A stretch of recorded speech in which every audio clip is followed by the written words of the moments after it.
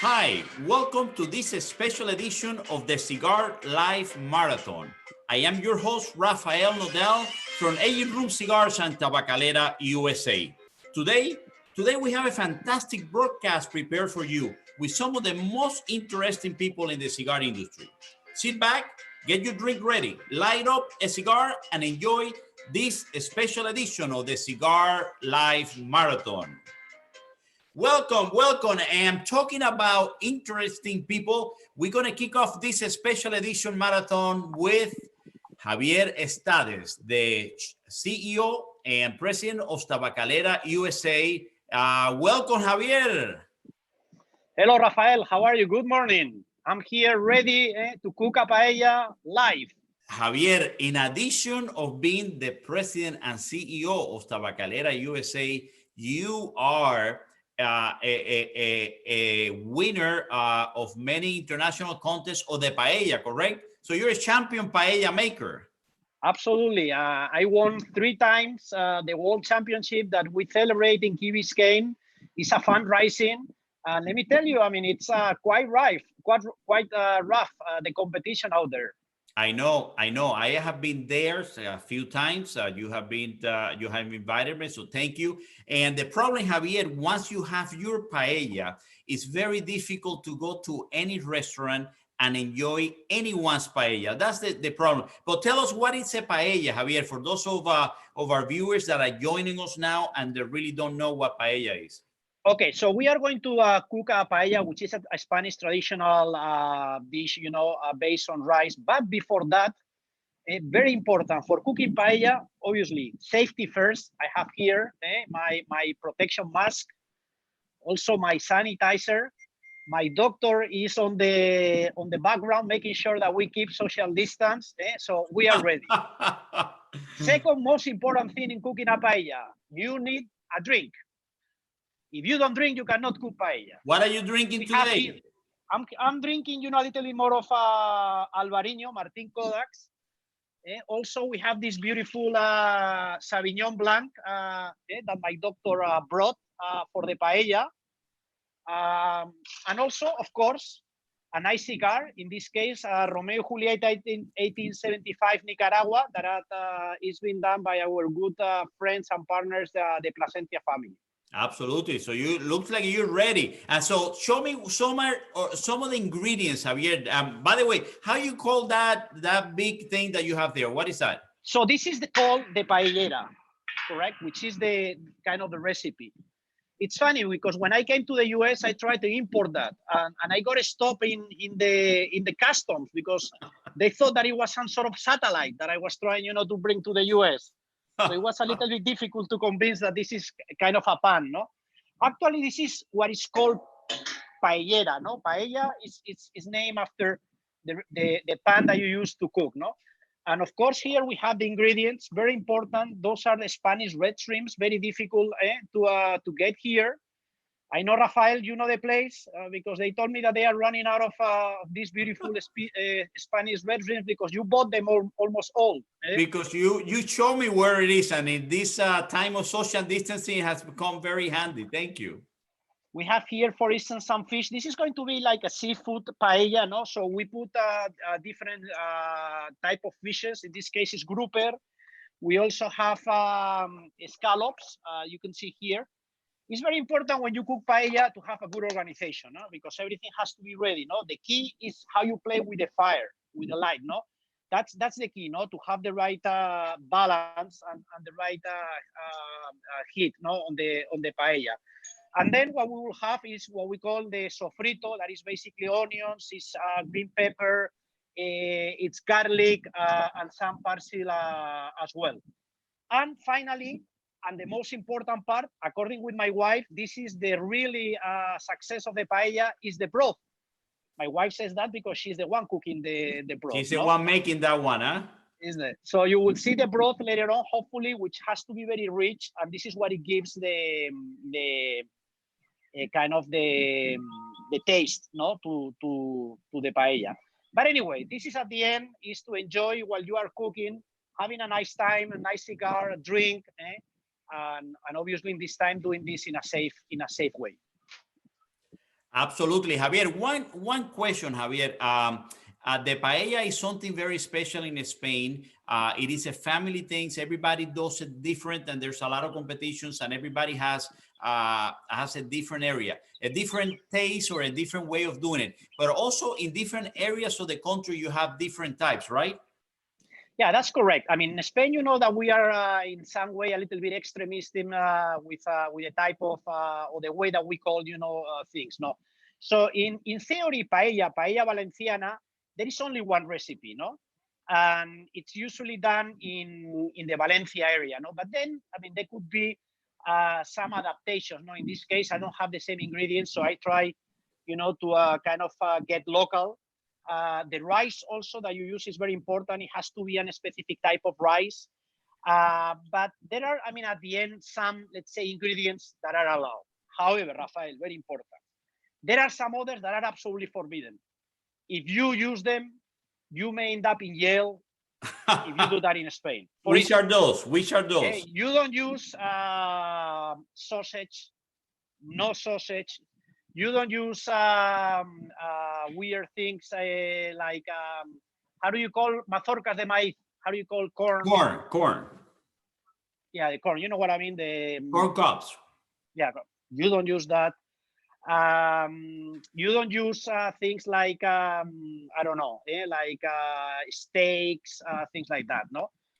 Usually, in my opinion, the seafood paella is the tastier one. No, it's the most, the one that tastes the best. No, and you can use a different type of fishes there. No, of fish in this seafood paella. No, Right. but you have to be careful that you don't use one of these forbidden ingredients, because again, if you try to do that and you go to Spain, you may risk to be sent to jail.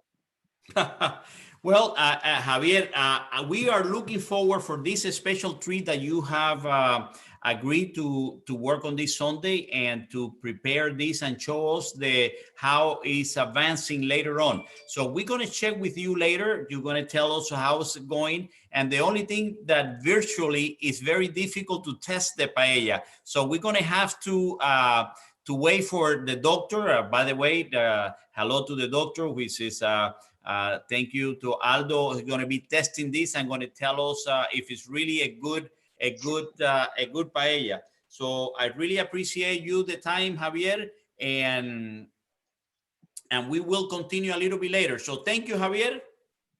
Bye, guys. Don't worry that we will taste on behalf of all the audience, and we are going to tell you how good it is. Thank you, Javier. Thank you, Javier. I appreciate it, and we'll check with you guys later.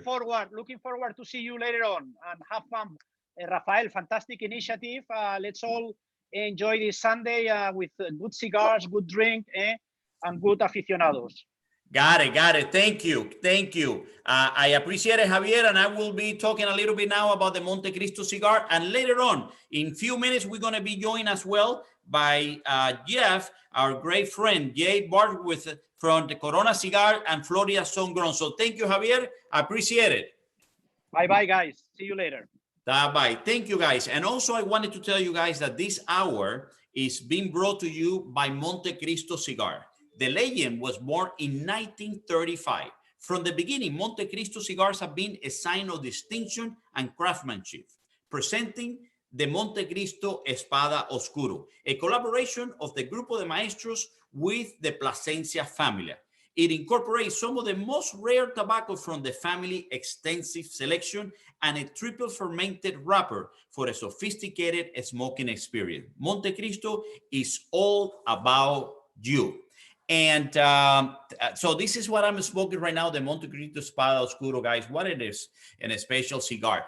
And by the way, we also going to be doing a giveaway during this hour. And we're going to be doing the stay-at-home kit, which is $140 retail value. We're going to be giving this away. We're going to be choosing at random answers to a question I'm just going to post in a couple of minutes. Our team will be getting me at the end of this hour. So in 60 minutes at around 1:30, I'm going to be announcing the name. And by the way, this For this giveaway, no purchase are necessary. Void outside the United States and were prohibited by law. Must be a legal U.S. resident and at least 21 years of age at the time of entry. Official rules are available in the Facebook profile over here at the Cigar Life.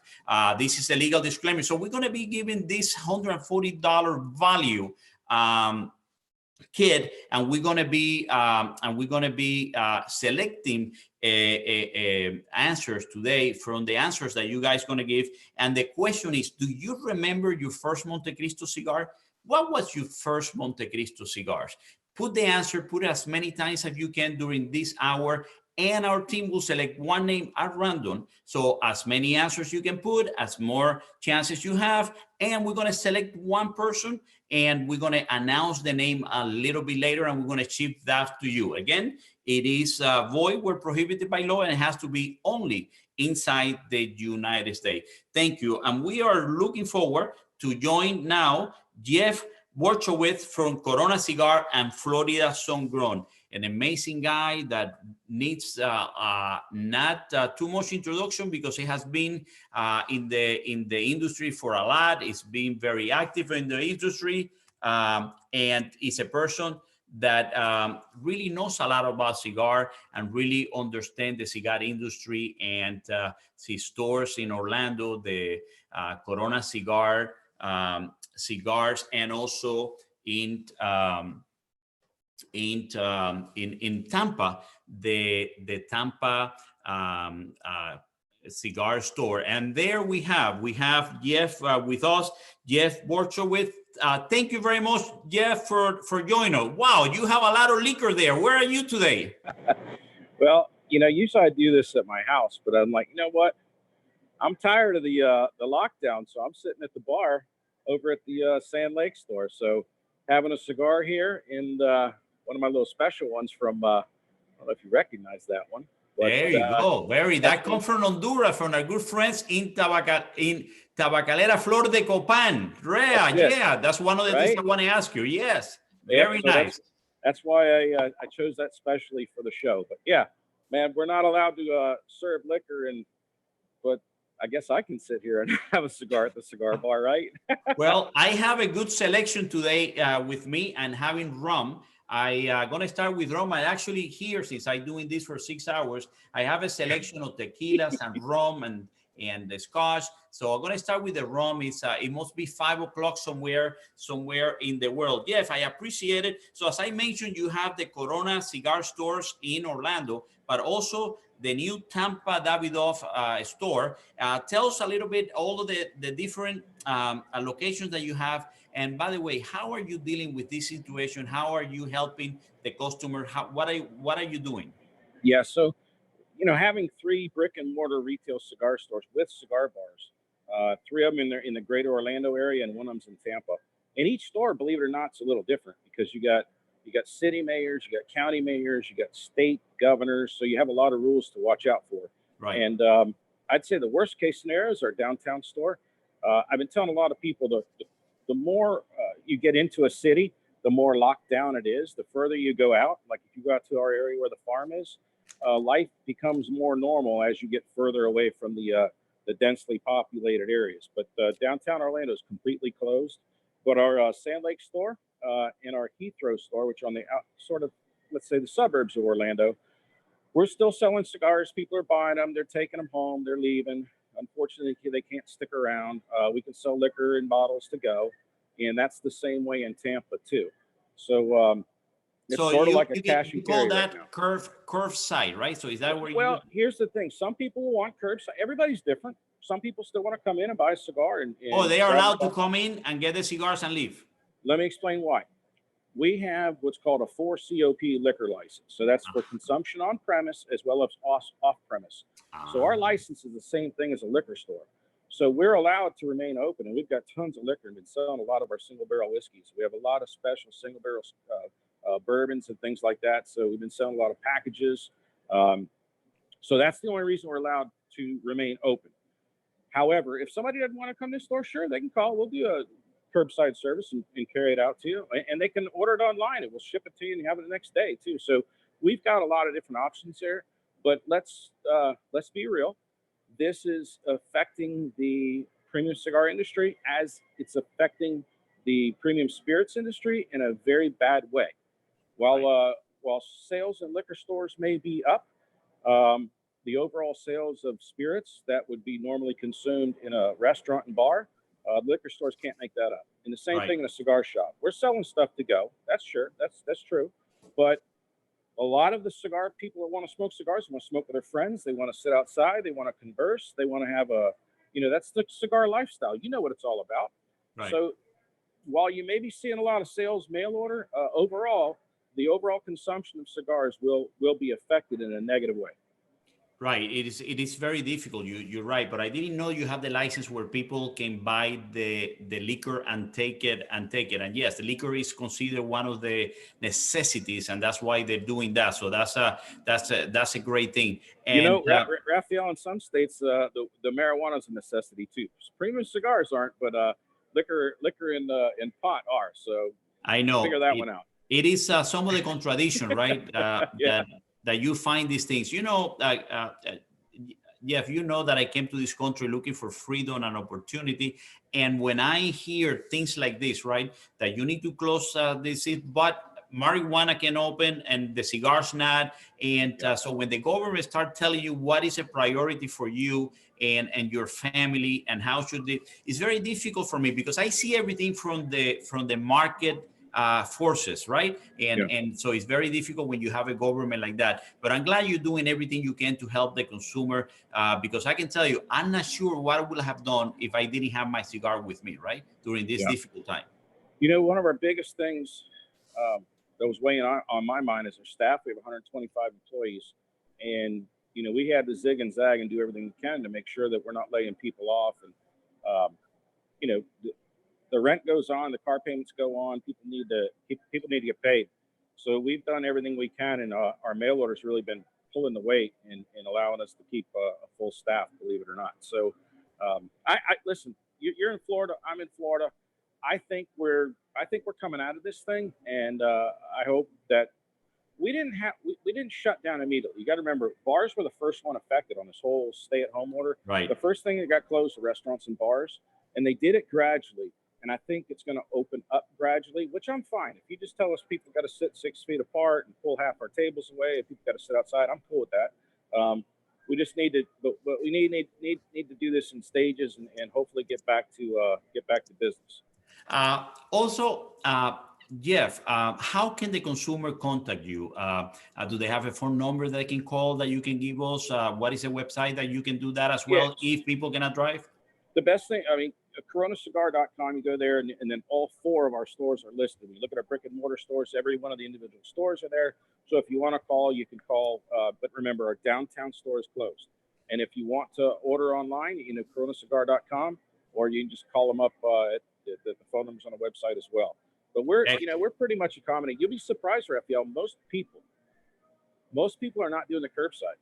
For us, that was never a thing. we do it, but I'm telling you, most guys, they want to come in, they buy their cigars, and they leave because they still want to pick them out. They still want to see them. They still want to, they still at least want to shop. And, you can go into Publix and grocery shop, and they want to come in here and they grab their cigars and go. It's just I agree, and there's nothing like picking up the cigars, right? So it's you want to keep some type of normality in your life. Jeff, so tell us a little bit. Raphael, I want to pick up one more thing on this. Ask you if you've seen this. Actually, I'm curious because I know Garofalo's coming on and Abe's coming on. They're, believe it or not, some of our customers are buying the cigars and they're bringing their own little lawn chairs and sitting out in the back of the stores, hiding, smoking cigars. So it's a really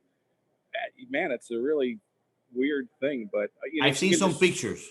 Right? Yeah. So that's going on too. And listen, that goes to the human spirit. We want to get back to our regular life. I did not, I was talking to someone this morning, and I did not understand so little things on life that perhaps I took it for granted, right?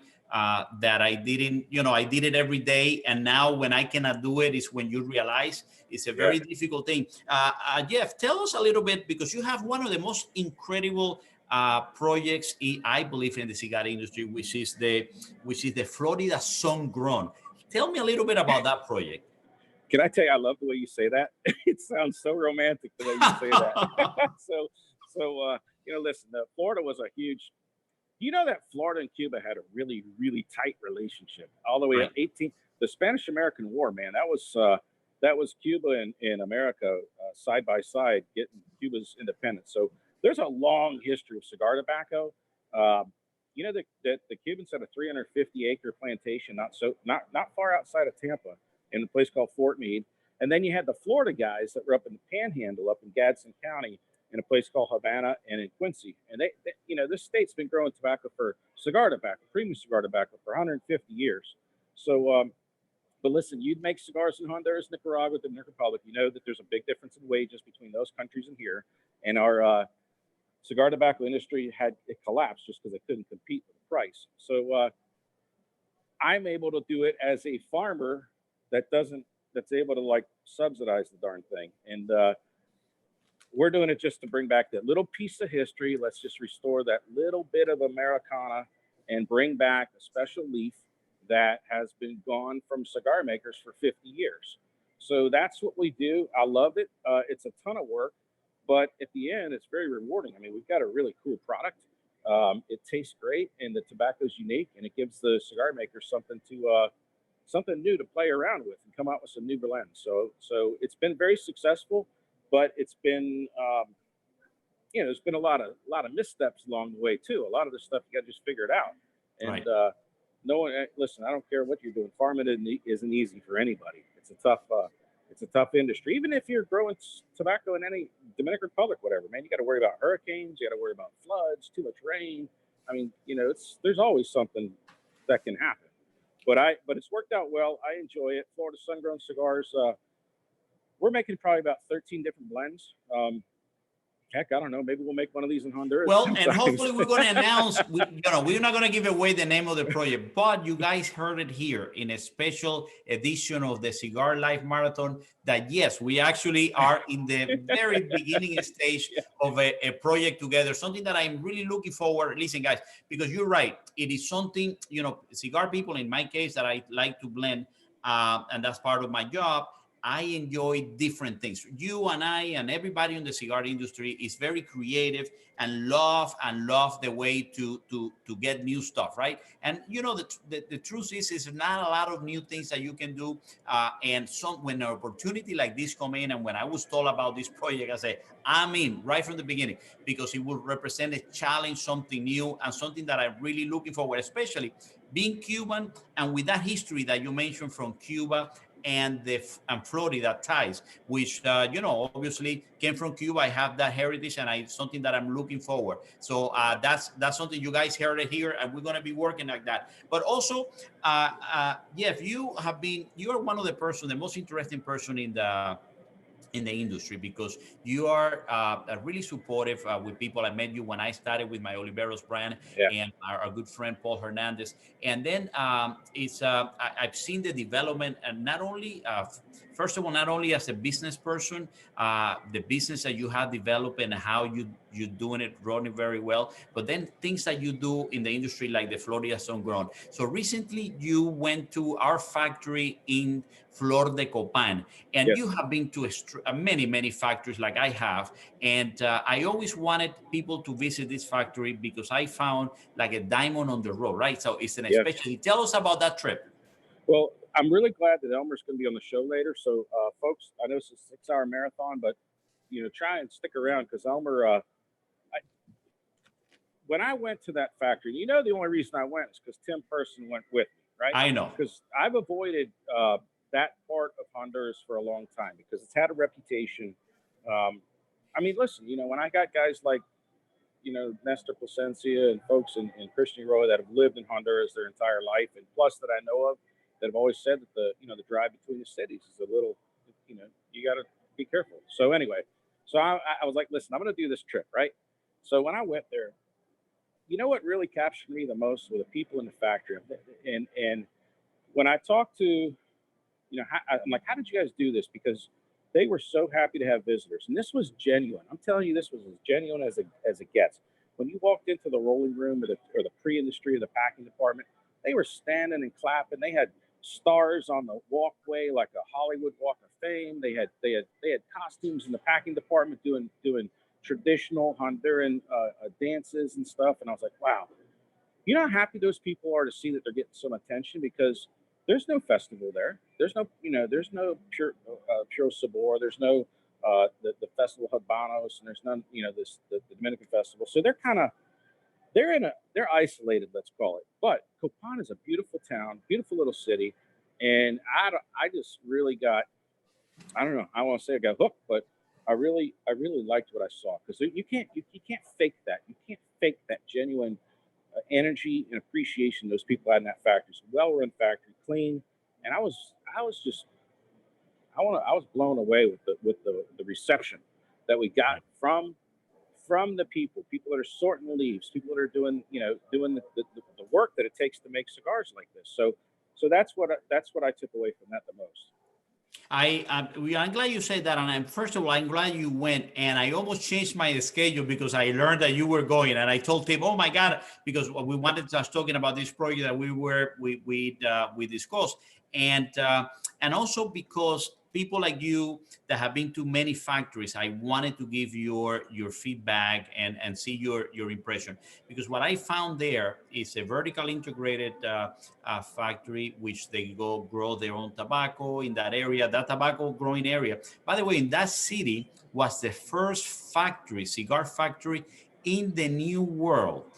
It was in that area. I mean, before Cuba, it was after the one in Spain, but that was the first one. And this one, the Flor de Copan, has been there for 45 years, and that's a lot of years. And we have employees that they have worked there almost from the beginning. I met employees, a mother and a son. She have been there for 44 years. He have been there for 15 years. It's an amazing thing. Even Elmer, that we're going to be joining us a little bit later today, has been there for 25 years. This is it's hard to find that type of commitment, and it's something amazing. And so I'm developing some blends there. The new Shotman Añejo that was developed by Ernesto that worked with me is coming out soon. You try some of those, and then you make your own blend. That's the one that you have there, right? Yes. So what's the name of the gentleman that actually started the factory, the 100-year-old fellow that he came in, he met with us, and he kind of reminded me of Avo, and I'll tell you why. I thought this was interesting. Imagine you're 100 years old. It's not that easy to get out of bed anymore when you're 100. I'm serious. It's just not. Your legs hurt, your balance, and all sorts. This guy took the time. He came in a suit, a tie, a vest, and a hat. And I was like, man, this is a generation of class that he's like, I got a bunch of guys checking out the factory. I'm going to come in and say hello. And I just thought that was so cool. And you can see why there's a culture within that factory. I've seen, when you go to Dominican Republic, a lot of times the employees there's an energy in a cigar factory in Dominican Republic. In Honduras, you don't always see that. You got to admit, you go to a lot of factories. It's a culture thing, absolutely. Right. So that was a culture that I'd never seen before in Honduras in a cigar factory. And I thought that was really cool, and the history of it. And actually, they used to make their Sino cigars, right? So Sino cigar were made. I didn't know it when I found out that it's for a few years they made the Davido Sino cigars there. So it's incredible. So I'm glad you had that experience, because we're going to be working in some other projects there. Tell me some of the special projects that you do offer in Corona Cigar, Jeff, because I see these videos on all Cuban, opening all Cuban cigars. I see all these, and you do all these review. You did one of the Shotman Warhawk as well. So you do all these videos. Tell me a little bit of some special cigars that you have there, maybe from our company, from anywhere that you have there that you look very hard to get you consumers these type of cigars. Well, we've been into the pre-embargo Cuban cigars since around 1999. a guy named Frank Baruti actually was the first fellow that started introducing me to it. And then I really started getting into and learning about it. And one of the best stories about the pre-embargo cigars is we had boxes of H. Upmann number ones and Monte Cristo number ones that came from Ernie Kovac. Now, Ernie Kovac was an actor from the I Love Lucy show, and that's all he smoked were H. Upmann and Monte Cristo number ones. And I remember we had an event here. We had Benji Menendez here. And Benji Menendez's family owned the factory that made H. Upmann and Monte Cristo. Right. And when I showed him that, I said, Benji, tell me about these cigars. Man, he started crying. Wow. I swear to God. He looked at him and he started crying. And I said, wow. I said, and he goes, see the signature on the underneath the when you open the box, there's a piece of paper that goes over the cigars. He goes, see the signature right there? He goes, that's my dad's signature. I said, wow. And then we flipped the box over. He goes, see these three little L's in pencil? He goes, that's color sorting. That means light, light, light. He goes, we either put one L, two L's, or three L's on it. The three L's came to United States. The one L's went to Europe because they liked them a little darker. America liked them a little lighter. And man, it's history. You know, I'm a big history guy. I like history. I think we need to understand our history to appreciate where we're going and sometimes Absolutely. not make mistakes, right? And especially in the cigar industry, there's a lot of history in it. So, Absolutely. you know, I love those stories on that, but and I love cracking open these old boxes and looking at, listen, human artwork that went on these boxes from 100 years ago, 150 years ago. That in itself is something special. I mean, you got to look at the bands, the way they were embossed. They actually were used stone lithograph to press these things. And it's fascinating. And I made my first trip to Cuba 2 years ago. And, you know, I went to the cemetery in the middle of Havana. And we went and actually saw some of the headstones from some, you know, Jose Jenner from Oyo de Monterrey, and hearing the stories of that with the you know, the independence from Spain, and all. There's a lot of history walking around in there, and it's incredible. I like it. And the cigar, by the way, that's the thing. The cigar has a lot of history, and I agree. You have to understand the history or know the history to know the present and really appreciate this and the history, like Benji's family, where it comes from, and the fantastic, amazing brands that have been created. By the way, the name of the person, talking about history, the name of the person that founded this factory, my staff was telling me Jorge Bueso. That's it. Jorge Bueso, Yeah. Talking about history and people that have done this for a long time, and he is still very involved in the tobacco growing. So he has a company that grows tobacco, and he's very involved in the bank. I mean, this guy is right. So I looked it up. He ran for president. Yes, right. He ran for president of Honduras. So I was like, man, come on. I met somebody that was going to be, you know, anyway, pretty tied amazing. in, I'd say. Amazing. But Jeff, also in addition to the cigar, you have developed now and farming, and now you have the cows and all these things, and for the farming. And I see your videos talking to people not to let these things go into the air, because they come down. I forgot the name in English, but well, let me tell you about the cow thing. So what's interesting, Plasencia, he raises a ton of beef cattle, right? Absolutely. All these guys that raise a lot of tobacco, I found that they have a ton of cattle too. Eduardo Fernandez, he's got cattle, he's got hogs. I don't know whether it's just also Pepin Garcia, he's got a bunch of cows too.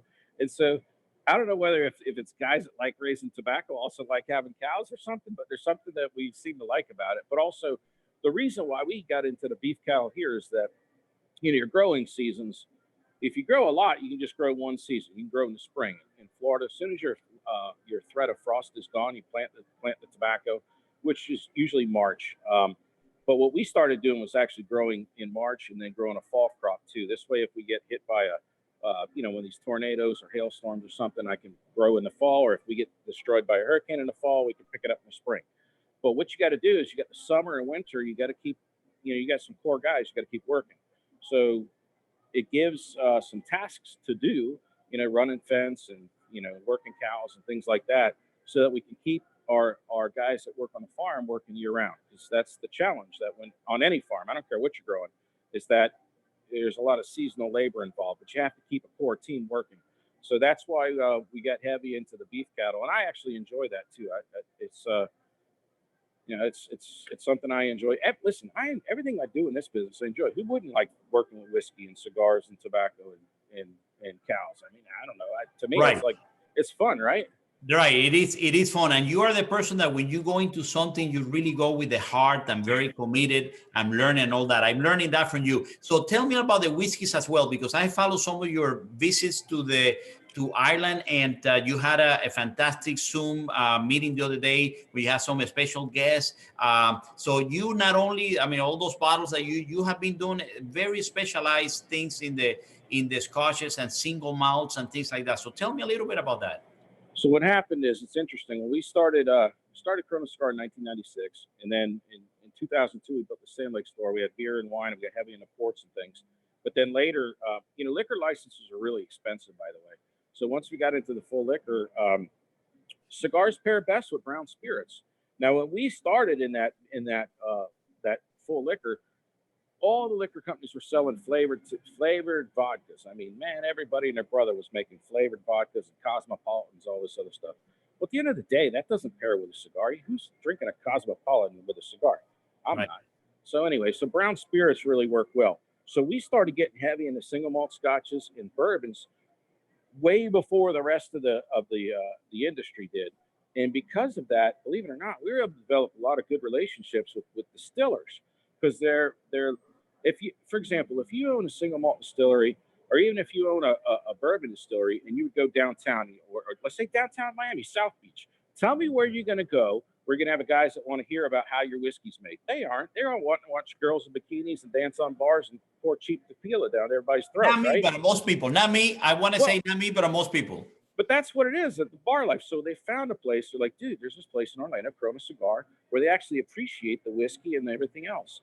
So that happened in the early, like 2008. So we were able to really bond with a lot of these great distillers. And therefore, when they come out with great whiskey, or if they want to do some special projects, like some special single malts or any special barrel things, they know that we're the guys to work with, because we've got customers that appreciate it. So if we have a distiller come into our store, like Fred No or Booker No, or you name it, whatever, when they come into the store, they know that there's going to be 40, 50, 60 people that are really interested in hearing it. Imagine if you went to go talk about cigars to a crowd that really doesn't care about it. You know what I mean? So We've got a captive audience that really enjoy it, and therefore we've been able to work well with it. We've got so many different single barrel selections. I bet we're up to 30 to 40 of them, and it's not just in bourbon. Heck, we've been working with some of the tequila guys, like Patron tequila. We've got a special one that we do with them where it's aged in American oak barrels, whiskey barrels. So, we keep between brown spirits is where we keep the focus, because that's what pairs with cigars. And again, who wouldn't love, cigars and whiskey, and, anyway, it's a great lifestyle.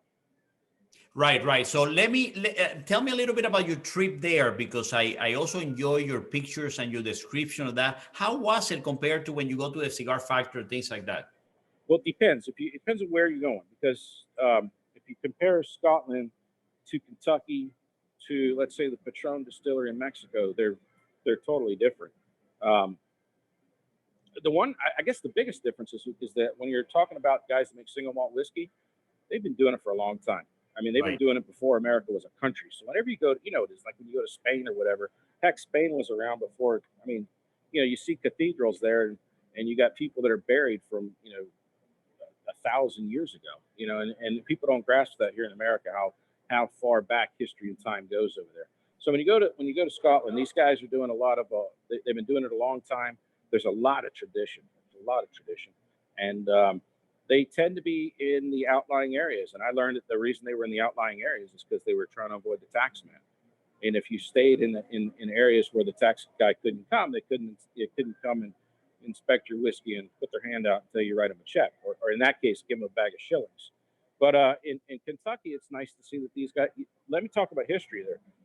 When you talk about these guys from Kentucky, you got to ask them, what was it like during Prohibition? Because that's where you start learning about a history lesson. Because you can see an industry that literally was making whiskey and then all of a sudden got shut down. Now we're going to shut down right now. Well, let's imagine that we actually became illegal and actually got shut down, and then trying to bring it back. And so you hear these stories like, what did you do for the 10 years while your distillery was closed? And then also having to deal with the mafia and everything else. So there's always these different stories that, at the end of the day, we all like to hear stories that are legit and that tell the history of a product. So again, it all, cigars, whiskey, it all falls in hand. And this is part of our lifestyle, right? This is part of one of the things that I enjoy about the cigar, because I've been having a music background. You do go back and you learn about these amazing people that were making music hundreds and thousands of years ago. And you know, our history is so short, it's so new. Cuba, very new. United States, very new. And then just to know that there were people doing this a long time ago. And what I learned, one of the things, fascination that I have with the cigar industry, and I think I met a lot of people in the industry that feels the same way, is that you really appreciate the finest things in life, and you get a new appreciation for things that take work with the hands, right? The hard work, right? Hard work, right?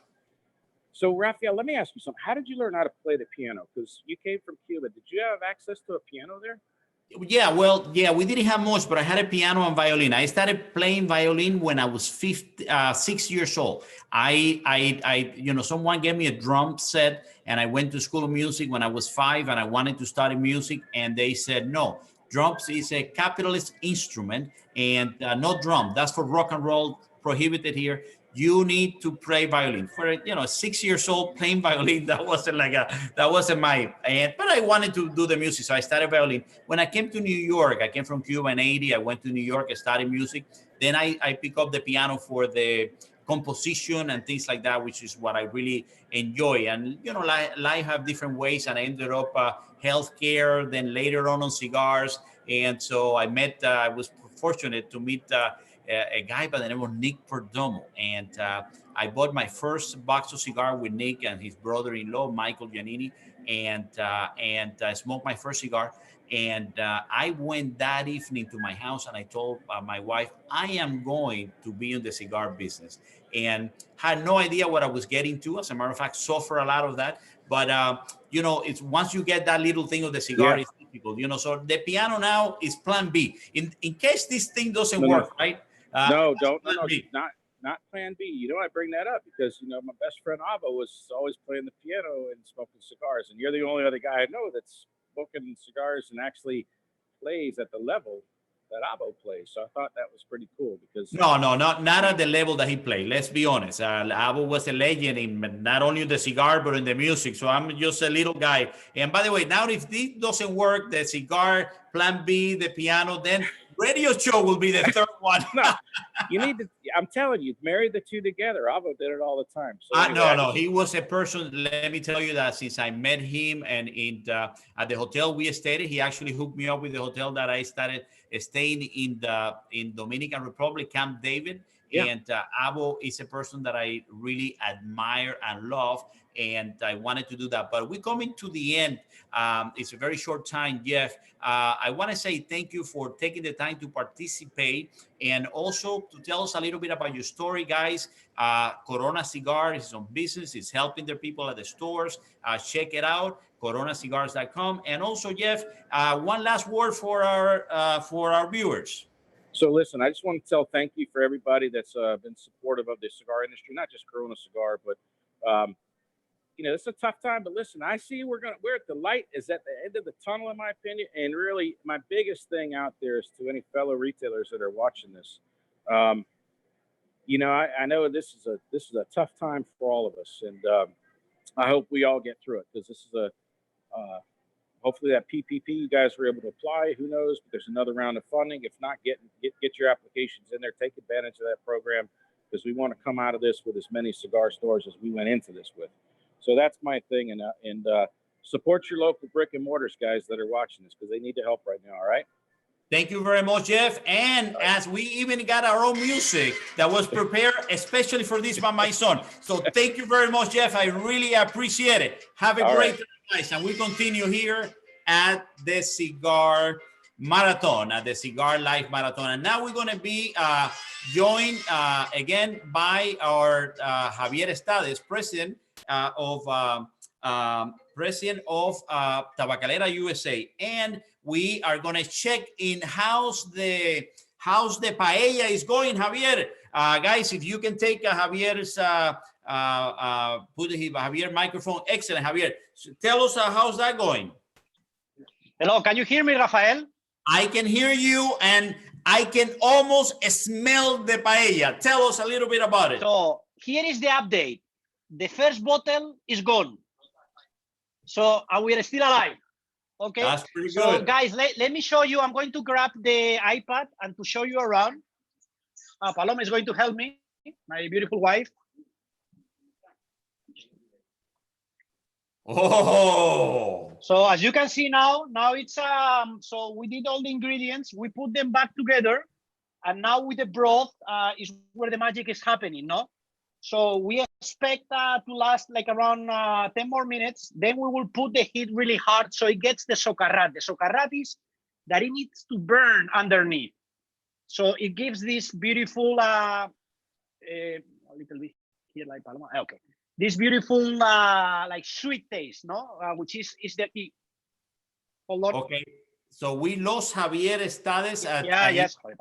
Okay, he was getting too excited about Can you see me now? We can see you now again. Thank you. Okay, sorry, we are back in business. So anyway, guys, this is how it's looking. This is how it's looking, and hopefully, it will be a success. Fantastic, the doctor, which is here, will tell us if we succeed or not. Fantastic, Javier. Thank you very much for showing us. The only thing is you made me hungry now, and I cannot eat anything for 6 hours. So thank you. I appreciate it. Thank you, Javier. Bye-bye, guys. Bye-bye.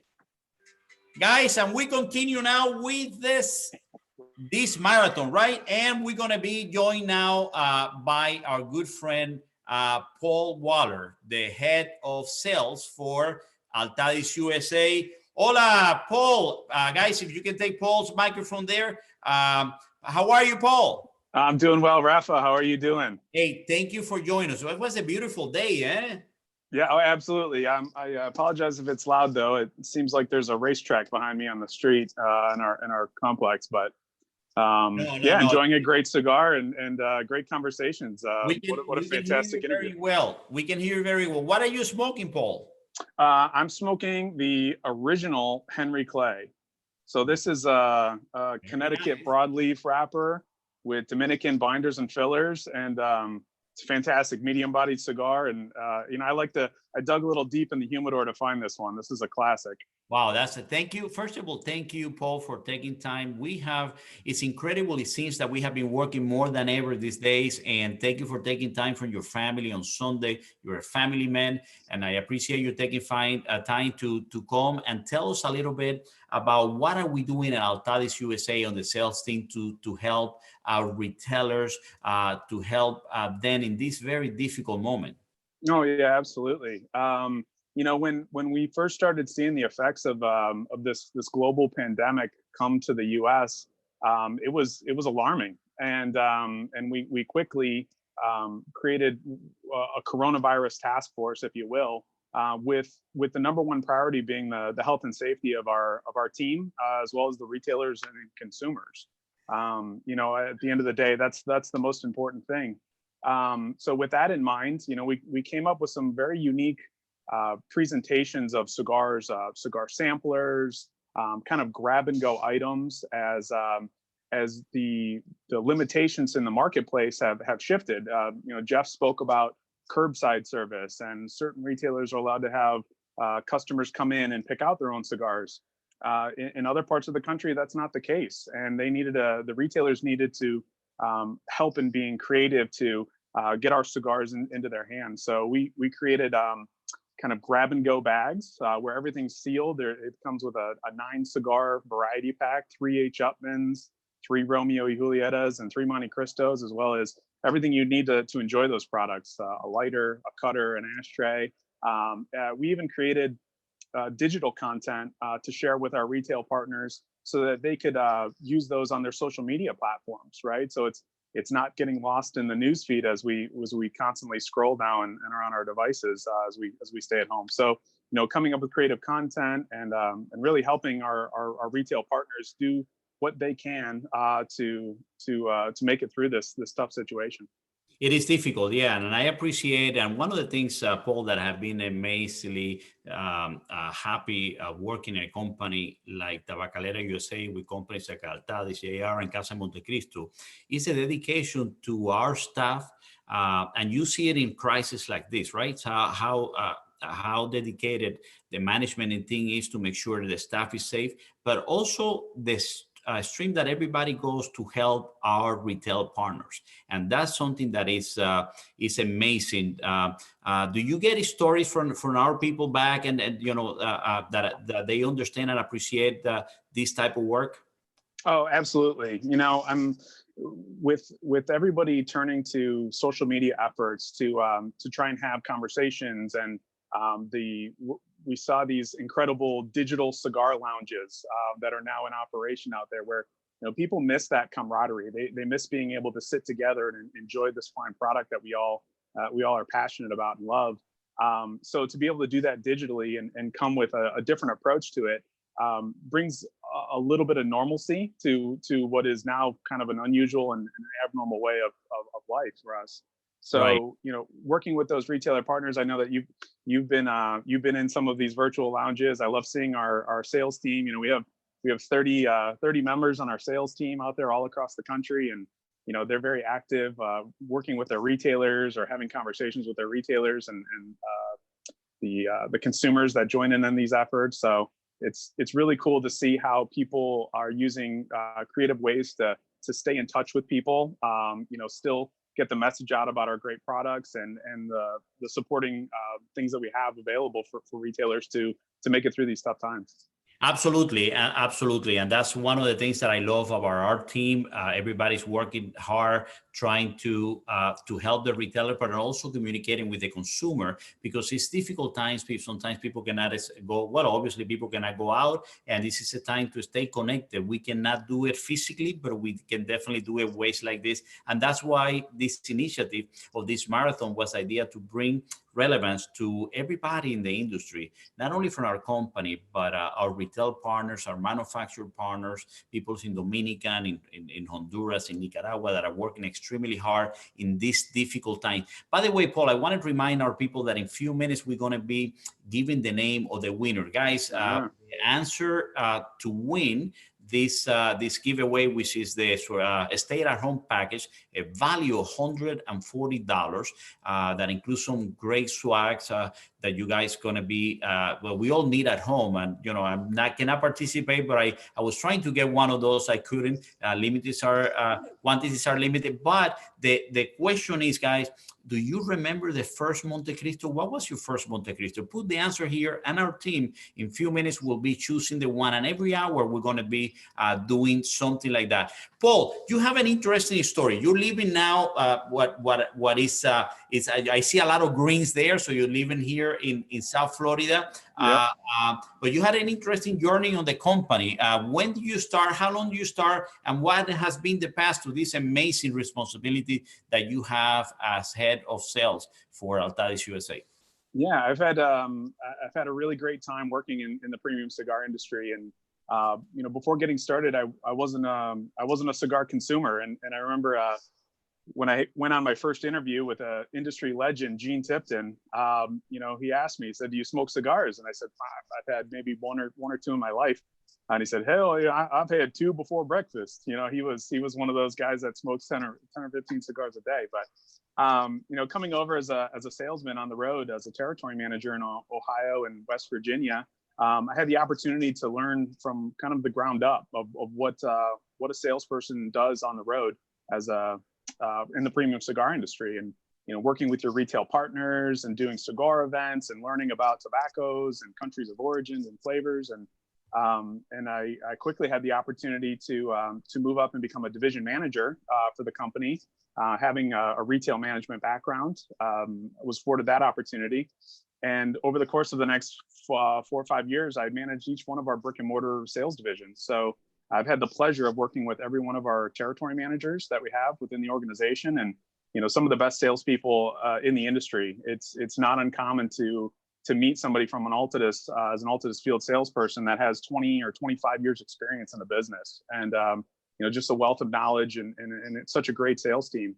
And then about a year and a half ago, I was afforded the opportunity to become head of sales. So now I work with our 3 key account managers who oversee some of our chain accounts and catalog customers and some bigger customers for us, as well as our customer service team. And I have to give many thanks to our customer service team because they're the best in the business. And you know, they make my job easy because I don't think I see as many of the problems that come across as because they handle them for us. So they're phenomenal. And yeah, so we have a fantastic team here. I'm very proud to lead this group. And like I said, just tenured individuals who have been doing this for a very long time and very knowledgeable. And you know, it's a great group. Right. And how have you adjusted to live in this sunny state?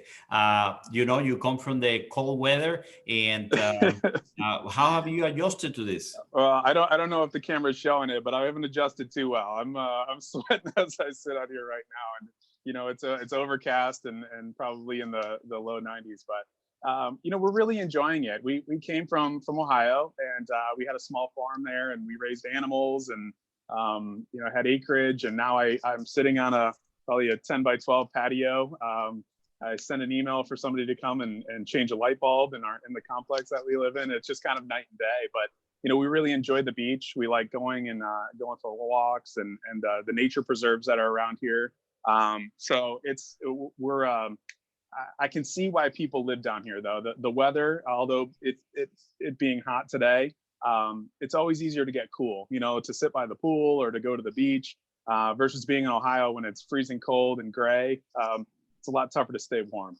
Well, I know it's warm, and the humidity, it needs to get used to it. I prefer it than the cold weather, absolutely. Although I must say, today I'm doing this show from inside my home. I was allowed for this special occasion to smoke from inside home. So I'm going to be doing a lot of cleanings and list of stuff that I haven't done for a long time in order to make up for this one. And I surrounded here with a bunch of drink. I have my rum. I have some Diplomatico vintage today, so that's fantastic. I really appreciate working with you and having you in the office and being the pillar of in charge of sales. As you mentioned, an amazing team. And I wanted to I'm just getting right now the name of the winner of the first 12:30 to 1:30 hour for the Care home package. And the question was, what was your first Monte Cristo? And the winner is Brian Charles. Brian, thank you very much for joining us, and we're gonna connect with you and we're gonna get the information, and we're going to send you this care package to be at home and during this difficult time. As we come to the end, Paul, thank you very much for joining us. Any last message to our viewers? Yeah, I just want to thank everybody for joining. Rafael, this is such a cool venture here to do this marathon live and have cigars, and you know, I'll be breaking into the cocktails or maybe have a beer later. But you know, for everybody out there, you know, we can get through it together. You know, we'll keep working through these things. I know that it's challenging for people in many different ways. But if we keep progressing through and following the social distancing guidelines, and there's a light at the end of the tunnel. You know, I think Jeff said it very well, where we'll get through this together.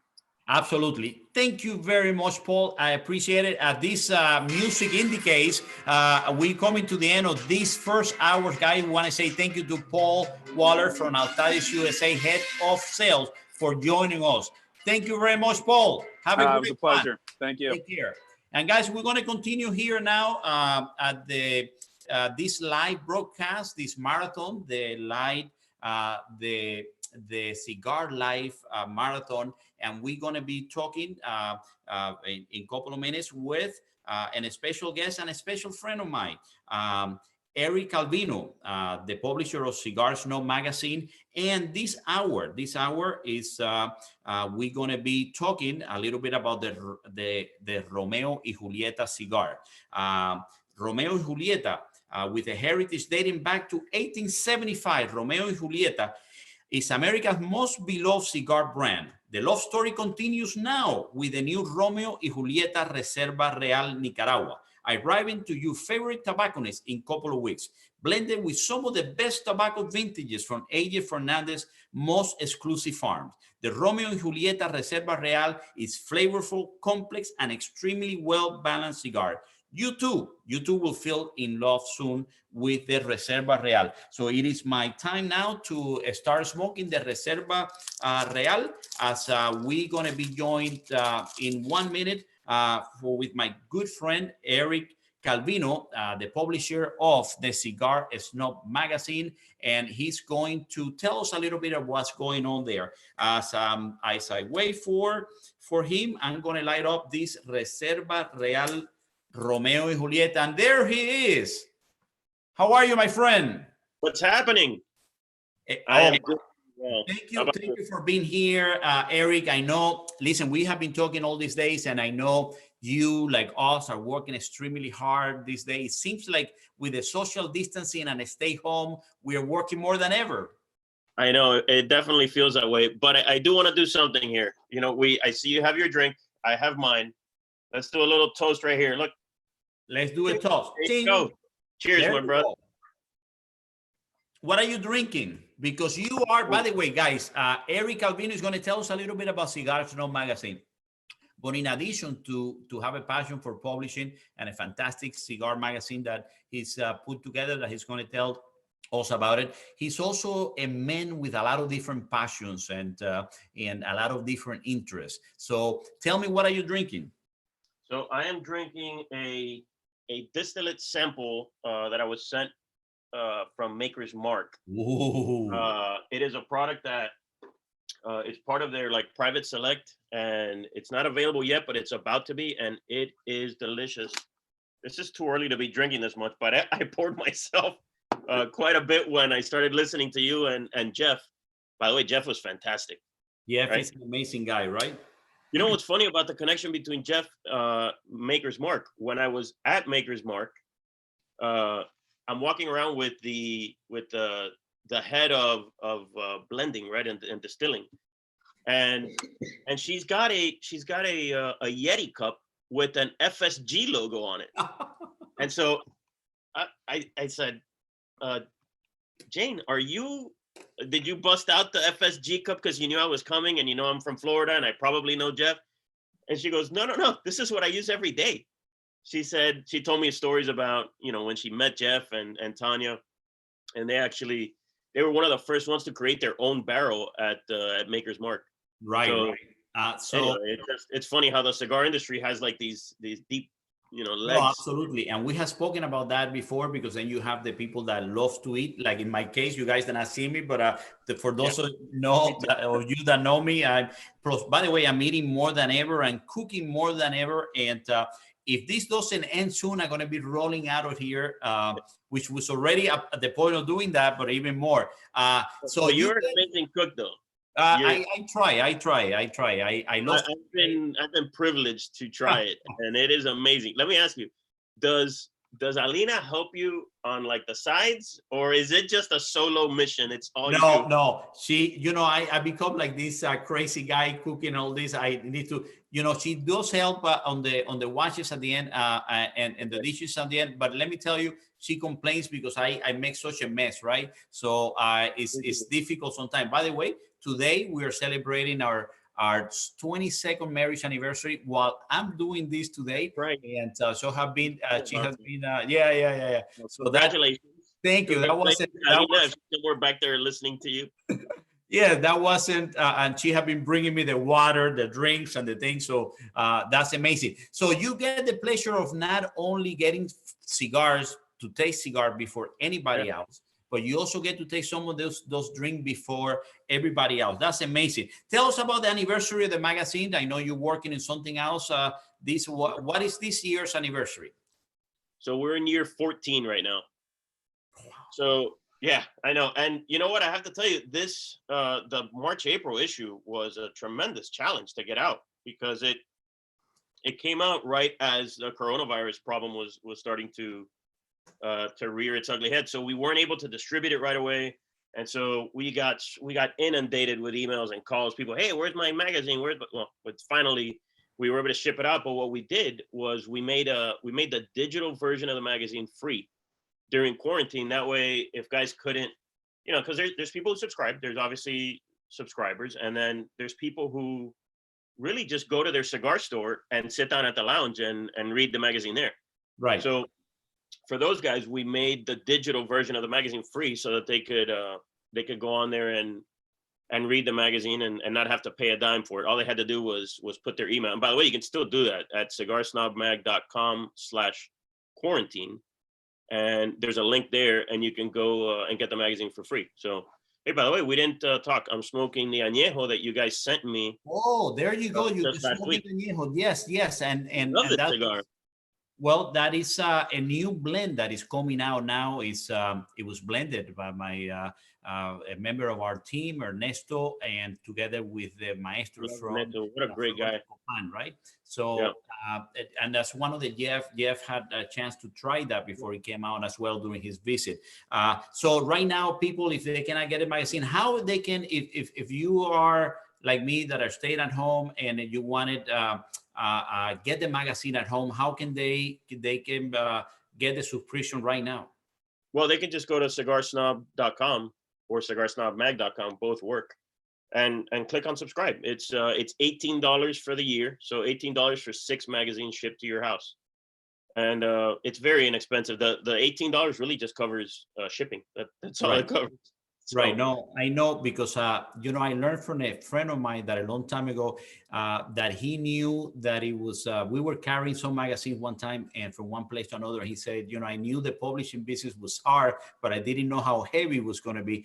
These magazines actually weigh a lot. I know you on the trade show and some other events, you take some magazines to show the consumers, and it is a heavy thing. It's, a lot of shipping on this. So you're right. This is something that they get in only paying for the shipping. So that's fantastic. So they can do that by getting to cigarsnob.com. Tell me, we have all back issues there too. People buy, you'd be surprised. There's people go in there and buy the old issues because they like a particular photo shoot. I mean, obviously, people like our photo shoots, right? I'm not gonna kid anyone. People love the photo shoot. So that's the 800 pound gorilla on the room. I must say that I have them on the office, right? Yeah. Well, So the funny thing is that when we send out our email newsletter, if we put a link to a photo shoot in the email newsletter or a link to a behind the scenes video or something, the click rate is through the roof. If we just do a newsletter where we only talk about cigars or regulation or interviews, the click rates go down. It's crazy.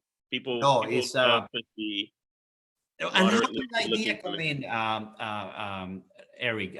Because it's very unique format that you have, one that gives a lot of information. Not only, it gives a lot of information about cigars and the ratings and all these things, but in addition has a lot of other tobacco information and drinks and things like that, and pairing. But it's a unique idea with the photo shoot. When did that come in? How did that come in? So when we first started the magazine, the very first issue is all cigars. And it was just like the cover was a snifter with 3 cigars in it. And then the second issue was Arturo Sandoval on the cover playing the trumpet. And, we didn't see the kind of reaction that we wanted to see. And so Ivan, who has been with us from the beginning, Ivan Ocampo, who produces all the photo shoots, back then he said, look, dude, I think we got to go with chicks on the cover, no doubt about it. And so from that day forward, every issue has had a woman on the cover, except for our 10th anniversary issue, which had a big gold 10. Right. But, other than that, it's always a model on the cover. Even this issue, the new issue that we'll be working on, or I should say that we are working on, that will be printed soon. The new issue even has a look. We can't do new photo shoots, right? There's no social distancing, does not allow it. So we're gonna look back at Ivan's favorite photo shoots of the last 14 years. So even in that issue where we don't have a new photo shoot, we have enough images that weren't used in the magazine that we can still make a magazine from all those old images. So there will be good, just top-notch photography in the coronavirus issue, right, which is the May-June. And yeah, so the women always have to be a part of it because that's the hook. That's the reason that you pick up the magazine. and then the content keeps you on, right? So that's absolutely, and that is an important part, because at the end is you offering a beautiful artistic interpretations of the photo shoot, and it's something very nice. And I think it's something that is very unique. Is very I know it's a hard road. Anything in life is a hard road. How difficult has been to develop the magazine and got to these 14 years? Well, no, it was difficult before, but this Corona has made everything exponentially more difficult, right? I mean, there's no doubt about that. The Corona has made it, or the pandemic has made it very hard. Or as our president says, the Chinese virus has made it very hard to. Are you still with us, Rafa? I am with you, and I got separated for a minute, and I apologize for that, because something went blank. As people can tell you, I am not a technical person, right? And I'm not a technical person. I love cigars. I love to cook. I love to do this and things like that. But something interesting. So we started from the beginning. Javier Estades, our boss, also loves to cook and started with the paella. And he's going to join us right now. I love the check-in earlier. But I want to try it. How do we try it? Can we well, I guess this is like this thing that we did, right? This is the closest you can get this day. So he's going to join us while you are, and right now, so when we finish with you, he's going to join us. I'm going to show you the paella. So he's been checking with us, and it's been difficult to try to get it to the timing, because when you're cooking, it doesn't. When it's ready, it's ready. Yeah.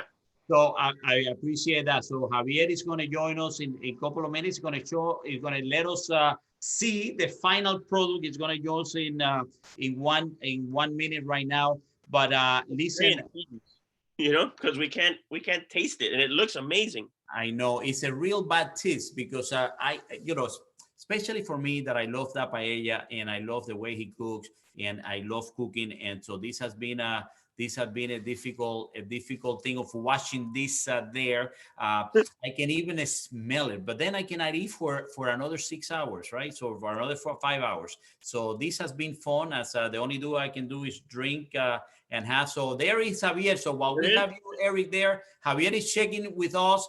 And look at the paella. Guys, can you put the microphone there to Javier? Can you connect it, guys? Okay, there you go. Javier, tell us a little bit. We are joined here. Okay. From Cigar.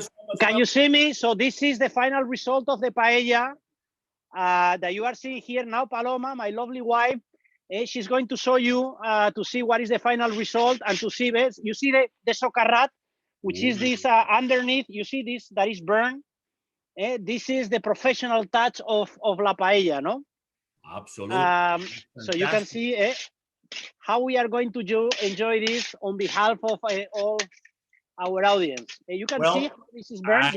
That looks fantastic. It's making me hungry, guys. This is what paella looks. As for some of you that have shared, Javier, the president and CEO of Tabacalera USA, is not only a great cigar executive, but as well is a fantastic paella maker. Has won several world competitions, and is showing this. Paloma is doing a lot of the work, Javier, eh? Oh, yeah. Well, thanks God that she's not listening to you, but absolutely, she deserves all the credit. Thank Paloma, you. Say hello to everybody. Hola, Paloma. My God, what a tremendous job. Javier, thank you very much for joining us. You make me hungry. I appreciate you checking in. You guys enjoy your paella, and we're going to continue with our next guest. Thank you, Javier. Bye-bye, guys. Have fun. Bye-bye. In a couple of minutes, guys, we have Honest Abe that is joining us now from Smoke Inn and the Kiss My Ash AMA cigar show. But before that, I wanted to let you know, guys, that you can win this time now with the Romeo and Juliet. With the question is, when did you have your first Romeo and Juliet cigar, and with who you had Romeo and Juliet cigar? We're gonna get pick a name. Our team is gonna pick a name at the end of this of this broadcast. And it's going to be a $140 retail value, a care package, a stay-at-home care package.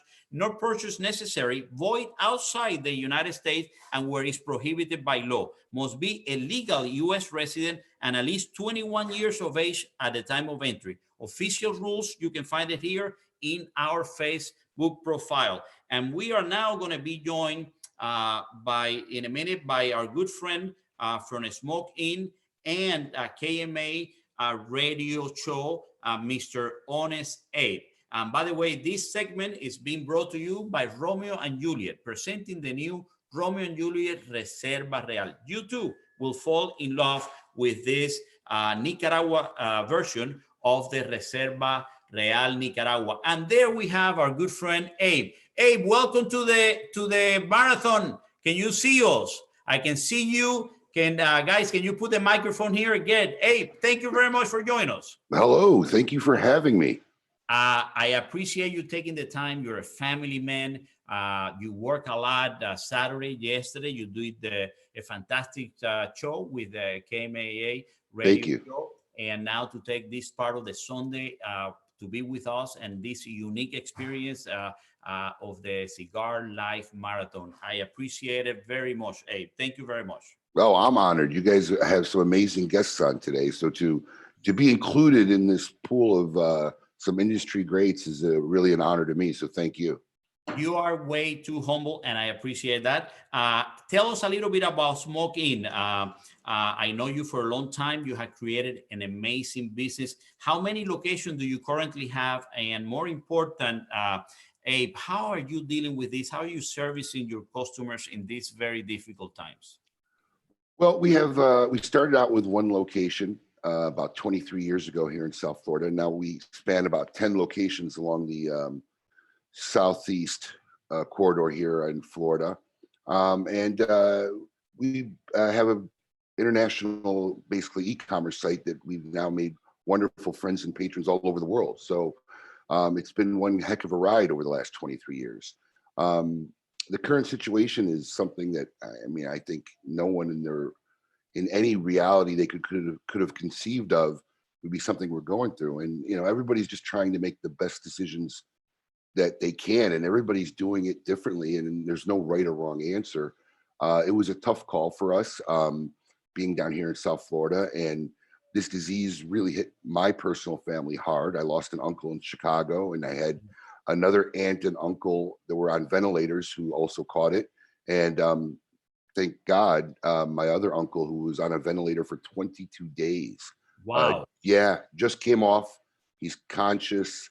He's going to have a little bit of a rough road of rehabilitation. But, our main concern was to make a plan where we could come out the other side of this and still be functional and try to preserve some form of livelihood for the 35 or 36 odd souls that work for us. So that was the strategic thing. So we stayed open as long as we could. Then we finally closed. We continued to pay our people for a few weeks after we closed and made some adjustments accordingly. And I have to really say that I'm very fortunate. I got a wonderful group of people who have all not only stepped up, but do what they can during this time. They've worked together, and our mail order department has stayed open. And we're running on a skeleton crew because we're trying to keep everybody safe. We don't want a lot of people going in and out. And they have been shipping out an extraordinary amount of packages to everybody around the world. And they've been doing a great job. And my team just this week kind of made a decision, and we're going to reopen our doors on May 4th. Oh, that's good news. Yeah, we're going to reopen May 4th in a very limited fashion. Right. We're going to open up less hours, 10 to 6 p.m. And basically the lounges, the bars won't be open. You'll be able to come in. Our staff will help you go get cigars, whatever cigars you need, bring you up, and then, you'll have to leave. But I think we're ready to take that first small step. It's something that I'm a think tank person. So I always like to get a lot of my team together when we make these kind of decisions, and everybody's kind of really just ready to go back. Right, I can imagine it's very difficult, but I'm first of all, I'm very sorry about the family and the Thank impact you. that you personally have on this. It becomes real, right? When you no longer just see it on TV and you hear all these things, but when it hits you very close, and that's when you know that things are getting very bad because it start touching your life and your family and things like that. So again, my condolence for your uncle, and I hope Thank you. hopefully the other ones will recuperate, and Thank you, sir. we'll pray for them. How can the consumers that are listening to this can connect, if they cannot live or they're in an area that cannot live? How can they connect with you? Well, we have our website, smoking.com, and we're very good at reaching out and interacting. I'm very heavy in social media. Um, One of the things I've really been doing for the last 4 weeks more than ever is interacting customer service wise, because there's a lot of questions. Even everything is shipping slower than normal. The USPS service is understaffed, and the quantity of packages going up is way more than normal. And even the people that they're hiring aren't as trained. Right. So we even have situations where packages are getting out on time but not getting scanned properly, so it doesn't look like they're going out. But we're just doing the best we can and taking it one day at a time. I mean, in situations like this, you have to stay positive. You have to realize that everything has an end, and you're going to come out the other side. So Right. we're looking forward to opening our doors and seeing people in a very safe, organized manner. Right now, there's a law the governor passed here in Florida that if you're going out in public, you got to have a mask. So we have bought extra masks in case people show up at the door and they don't have one, that we can give them one and then come in and be able to get cigars. And we're going to practice measures to keep everything sanitary and safe, even just for those small interactions. I mean, the Right. world's going to be different for a long time, and you're just going to have to find a way to work within the parameters that are required. Absolutely, and it's something about how can we adapt to the new. And based on that, I also wanted to ask you, because you have a fantastic annual event, which is the Gray Smoke. It happens every year around February. It's done in the South Florida Fairgrounds. It is actually more than one day event. It's actually a few days of pre-events, parties, and things like that. How important is this type of event for your business? And then how do you see affecting, as we go forward, the current situation and the new reality? How do you see affecting first of all, your business, and second, the industry as a whole? Well, I mean, my event, along with a lot of other major events across the country, of course, are very important things. I believe the weight of it is of their importance is also culturally. My event's always been tied to a charity. 100% of our ticket sales, net proceeds, goes to the Kids Cancer Foundation. So all these types of events, whether it be sporting events, cigar events, we don't know how it's going to be, and you're just taking it day by day. I mean, I think as human beings, we want to get back to going to events like these and socializing, but it's all just going to be a call by call basis as we see how the reality unfolds. Obviously, if a vaccine or a treatment comes out that makes things a little bit safer, it'll change the whole landscape of what's going to happen. But there were a lot of events that were canceled. I mean, our event this year we did in February was literally right before everything just went Right. nuts, and that was a fortunate thing for us, because at that point the amount of organization, time, and money it'd be devastating, so we were fortunate in that sense, but a lot of people weren't. So I think moving forward, it's going to be something that you're just going to have to strategize and figure out what you want to do. I mean, we start planning our February event in August, and Wow. Takes all the time, eh? yeah, I mean, that's when we start sending out invitations to the manufacturers. I mean, the planning starts in August, and the hardcore stuff doesn't really come till December and January. But we start in August, and we're just going to move forward. I don't think the landscape is going to be that much different in August as far as trying to be safe, but we're going to move forward with a lot of the non-critical decisions and planning and just see how it goes. But our hopes are that by next February there'll be some form of normalcy where events like these can happen.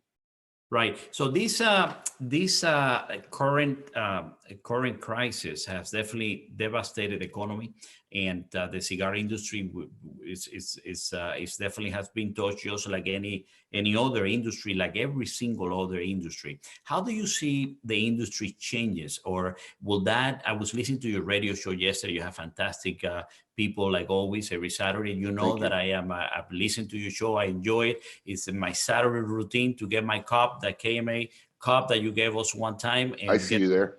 a lot of coffee, and then follow this. And absolute, there you are. So I'm having a little rum today. What are you drinking? I'm actually drinking coffee. Yes. Mm-hmm. Yes, yes. Well, I'm not sure you're going to be able to drink during the whole thing, or I'm going to end at the end like very happy. It doesn't take enough for me to be happy. But anyway, how do you think the industry is going to change, or it will be only temporary, and hopefully we can get back together? I mean, we can always be optimistic, but do you think there are going to be some changes from the manufacturer, the factories, the reps, the stores? What do you think the immediate impact, the short-term, mid-term impact of this crisis will be with will be the impact in the industry? Well, it's going to be hard to tell, Raphael. I mean, some of the immediate impacts, you'll know, as you can see, our headquarters location, which is the image behind me, is a bar, right? So I have locations with and without bars. So the locations without the bars obviously are going to have less of an impact, because even when we open our retail doors, I don't see the bar side of our business opening up for a long time. So, you know, we just don't know what's in the horizon. I just think what's important is that we just make the right decisions for our long-term benefit of what's going to happen. So I think a lot of the lounges, the bigger locations where people gathering was integral to the day-to-day business with lounges and bars, they're the ones that are going to feel it longer than some of the more traditional shops, like our older shops, which are just basically, you know, a few leather chairs and a lounge and a humidor, and there's no bar and it's not a big setting. So it's just going to be tough. But I think those who have run good operations and have been savvy, they'll make the right decisions and know how to handle it. Because, I mean, look, life is full of trials and tribulations. I mean, we as humans try to find a way to survive and figure things out. And if that's what your goal is to figure things out, you'll find. I believe you'll find a way. And you know, one of my mentors, I know you know him, Sal Fontana, right? Absolutely. I mean, what a guy! Everyone knew him, and everybody loved him, and he was a mentor of many people in the industry. Eh? Yeah, he was in my life daily. I mean, he was basically in my shop almost every day, and really mentored me, especially from day one in this industry. He once gave me expression of moving heaven and earth won't change something, then why worry about it? So I've been really good in life, not worrying about things and taking that energy and just trying to figure out the path to solve something. So, and I think we'll be all right. You know, I think we'll be all right. I think most people will be all right. I think some people won't, and it's unfortunate. But I think the industry is whole. I mean, look, this is a passionate thing. You know, we love our cigars. It's not an addiction. It's a hobby. It's a passion. And it's one of those things that I think for many of us is something that makes our life whole, right? We wouldn't know how to exist without it. So I think we'll find a way to get through all this in the end.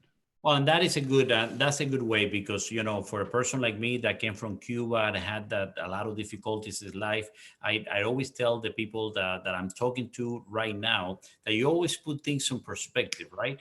And we still can go to McDonald's. We still can go to the next a small restaurant next to us. And I mean, it's hard, but we will survive and we'll make it. And you're right. And you know, the cigar industry and people that I know in the industry, everybody's very creative. And this is an industry of people that have tremendous amount of difficulties and many times left Cuba, Nicaragua, Honduras, Dominican, fires, things.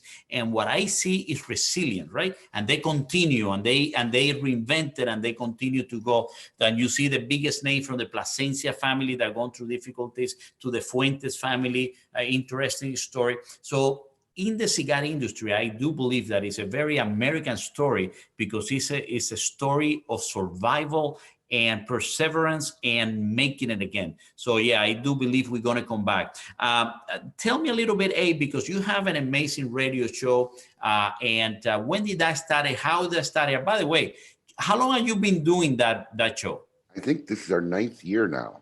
So, I mean, we could be the second longest programming, cigar-centric programming that's out there right now, I believe. So it's our 9th year. And honestly, it started as really more of a ha-ha than something serious. One of the Clear channel at the time, which is now iHeartMedia, had approached me. The program director was a customer in our store and had a 1-hour slot and said, look, we'd like a cigar related show. I think you'd be great. You should do it. And I really didn't want to do it. I think my response to him at the time is that, I need another project, like I need a hole in the head, at the time. But 2 of my employees at the time had worked for that in that building, in that Clear Channel building. And they basically talked me into it. So we did a 13-week contract. I really just thought it was going to be a 13-week, a 13-week project, and we were going to have a little fun. And then we realized very shortly into getting in the show how, and this was early on. So, I mean, today there's hundreds, if not thousands of guys having some form of podcast or some form of show. There was no video back then. This was strictly audio. So, if you couldn't catch the show on the local radio show, you had to download the podcast or go to iTunes. Our show wasn't even on Facebook back then. But the response that we got in the 13 weeks I was blown away. I was shocked. And we realized that if we're going to continue to do this, 1 hour wasn't going to be enough because it goes by like that. So we ended up moving to another studio that had a 2-hour slot for us. And, it's continually grown, and our fan base has continually grown. And I've always treated the show as its own entity, separate. It was never a vehicle to promote my business. I really wanted to provide entertainment, information, and content out there. And I think that's really why a lot of our top fans of my show are other retailers. Absolutely. There are other retailers who are top fans and follow our show. And I think that's what I'm most proud of, that I was able to create something that passed through the lines of, oh, that's just another retailer. We don't want to listen to that show. Or, no, man, we have retailers, manufacturers, consumers who are very into our show. And last year, we started a big project to build our own, finally, private new studio, state of the art. You've seen the drawings, you've seen the plans, and we were literally just getting started when everything just kind of went haywire. So that's still our future plans, is to finish that studio and literally kind of take it to the next level. That's the next level, right? So on the new plans, is until now you have been doing this radio, regular AM format in addition to the other platform that you use. So you're changing that platform a little bit, right? Yeah, we at one point, I think we were on AM and FM stations across the country, about 6 different stations. And through Facebook Live, and once we started putting the video, right, what we came to see is honestly that, there's really not a lot of people listening to the show on terrestrial radio, right?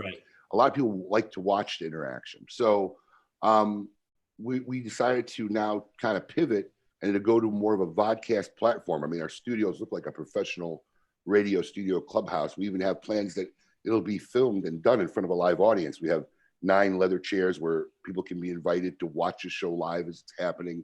So I think that's going to be the new format moving forward, because terrestrial radio is just not as exciting as watching something, and there's so many vehicles to deliver video, whether it be YouTube or Facebook. I think it's going to be the future of communication. And apparently, with all the now virtual lounges and the Zoom cast that everybody's doing now, with the current situation, you see how much people enjoy it and need that interaction. So I think that's going to be the future for KMA Talk Radio. How do you do this every single Saturday? A lot of help. A lot of help. I know you do a lot of help, but I see, you're a family man. I see the pictures of the family. You do enjoy, you're a family person like I am. How has that interfered? How you manage the big business? Because, smoking with all the location is a big business. It's complex, and it's employees and the manufacturers and the inventory and all the things like that.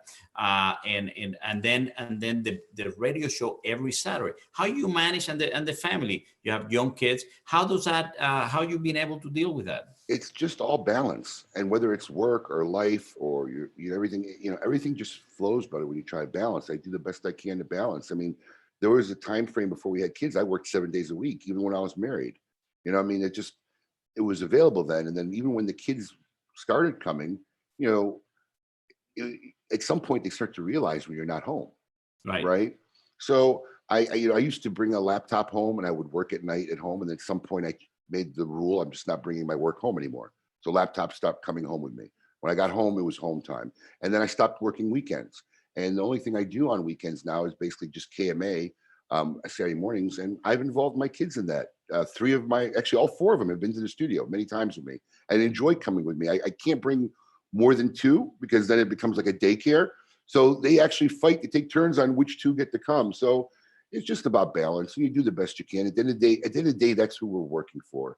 I mean, I enjoy work. Whenever I'm enjoying it to provide them the best life I can with the most opportunity for them. And that's what it's about. So I just try to balance between my work, my family, my kids, and my work family.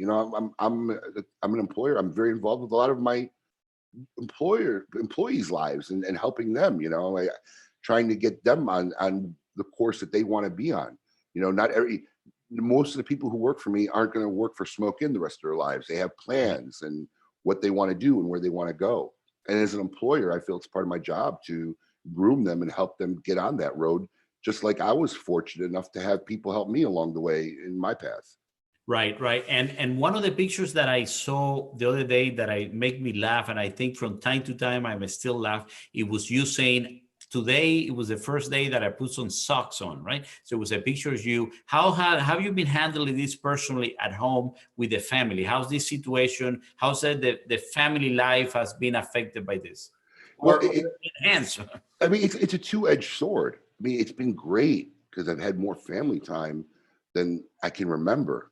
And my kids love it, and I'm not sure if my wife loves it so much, but, it's been great, but it's also tough, at the level of where I'm at in my life. It's kind of like driving on an Autobahn at 200 miles an hour, 250 miles an hour. That's the life you've now become accustomed to. And now I feel like I'm cruising around the neighborhood at 15 miles an hour. And it's a tough psychological adjustment. The kids have been great. The 3 older ones have virtual school. So Monday through Friday, they're tied up from most of the morning and early afternoon, but my son doesn't. So not only does he have no school to go to, he doesn't even have his siblings to interact with. So he's been like literally shadowing me 24 hours a day. And I think it might be a little bit traumatic for him when eventually I go back to work. But, you just you got to make the best of what you have in front of you. Anybody, I try to even teach this to my kids, whining and complaining doesn't do any good. Right. The effort that you're going to put into whine or complain about something, that same effort can be used to fixing it, solving it. You're bored? Let's get on the bikes and go for a bike ride. Sitting in a chair saying, "Oh, I'm bored," doesn't solve a problem. So that's just something we're trying to stay active and keep going.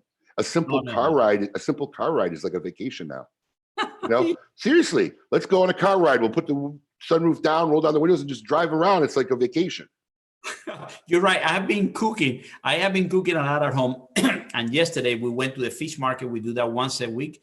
And yesterday I told my wife I'm going to the fish market. She said, wait, let me get dressed and I go with you. She had never in her life wanted to go to the fish market. Right now it's like a vacation, right? It's like a vacation, man. Get out and do what you can. Make the best out of what you have. And that's all we can do. Absolutely. Tell me, Abe, how did you get started on the cigar industry itself? How you got it first? Tell me a little bit. We have like 3 minutes. That's a whole other show, Rafael. I mean, literally, it's a long story, but I'd always been into cigars. I was in Chicago working, and I was wholesaling cigars in Chicago. And literally, I came down here on vacation to Florida, and an opportunity arose, and I just never went back. And that's kind of what it was. And so you came to the vacation and you stayed here. You never went back. Yeah. I came down here for 7 days and never went back. My parents called me and said, "Hey, aren't you supposed to be back in Chicago?" I'm like, "Yeah, I think I'm going to stay in Florida." And 2 months later, flew back, loaded everything I could up in my truck, and drove back. No, I listen. How have you adapted? I mean, Chicago is an amazing city, right? With an amazing people, amazing businesses, things like that. How do you adapt? What was that adaptation at the beginning from a big city like that to a place like South Florida? You know, it has its ups and downs. You know, I mean, obviously the weather and the beach, and you get caught up in all that, and you miss a little bit of your home culture, and Right. you never have to deal with snow down here. I mean, it just got its ups and downs, but I believe home is where you make the heart is. You know, home is where the heart is. So if you throw me in another state or whatever, you find a way to make it home, and that's what you're supposed to do. Absolutely. Yeah, No, I agree. I know my time is limited. And if you can give me a few minutes, I really want to share. Tell me. We have actually 5 minutes left. All right. Yes. I want to share something important, especially in these times. You know, one of the beautiful things about times like these is a lot of us have seen a lot of random acts of kindness, right? People just helping people and reaching out. I mean, there's always the bad people who are going to find a way to try to abuse and take advantage of, and that exists every day. But I've seen a lot of random acts of kindness, and I want to try to get this out there because I think this is going to be very important, very helpful. So if you don't mind if I share it here, Please, tell us. I think it'd be great.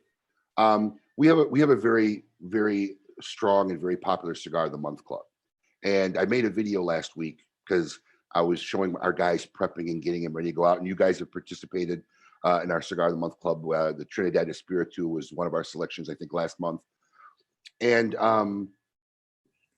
two people reached out to me, and they PM'd me and they said, look, I know my friend is in your club, and I know that they've turned off their subscription for this month, right? Because it's very easy to turn off the subscription on our service. It's like a little button. And they just reached out and said, look, I'd like to buy them their Cigar of the Month Club. Wow. You know, and one of them wanted to do it anonymously. He didn't even want the person to know where it was coming from. And, you know, it dawned upon me, you know, it's only a $29.95 club. It was $30. But even though we've all been affected by what's going on now, some of us have been harder affected than others. Some of us haven't even lost our jobs or stopped working. So there's a different level on how bad this has affected people. And, you know, when it gets to the point where $30 now is something that's important to save, you know, it kind of really touched me that these guys wanted to help. So it got me thinking on what we could do. Well, that's a great idea. First of all, that's a great story, and that's a great idea. Tell us how can people that are looking at this can help. So this is, I thought about it, and I really tried to figure out, because I can't break down my facility and start making hand sanitizers or ventilators. You know, I don't have that capability. So what can we do? So I literally called my web guy Friday night, and I said, look, can we do this? How can we set up? So they're working hard over this weekend to get all the programming set up, and hopefully I'll know more by tomorrow. But either this Tuesday or Wednesday, I'm going to announce it. But we're going to create a smoking pay it forward program. Okay. Oh, wow. And pay forward. Pay it forward. And basically what this is going to do is, and I'll have more information, I'll make a video this week. But what this is going to do is, if you come into the smoking site, because obviously we still have a lot of people shopping with us, right? If you come into the smoking site and you spend $100 or more, I don't care if it's $100 and 1 penny, we're going to give you the opportunity to send someone that you know a $50 gift certificate on us. We're going to pay for it. So if you have a family member, a friend, a brother, sister of the leaf, you know, who's down on hard times, right? And you want to come and you want to shop for yourself, you could then send them a certificate that you can either put a nice message on there, or you can send it to them anonymously, and they will get an email for $50 that they can come and buy cigars at our expense. And you know the margins we work on. This is not a money-making, this is not, you know, for $100, I'm going to give away $50 of cigars. It's not a money-making venture. This is just truly a way that everybody who wants the opportunity to do something good, pay it forward. They know somebody who's having a hard time. Look, smoking is, the important thing in times like this is try to maintain some semblance of normalcy, right? And enjoying a cigar for many of us that's our normal day.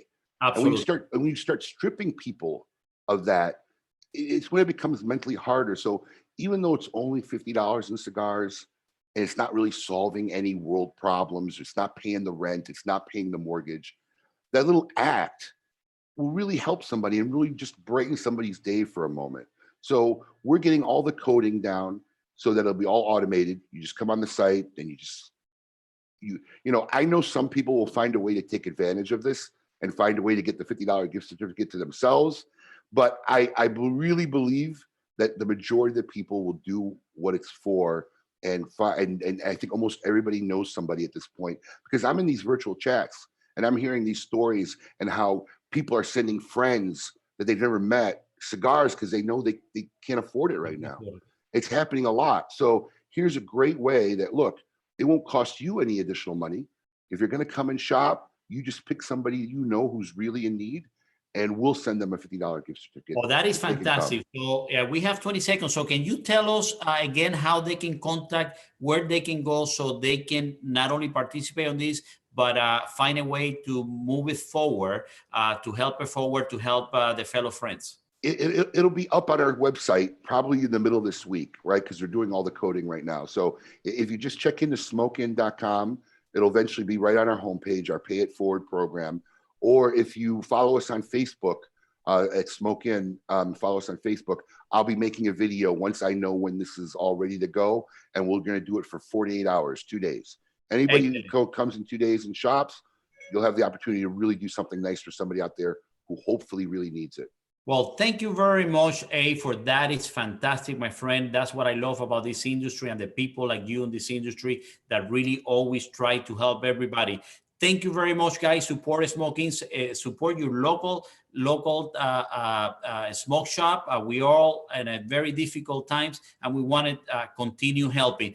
Thank you, Ed, for this fantastic appearance. Thank you for taking time with your family to tell us everything that is going on at the Smoke In and at KMA as well. Tune up, guys, on Saturday for an amazing show, entertainment, and a lot of information.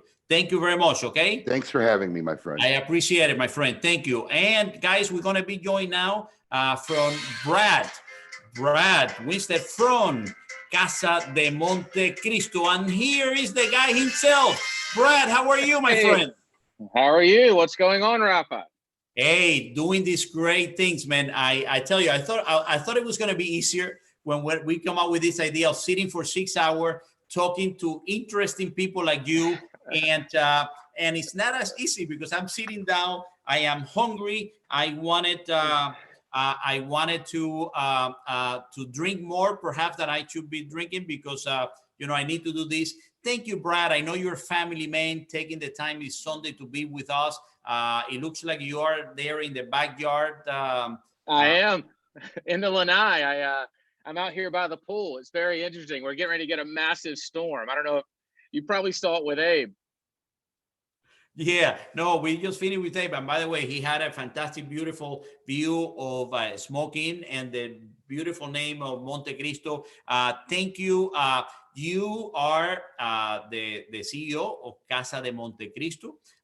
And tell us a little bit about Monte Cristo, Casa Monte Cristo. What is happening?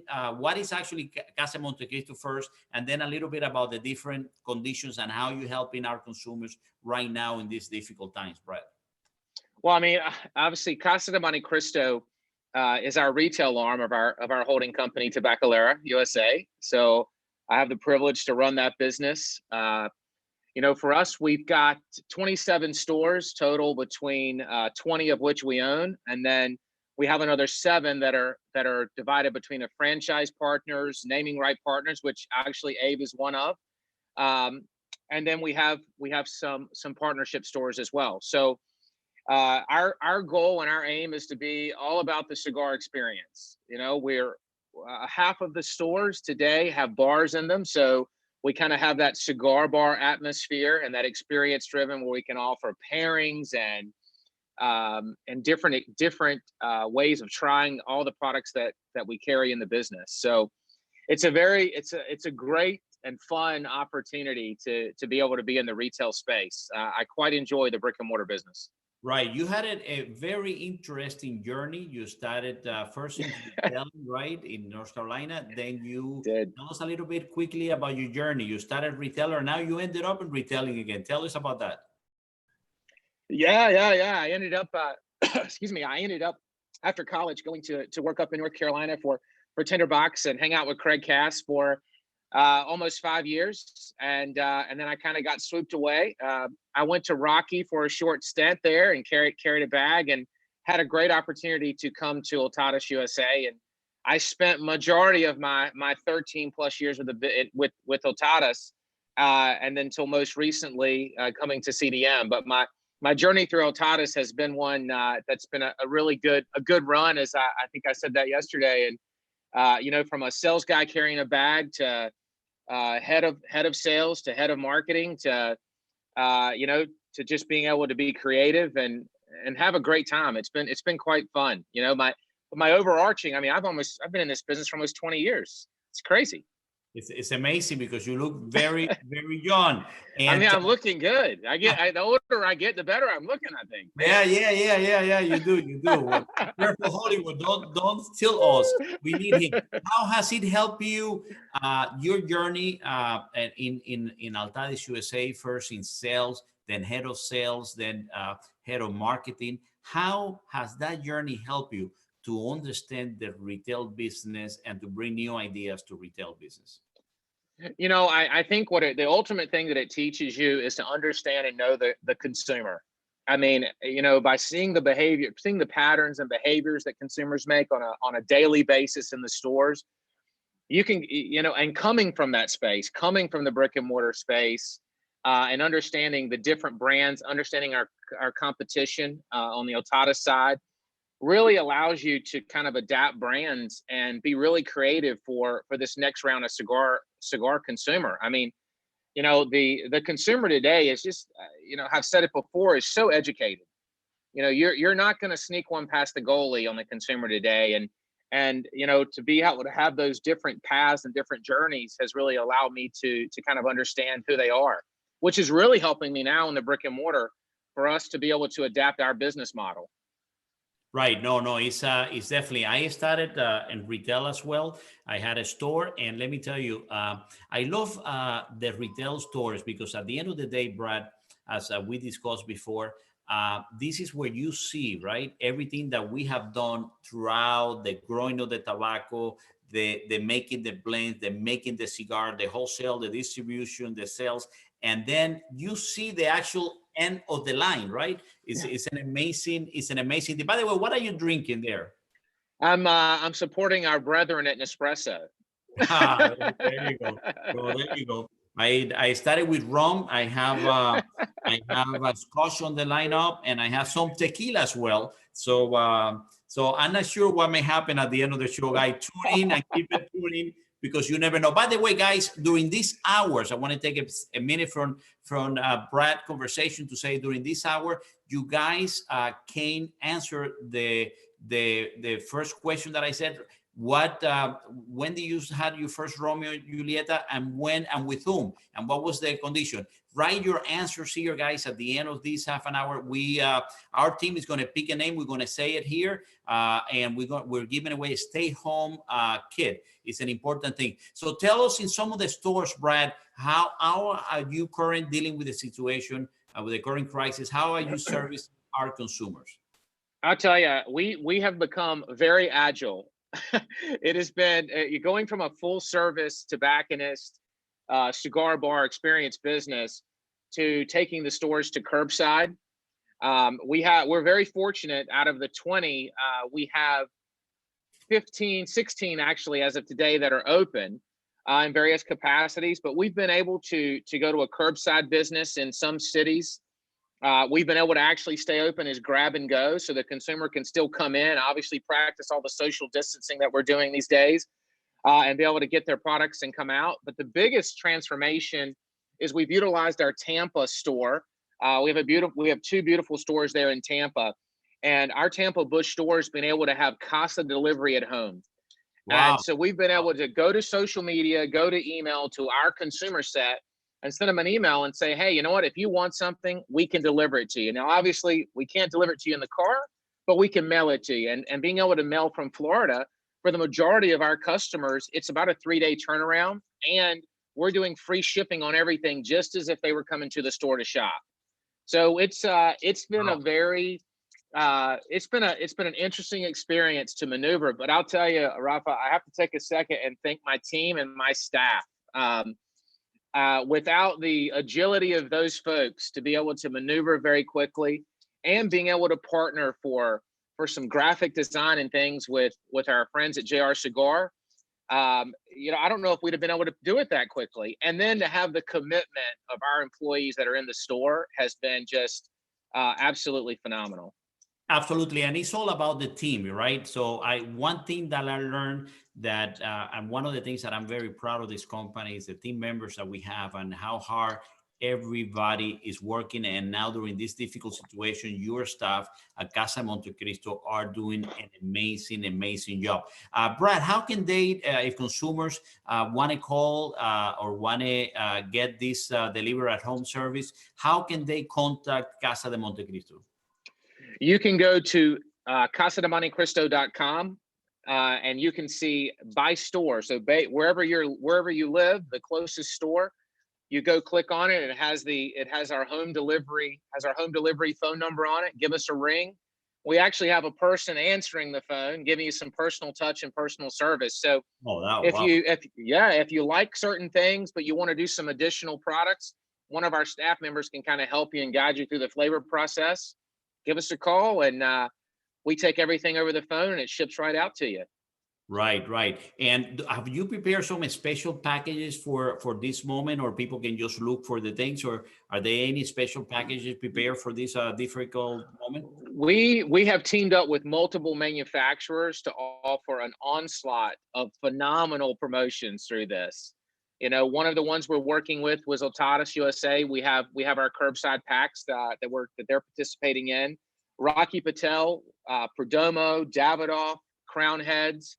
I mean, it has been a real outpouring from our vendors. I mean, Oliva actually just this week gave an amazing 10-count sampler for very little money when you add on. And then upcoming week, we've got the Montecristo 80th anniversary that was exclusive, the found inventory that you were able to find down with the guys at TDG. We got an amazing promotion going on that, you know, and it's a great cigar. So yeah, we've put together an onslaught of things for the consumer. And locally, for grab and go or curbside, the local business has put on some special deals as well. We've got stuff, Rafa, up to 60% off in some of the stores just for the consumers to be able to come in and take advantage. Right. So so guys, look for Casa de Montecristo Connect. We have these delivery services, and how are the plans to start opening? We look at the news, and there's some areas geographically that are opening, like in Georgia, just started opening this past Friday. Do you have plans? What is happening? Yeah. One of the greatest things about being a part of a multi-unit company, Rafa, is that we have the most amazing resources. So we've been able to partner with a cleaning service. We've been able to partner with also a disease specialist to kind of come in and help us with our plan. My team's developed a 4-phase reopening plan that's going to take us all the way through the curbside, all the way to full reentry with practices of social distancing, cleansing of the stores, deep cleaning, and all the things that we're doing. And what we're doing to kind of take those into place is we're reading every governor's order to reopen. And we're going to sit those stores in line with the phasing of our reopening plan. So we are literally a couple of days away, and we'll have everything done by next week, actually tomorrow, and we'll be able to start putting out those information to all our folks and start opening as soon as they'll let us. I can tell you, our staff wants to get back to work. I know. We all do. I love being at home. I have to say that today is my wedding anniversary, and my wife is listening, so I need to say that. Yeah, I love being at home. Exactly. But we definitely are looking to move forward and start a regular life schedule. And I want to say the winner of this hour of the Romeo and Julieta giveaway is Sean Biondri. She smoked first the Las Vegas, the 1998. The first Romeo and Juliet, and he was with his March Madness friends. So, Sean, Beyondry, the winner of the Romeo and Julieta Stay at Home Kit. Brad, thank you very much for being with us, taking time on this Sunday to be with our extended family. Guys, support your local tobacconists, support Casa de Montecristo and your other tobacconists. Thank you very much, Brad. I appreciate it. Have a great one. See you, Rafa. See you, everybody. Bye-bye. Thank you, guys. And we are moving to the next hour of this, the Cigar Live Marathon, coming to you live with many, many different friends that are joining. And now we're going to be joined in this next hour. Is going to join with Sacha Infantes from JR Cigar. Sacha Infantes, the Director of E-Commerce and Digital Marketing of JR Cigar. And as we wait for Sacha to join us, and there she is. Sacha, how are you? Okay, so we're getting Sacha. There she is. We had a picture, and now we have Sacha. Sacha, thank you for joining us. How are you? We need, there's no audio on that, guys. So let's see if we can get Sacha audio on this. Can you talk, Sacha? Let's see. Okay, she's talking, but we cannot hear her. But by the way, Sacha, while we get this, it looks like the communication of the audio is not connected. Let's see. Okay, I think I can hear something now. Can you hear me? I can hear you. And I can hear you. Now you can hear me. The headphones were on as well, so maybe that's what happened. Right, that's what happened. Hey, listen, Sacha, thank you for joining us on this Sunday. You are a family woman, in addition of being Director of E-Commerce and Digital Marketing for JR Cigars. So thank you for taking the opportunity to be away from your family to chat a little bit about what's going on in JR. Tell me, Sacha, tell me a little bit about JR Cigars. So JR is, the leading online cigar retailer for all over the United States. We sell pretty much every cigar that you might know online at jrcigars.com. And we have an exceptional, e-commerce side of things, as well as, our catalog. But it's literally the place to come to if you want the best smoking experience. That is good, because at this moment, especially at this moment, Sacha, that consumers are not able to visit their local tobacconists, or they are just live in an area that don't have access to one, being able to look for a place that can deliver, can send the information. Today, our mission has been to bring the consumer not only a little bit of entertainment and get to know the people behind the scenes, in addition to the services that they offer. How can the customer contact JR Cigars? Well, they can contact us directly to our 1-800 number, to our customer service line, but they also can connect with us through social and contact us if they have any issues with their orders through Facebook, or even direct messages through Instagram. But they can also track their orders online through jrcigars.com if they need to as well. That's good.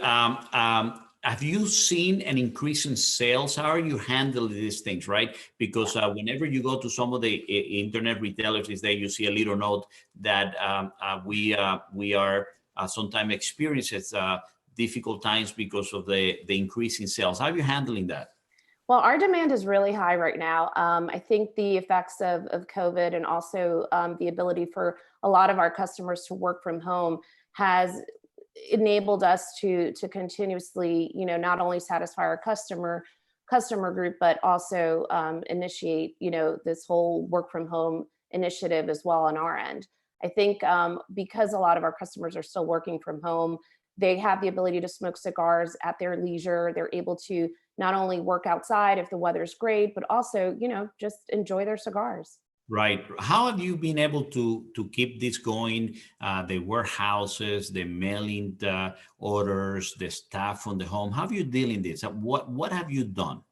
So initially, we, from the start, we initiated a work from home policy. So our corporate office is completely working from home right now. They're working remotely, as well as our call center reps. Our fulfillment center is the only operation that we have currently up and running for obvious reasons.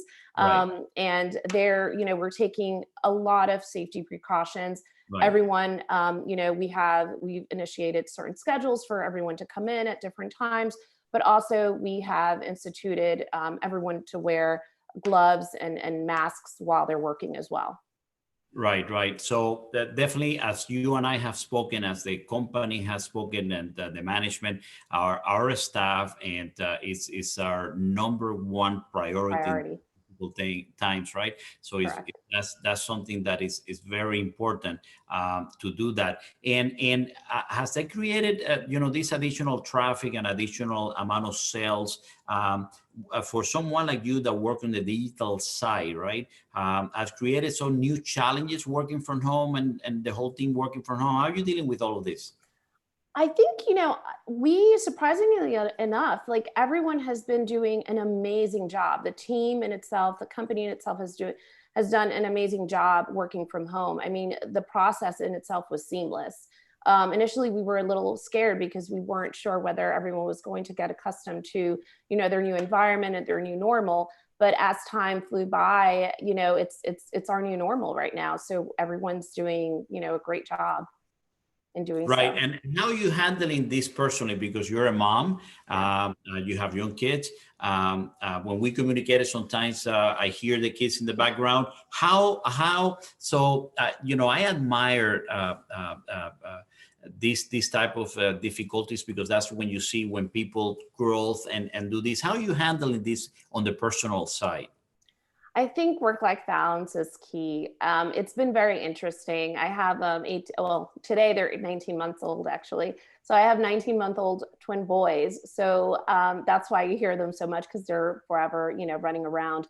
But it's been, interesting, because I've had to kind of at times stop what I'm doing and then continue on.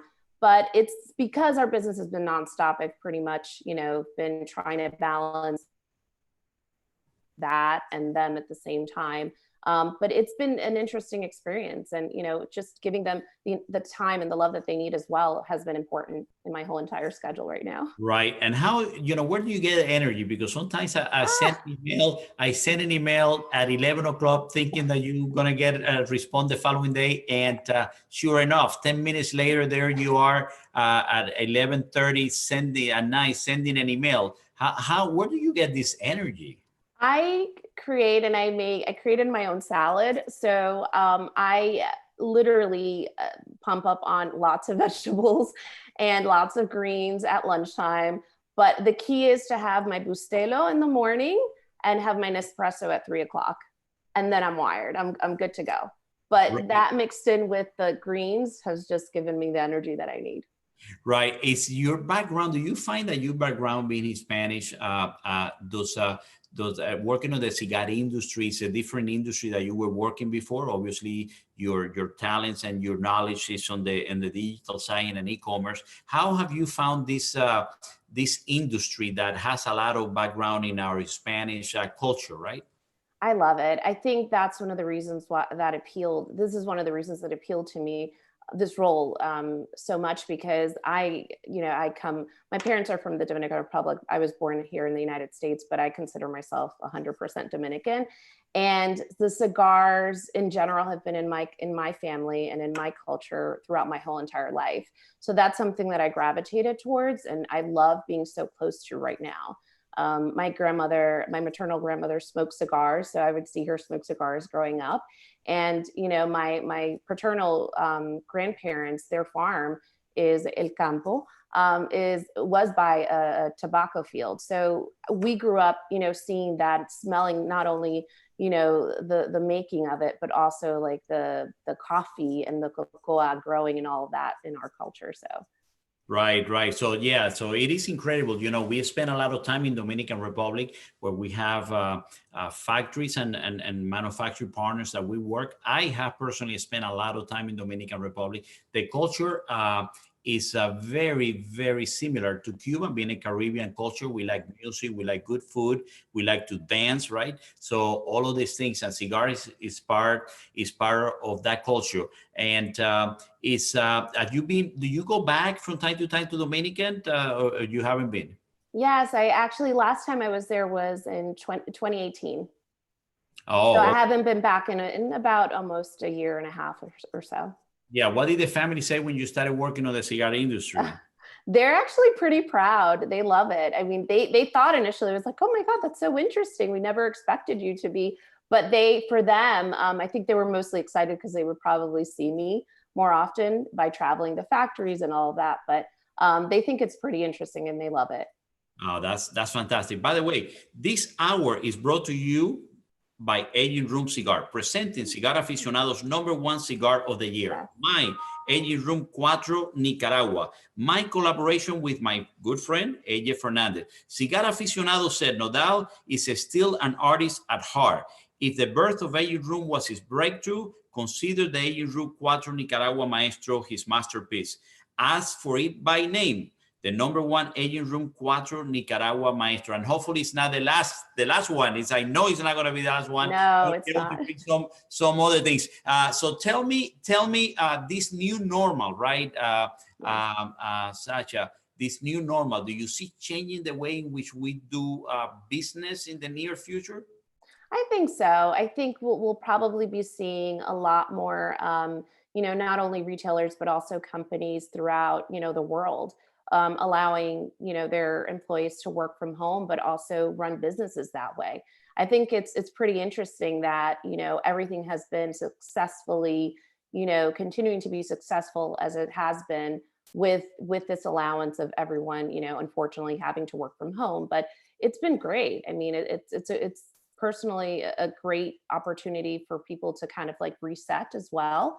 But I think that, things will be changing and things will probably be moving more into that direction. Not fully, but partially just as an incentive or an initiative. Right. Tell me again the website where people can reach to find JR. Yeah, so you can go on to www.jrcigars.com and that's all you'll find us. You'll see a few specials there today. Excellent. jrcigars.com, guys. You can check it out. There's a lot of different things, including my Aging Room Cuatro Nicaragua Yes. Maestro, the #1 cigar. And by the way, guys, at this time during this hour, we're going to have a giveaway as we've been doing in every single hour. We're doing a stay-at-home kit with $140 retail value. No purchases are necessary, void in the outside the United States, and were prohibited by law. Must be a legal U.S. Resident and at least 21 years of age at this entry. Official rules available in our Facebook. And the question, guys, keep putting the answers to this question. Which is your favorite aging room? During this hour, our staff will get a random one name and we'll announce it at the end of this hour and we'll be announcing the name. Remember, what is your favorite aging room cigar? Sacha, I would like to say thank you for your participation, for working so hard. Any new things? I know you're always cooking new things. You're doing a lot of different things. For any new things that we can expect from JR Cigars? Yes, we have a new launch coming out for the Romeo and Julieta Pasión cigar that's coming up soon. We've teased it this past week, but you should be seeing a little bit more in terms of social, and maybe Nick will also probably speak about it as well today. Yes, we're planning to have a little bit later Nick Libretti from JR, and we'll be talking a little bit about some exclusive launches that you guys have, and many other cigars. So guys, you heard it here. Whenever you need a cigar, find jrcigars.com for a huge selection of that. Sacha, any last words that you want to tell our viewers? No, I just wanted to, thank you, Rafael, for this beautiful initiative. I think it's great that you're, bringing everyone together and entertaining not only your followers, but also everyone else around. But I just wanted to say for everyone to just, be safe and be well. And hopefully this will all be over soon. Thank you. And by the way, Sacha, you dress up very nicely for the occasion. I think it's I think it's the second time that I wear a shirt during this time. I'm not going to even talk about the pants because I'm not going to stand up here. So, but Do you find difficult? Do you dress up when you are at home? What is your routine? I do. I wake up, I shower, I get dressed, do my makeup. It's the same routine as always. And I'm in conference calls every day, literally. So I have to, be basically in the forefront of my computer every day. So I have to dress up. I know. And Nothing has changed. Nothing has changed. Nothing has changed. And I really appreciate you and your staff for helping us to put this together, guys. I wanted to give a shout out to everybody that has been able to work hard in putting this broadcast. Is something ambitious, something that we are not we're not professionals at this. We just want to bring information to you guys, know where to find the cigars, and in the meantime, provide a little bit of entertainment as well. So as this music, we even have our own music, by the way. It was done by my son. So as this music comes, we want to say thank you to Sacha Infante from JR Bye, Cigar, everyone. Director Thank you of so much. and Digital Marketing of JR Cigar. Thank you, Sacha. Guys, again, I want to say that these hours is being brought to you by Agent Room Cigars. And now we have with us my personal friend and a dear retailer, David Garofalo from the Cigar Authority and Two Guys Cigar Shop. Thank you, Dave, for joining us. Oh, wonderful to be here. Your anniversary. Oh, my God. My wedding anniversary and 6 hours of non-stop entertainment. My God. You did a marathon, but a different marathon on your anniversary. My God. She's a saint letting you do this. Thank you. She's a keeper. Dave, thank you. Thank you for joining us this hour, guys. As I mentioned, it is being brought to you by the Aging Room Cigar, presenting Cigar Aficionados #1 cigar of the year, my Aging Room 4 Nicaragua. There we go.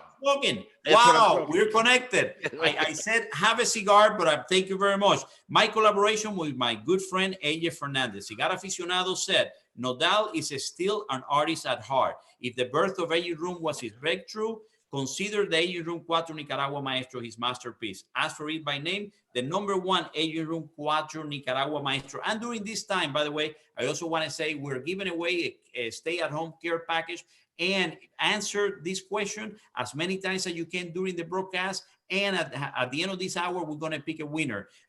It is a $140 retail value, a stay-at-home kit. Thank you very much, David, I know you work very hard. You did yesterday your fantastic radio show, which I listened. You had the Perdomos and some other guests. Fantastic. And thank you for taking Sunday home. What is the new north for you? How you been handling all these things?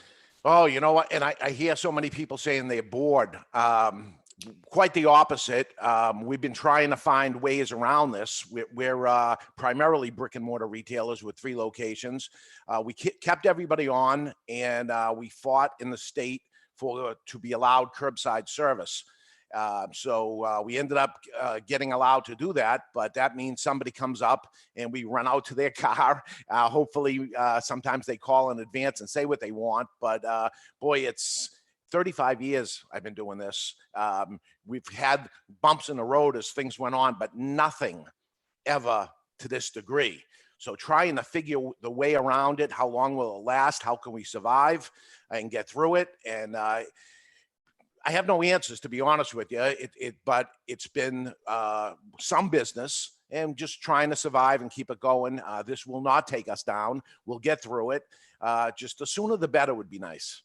Right. No, and I know I listened to your morning Facebook Live. By the way, guys, you follow Garofalo in Facebook, and he does in the morning. Although he has mentioned lately that his staff saying, "Why do you do these things?" But at the end of the night, when I go to bed, I know when I wake up tomorrow, the following day, the first thing I do is look up for his daily thing. You have embraced the technology of social media right from the beginning. Dave, you are one of the person that I know that is always looking on how to improve the retail business. And not only for you, but you're one of the few people that I know that are always trying to teach everybody out. Tell us, how was that when you started dealing with this new social media era? Well, my daughter Gianna said it to me. my God, a dozen years or so ago, that I have to get in onto social media. It's just another part that's out there, younger generation. And what I did was actually bought a book. I'm sitting in front of a bookshelf, by the way. I saw on something on the news that said it makes you seem smarter if you sit in front of your bookshelf. Not necessarily that I read everything that's on here, but I have a bookshelf, so that's why I'm on the other side of the desk anyway. But I did read a book on social media, and one of the things it said on there is it mentions what a podcast was. And I thought that was interesting. My background before the cigar industry 35 years ago is I was a nightclub disc jockey. So I had no problem actually speaking to an audience. So I said, okay, let me do that. And it'll be a one-way communication from me to the consumer, because I always believed, and I heard it earlier from Brad, the educated consumer that we have today. Well, that wasn't the case in 1985 when I started, Right. but as the 90s came and Cigar Aficionado came out and started teaching people about cigars, everything ended up changing. We had consumers that actually want education. And I said, okay, let me do that. And I heard Abe too. I've been on this whole road with you. I don't know if I can make 6 hours like you, but we'll see. We'll see. Maybe I'll get through 6 hours. But communicating to the audience, and again, not for the purposes of trying to get somebody to buy something from me necessarily, but education, because at the end of it, then an educated person maybe comes into my brick and mortar store and sees, wow, these guys got it going on. They know what they're talking about. I try to do it with my staff, educate them so they know, and I believe the consumer wants to know. You know, it's a lot of the things that I end up learning about the cigar industry, I learned preparing for my podcast. Right. As I'm doing a podcast on whatever it is, I have to even go deeper to find something out, and I've learned myself. So it's been great learning along with our audience. One thing that is unique to you is not only that you want to learn as much as in the subject, but also your willingness and to tell other retailers how to be better retailers, how to help the businesses, because we see some retailers that are just waiting to get a customer inside and ring the cash register, but you see others like you that are taking a step further, whether it's education, whether it's programs, amazing events at the stores, creative ways of having that relationship with the consumer. When did you started, or how did you started with this educational series to other retailers? Well, you know, that when in the day of being a nightclub disc jockey, us disc jockeys would get together all the time and say what songs are playing good and all that.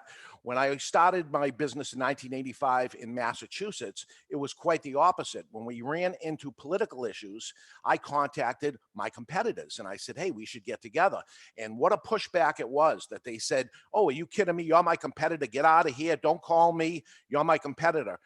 Well, the restaurant associations get together, the nightclub DJs and stuff got together. And I said, why does a retailer in cigars with such a niche, it's so great to talk shop with another retailer. I love it.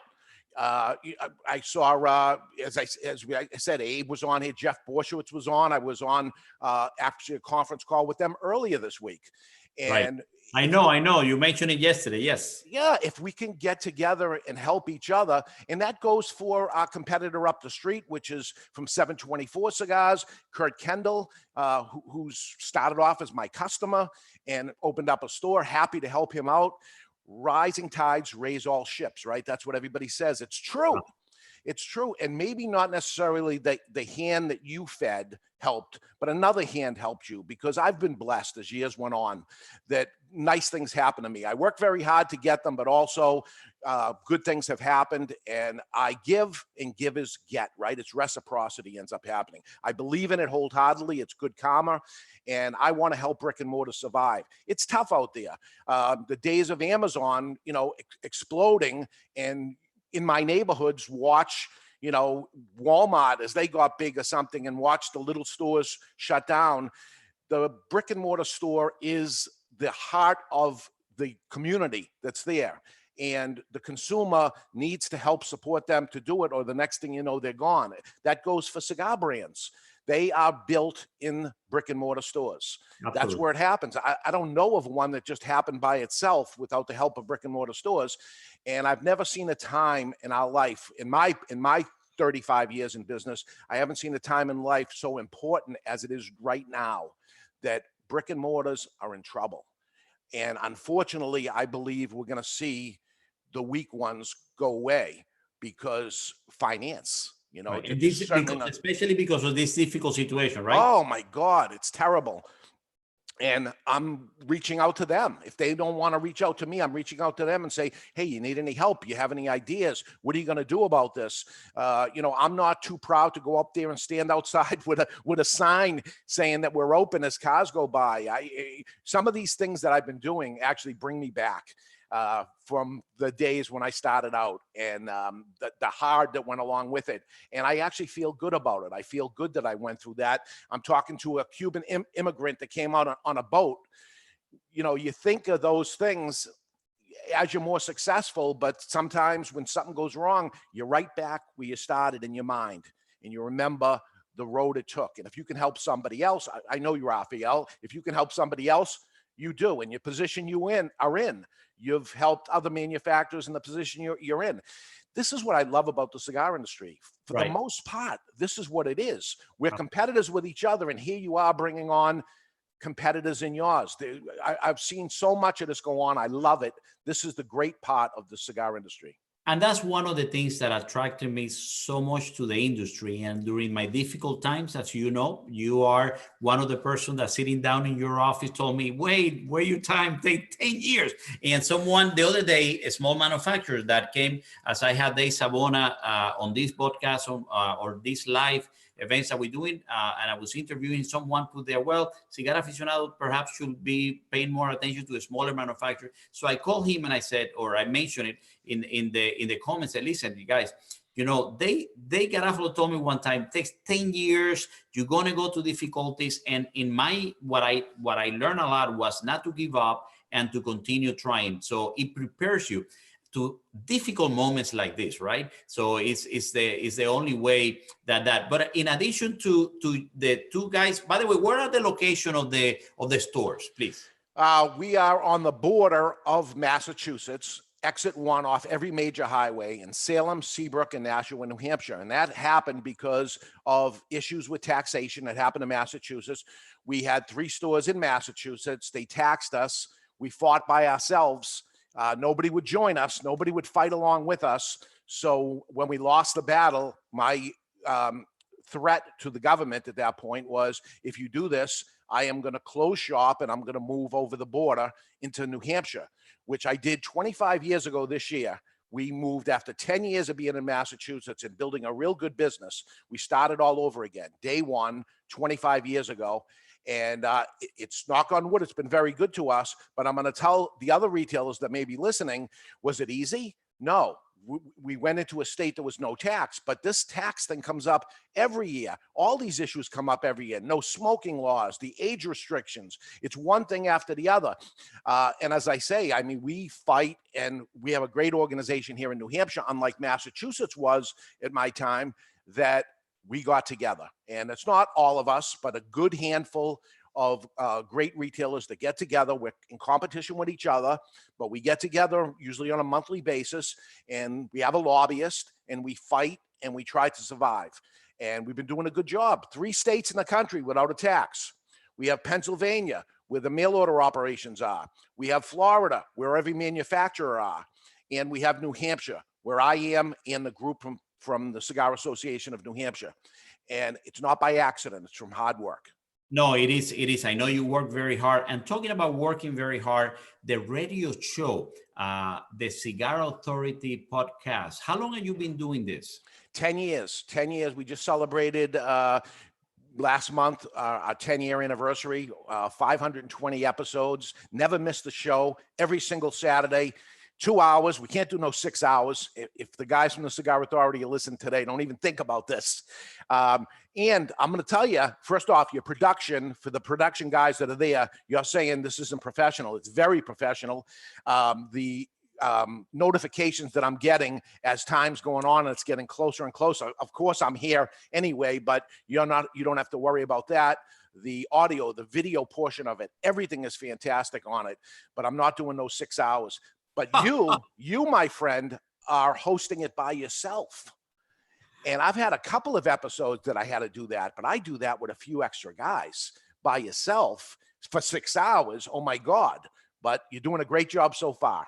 Noel, thank you very much. But perhaps it's not as entertainment as entertainer as you do, because I love the interaction of Mr. Jonathan and Barry and everybody. So we're trying. We just wanted, the idea was to do a little bit different, to call attention not only to our brands, but in addition to people like you that are working extremely hard. I do believe that this is a time, as always, but especially now, it's a time to stick together, to work harder, because like you said, when the sea rises, it helps everybody. But also, doing this every Saturday, that takes a lot from your family and from the things. How you manage this energy, my friend?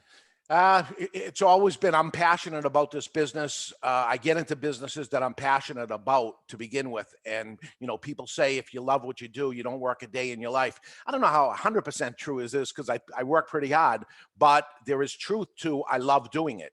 So, it's time to end up doing that. I'll tell you, Jonathan has Saturdays off. He shows up on his day off. Barry has Saturdays off. He shows up on his day off. Ed Sullivan, they come in. We all come in on our day off, which is Saturday. They're pushing for us to move the day to another day, and we're talking about it. After 10 years, I said, let's just keep the stretch going anyway. Now the 10 years is up. Should we move it to another day and time? I don't know. You fix things that are broken. This thing is working pretty good, but it is working, and yeah. it's working, and I spend my Saturday. I try to do things at home when I'm not traveling. As you know, part of the cigar industry, things that we do is travel a lot, meet the consumers. I've been trying lately specific days to be at home and try to have some days at home. But on Saturdays, as I sit down on the beach and I do some work on the computer and take some blends, I listen to you guys in the afternoon. I always enjoy it. I actually try to participate, putting comments and what have you. But one thing that you do besides that, I don't know where you get the time, you are also a published author. And you have a book right there. It shows right there that is that you wrote, and also to be helpful. Tell me a little bit about the book, and also when the idea come in. Orlando Padron said to me, you have to do 3 things in life. You have to have a child, you have to plant a tree, and you have to write a book. And he wrote a book at 90 years old. I know. And died shortly after. I got his book. Unfortunately, I never got to get it signed. And I said to myself, I planted a tree. I had a child. I don't want to die. So let me get this book out. And so what am I going to do the book about? How many times I thought about writing a book about cigars. But if I did, I think it would be scrutinized so much by people that know more about cigars than I do. I'm 35 years in it, but I'm hard to believe there are people that know more about cigars than you, but no, absolutely do. I know the retail cigar industry. So I said, okay, let me talk to retailers, not necessarily cigar retailers. We're talking about any retailer, brick and mortar retailers that have a hard time competing with online guys and things like that, and even big box stores. And how do we do it as a small guy? How do we do it? And some of my success has been back to the nightclub days of coming up with creative ideas to bring them into the nightclub. We'd have 4 or 5 hours to get somebody into a nightclub. So how do we end up bringing them into the store? And over the years, I did thousands of different things, but I took 100 of them, the ones that worked, and the ones that I do over and over. And these are proven things. And it doesn't matter if you have a bakery, it doesn't matter if you have a hair salon or a cigar store. But for the people that have cigar stores, I'm telling you, every one of them was done at a cigar store, because that's the business I have. I don't even know if I mention it inside the book of what business I'm in, but these things are proven things that help drive sales, have people come into the store. As retailers nowadays, and I'm going to tell you, even stronger after this is over. I could write a whole nother book of what is going to happen after this. Again, follow-up. Yeah, I don't know if that's going to happen, but more than ever, there better be a reason for them to come in, because some of them learned how to do it online. Some people learned this is better and easier way for me. So there has to be a reason to it, an experience, right? It could be the beauty of the store, the layout of the store. It could be the little events and promotions and things that you do, little fun things. And I'm not talking about things that cost thousands of dollars to end up doing it. Very, but little things that happen all the time to keep a customer engaged, keep them coming back, maybe to buy an extra cigar, try the new thing that's out there. All these little things that have happened, and add to the average ring, add to your profit margin, all the things that brick and mortar retailers need to do. In our little niche industry, the problem that I see in this industry is people who love cigars got into the cigar business. Right. And it's nice, but the word business is along with cigars. I love cigars, but I don't know anything about business. I learned something about that. Yeah, as opposed to a businessman that can learn about cigars. So the item is the cigar, but the business is the part. And listen, I had no formal education either. I learned the hard way, lots of mistakes, very expensive. Everybody doesn't have to make the same mistakes and pay the expense every single time. So, you know, the big book would be, here's all the things I did wrong. It would be an encyclopedia of all the things I did wrong. So we can't put that together, but here's the things that worked. And that was the idea of the book that's there. I'm amazed. I mean, I did that. I showed up at home on Christmas Eve. I wrote the book. I printed it out on my copier, and I gave a copy to my mother, my wife, and my daughter. Merry Christmas. They said, what's this? I said, I wrote a book. And they go, when? Because again, I work every single day. How did I squeeze this in? But it was all up here. So all I had to do was get it down on paper. And I got it published, and people buy the book. What is the name of the book, and how can the viewers that are viewing this or listening to this can find it? David versus Goliath: How to Compete and Beat the Online Giant. 100 Proven Promotions for Brick and Mortar Retailers. Long title: David versus Goliath, David Garofalo. You'll find it, davidgarofalo.com.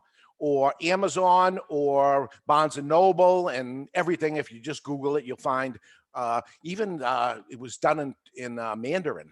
Somebody. Oh, wow. Yeah. So if you don't speak English, well, why would you be listening to this if you don't speak English?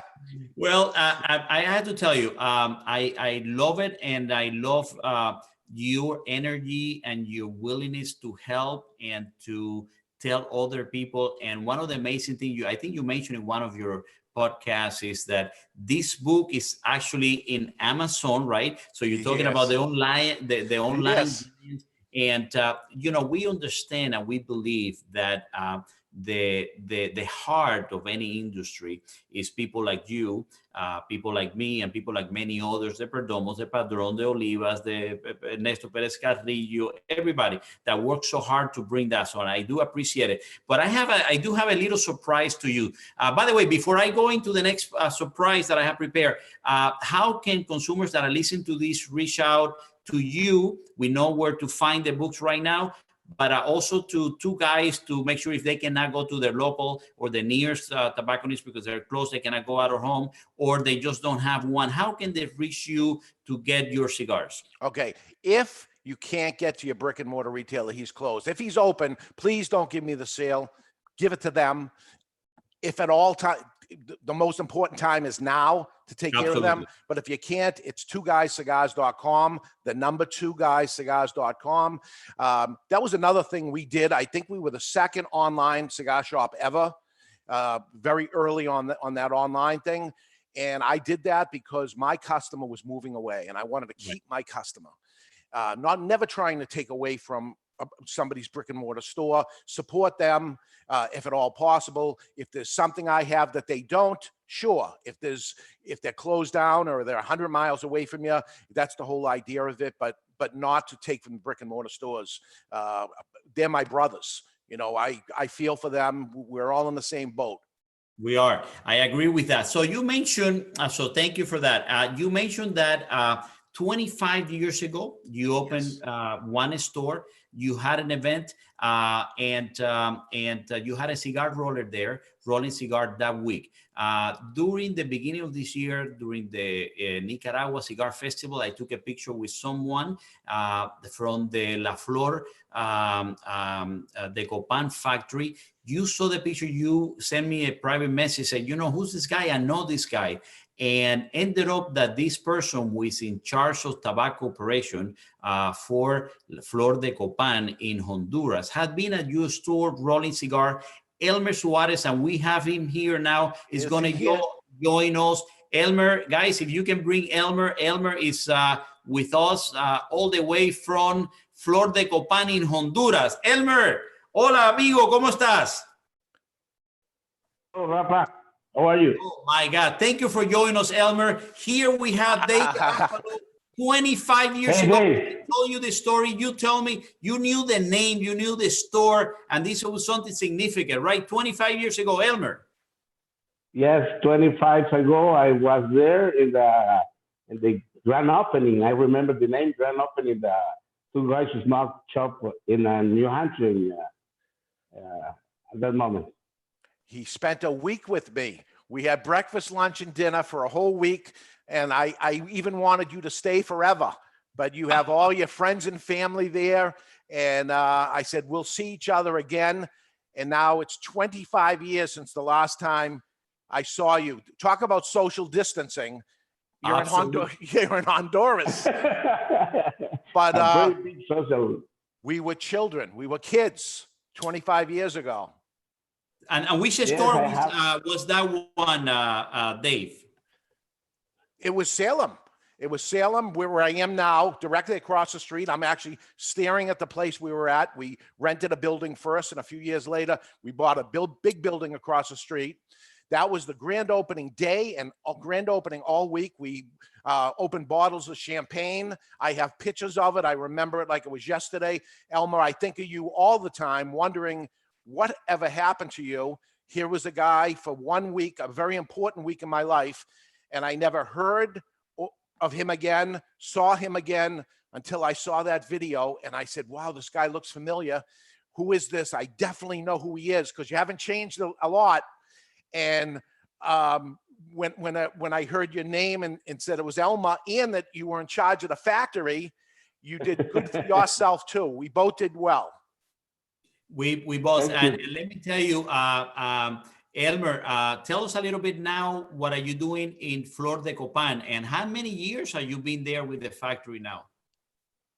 Well, Rafa, I have 30 years working with the company, 32, something like that. I started very young.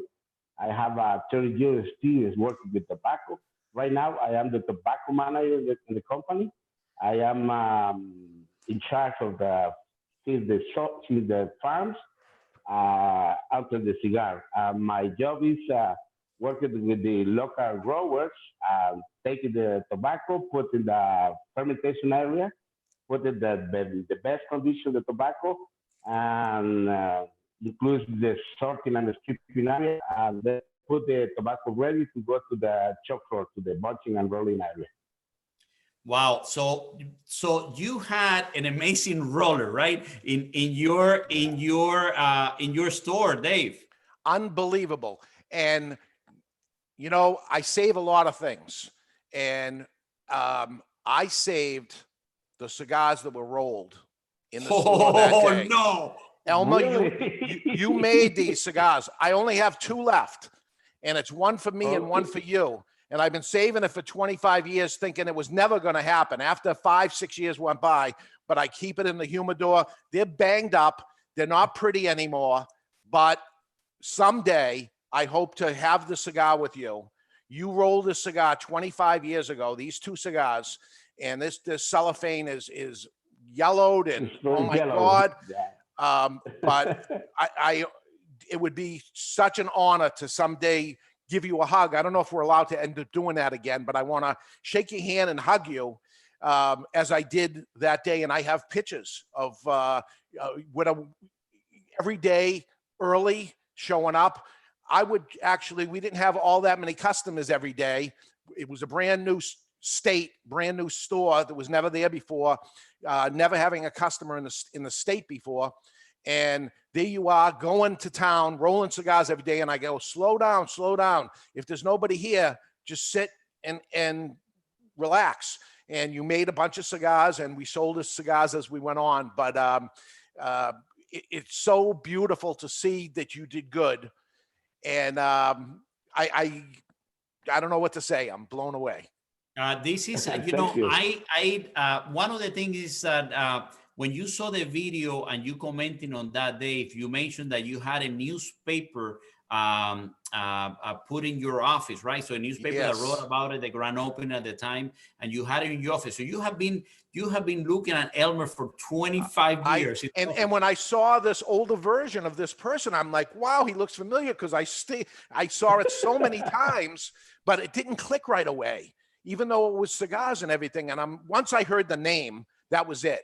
I knew exactly who it was, and I said, "Oh my God, this guy ended up being the head of your factory in Honduras. Is this wild?" Yeah, so no, he's in charge of tobacco operations. And let me tell you, Elmer is someone that I spend a lot of times, and I told him I was going to take it to your store. We're going to do an event there with some of the new blends. And it is my hope and that you visit with me, Dave, Tabacalera Flor de Copan in Honduras, where he's located. Jeff mentioned at the beginning of the I heard him.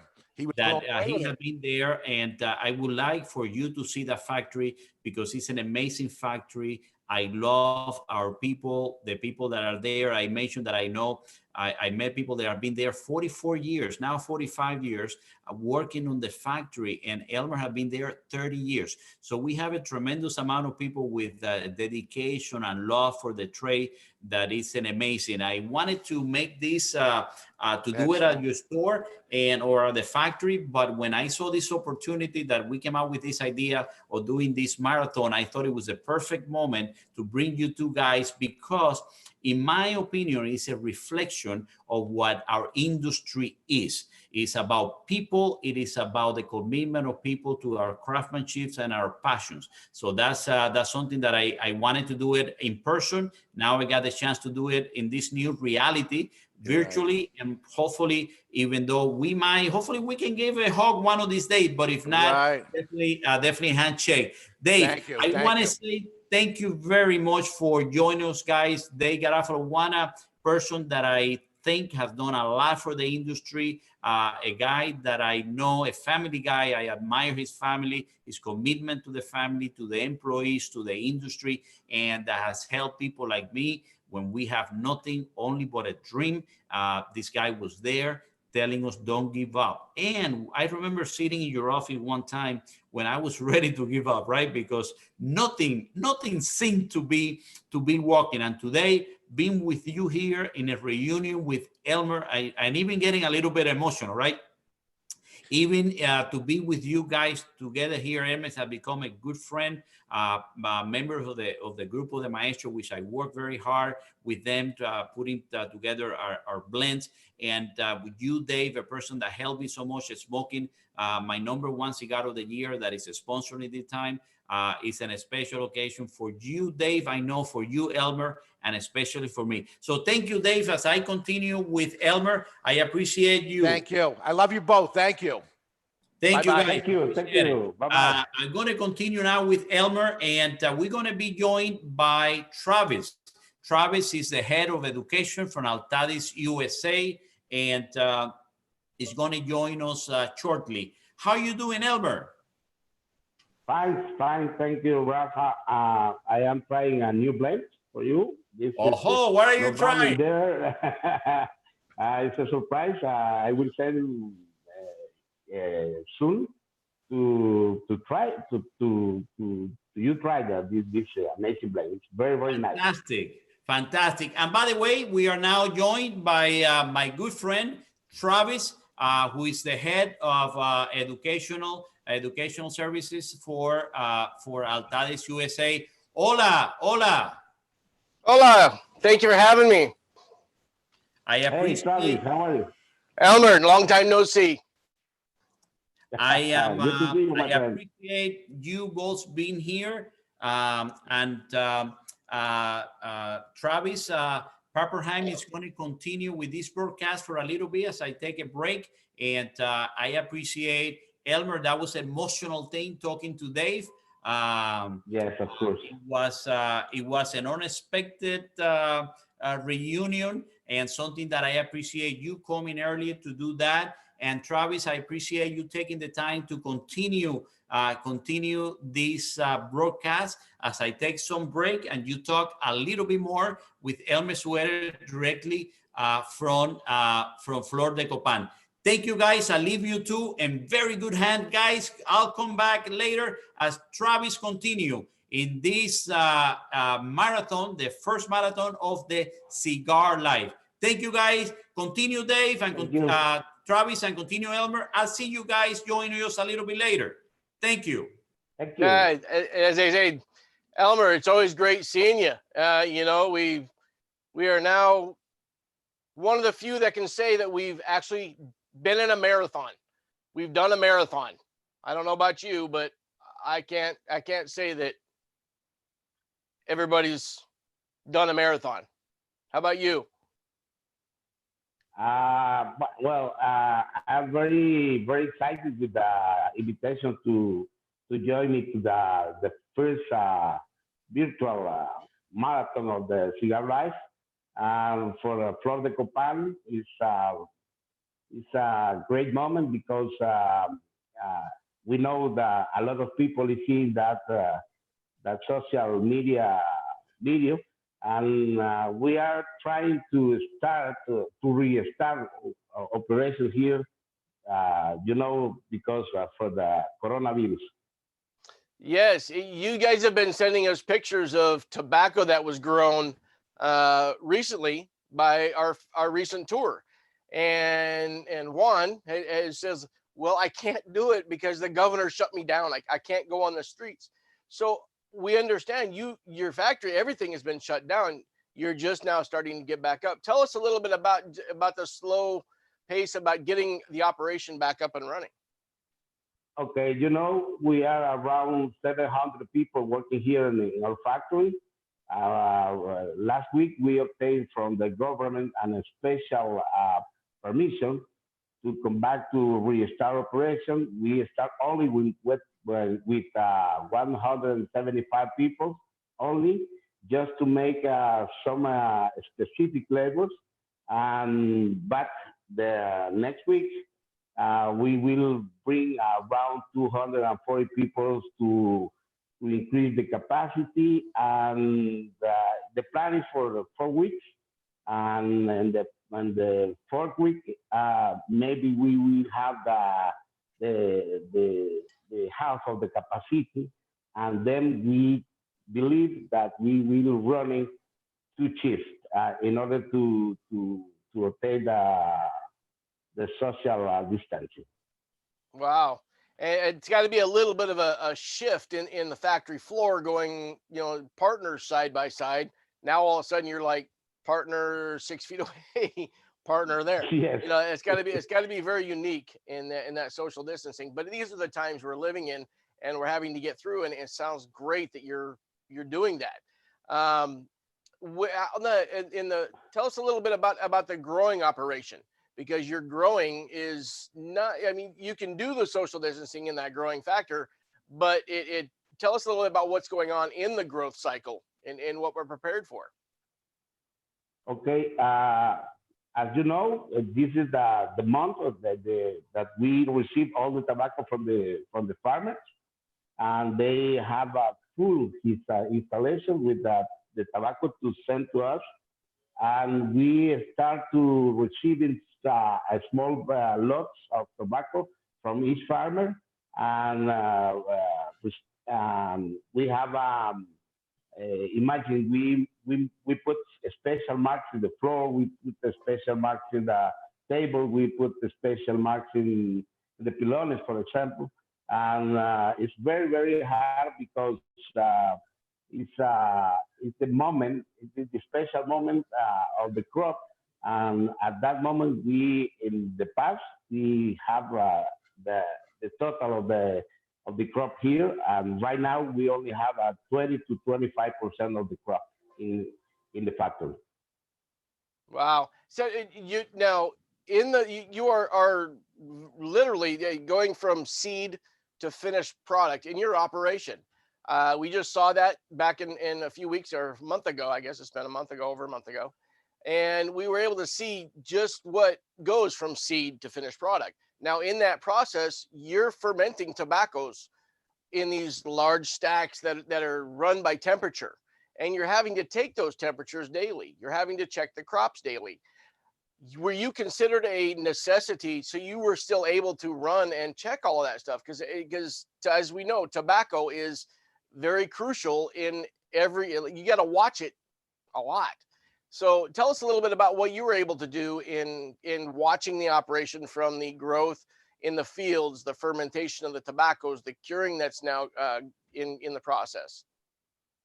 Well, we, as you know, we have the control of the seed, and we give to the local growers the seed, and we say when, and we have a special program for the CPAs to application, and we have a technician working with the farmers. We control everything, but a special part of the Flor de Copan is we control everything. We control the seed, we control the fields, we control the fermentation. That is the very, very important, because we decide when the tobacco is ready, what we have to do with every tobacco that we bring here. And we control the temperature, the humidity, the viradas, for example, and the stripping. We make a special selection of each leaf by leaf, and then we put the tobacco bales at the tobacco rest around 1 year in our warehouses, and then we start to create a new blend or maintain the blend that exists in the market right now. Well, I bet your family's pretty happy that you've got to spend a little more time at home. You know, you're a family man like I am, and the times are good to spend a little time with them. But I'm kind of itching to get back out and do what we do. You know, I go out and teach everybody, and I'm sure you're wanting to get back in and get these cigars rolled and get the tobaccos working. Yes, it's very, very hard. Since that the people is stayed at home, and only some people for critical process are here in the factory, and we try to maintain the quality of the tobaccos in the fermentation area. We are taking a special case in our warehouses in order to maintain the tobacco in the best condition to get the best tobacco when we restart operation, and when we have the total of the people here in the factory. Well, as you told me, we're all a family in this operation when it comes to tobacco, yeah. And you've inducted me as part of your family. How is the rest of our family doing out on the factory floor? Are they ready to get back and get back to work? You know, every day we receive 20 to 25 phone calls. The people is ready. The people went back to work. As you say, Flor de Copan is a family. We take care of all of our employees, and they are very happy because they know that we are doing the best in order to restart operations, but with the special case, for example, the mask and the hair of my hand now is part of our life. And when we bring the small group that is working right now, we give to them a special presentation, because the life definitively is changed now. It's a new life. It's a new cares that they have to do. Well, I'm sanitizing from the inside out today. I went for the Johnny Walker Blue, and I'm going, let's see if this works. You know. That's good. That's good. It's important too. Well, so are you smoking? I haven't seen you. What are you smoking today? I smoke a new blend. We when we stop to work, when we go to the shutdown, we are working in a new blend. And right now, when we restart last week, we start again to try. And right now, I am trying the cigar. It's amazing. It's a full body cigar. It's a very complex cigar. It's a very nice combination in between the tobacco from Honduras, Nicaragua, and a beautiful wrapper from Habano 2000. It's a very, very nice cigar. Yeah, I love the Habana 2000 wrapper. It's such a durable leaf. Kind of, I mean, correct me if I'm wrong, but built kind of in the time of making sure that the blue mold resistancy was in play, and it was a durable leaf that was easily and readily available to grow. But I just love what it brings out character-wise in the flavor. So we just came. We've only got about a minute left before Pedro comes on. Your good friend Pedro, part of the Grupo de Maestros. But tell us a little bit about that añejo that's just coming to market. Okay, the añejo is a special blend. As you know, when the people came here, for example, the marketing people, the the sellers, for The example, marketing the product capability marketing team or product capability team, we make an exercise. They create his own blend, and in some cases the blends are very good because they only have a menu of the tobacco that we have available here in the factory, and then create just for maybe they know some tobaccos. And the añejo is a collaboration with Ernesto. When Ernesto Penwinkle came here, he makes his own blend, and then we start to work with Ernesto to make some changes, adjustments to the blend, and that is añejo. But the special thing in añejo is that we use the process of solera. You know, solera is we put together all the blend in a big boxes. Yep. All the blend, fillers, binder, wrappers in a big boxes together for maybe 4 to 6 weeks in order to create homogenize all the tobaccos. They let the flavors all work together. Sorry, Elmer, I've got to kind of tie it up. Any last words from you coming out of Honduras? Final words to tell the public before we get on with Pedro. Okay. Travis, for the people of the Florida Copan, we are doing the best in order to give to the customers the best cigars. You say we are a family. We are working with passion in order to give the best cigar. And in the name of the people of La Flor de Copan, we want to say thank you to the customers for the cigar that we make with passion here with our family in La Flor de Copan in Honduras. Well, we thank you very much for taking the time on Sunday to come on with us. You know, from my family to you and my extended family out there, we appreciate everything you do, and please continue with the success and what you're able to accomplish out there in Honduras. I love the factory, and I think it's a beautiful thing. So thank you very much for coming on. And for everybody, we welcome Mr. Pedro Ventura coming out of the Dominican Republic. We will go from Central America out to the Dominican Republic, which is a great thing because out here in Florida, it's storming today. So, Mr. Pedro Ventura, welcome aboard, my friend. How are you? Well, he's still coming on board. But Pedro has been with us for a long, long time, and I'm going to let him tell you a little bit about that story. Pedro, welcome. Thank you, my friend. Very happy to participate in this amazing initiative. Isn't this fun? Yeah, we can both say that we may not be able to do a conventional marathon, but you can now say that we have done a marathon. Absolutely, yes. How are you, my friend? You know, life is good. You know, under the times we're living in, I've always said, leave with a positive mental attitude that you can do well with the times we're given. So I have started my commutes a little differently. It's now walking the dog in the morning with a cigar. And now it's just, you know, you got to do what you do.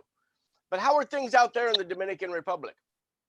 Well, here in the Dominican Republic, the things we can say are more or less. We are, dealing with this pandemic. As a matter of fact, we have started working in the factory. We reopened 3 weeks ago. As of today, we have around 30% of our workforce in the factory. And the plan is to continue every week increasing the amount of people, but only when we understand and we have the guarantee that we have, the proper condition to have our people safe in the factory. Here, here. You know, we want to keep our people safe. We want to make sure that them and everybody continue doing what we're doing. It's building cigars for the people. I mean, who enjoy them and love them just like we do. So here's to you. You know, making sure that people are safe.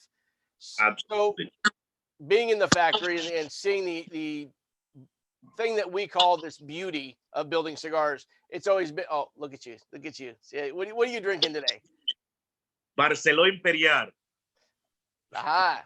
I see myself. And it's good to see that somebody else has gone through and doing a little sanitizing from the inside and working your way out. But what are you smoking today? I'm smoking Romeo by Romeo, one of my favorite cigars, as you know. That was your baby, wasn't it? Absolutely, yes, my friend. Tell us a story about that one. We'd love to hear that.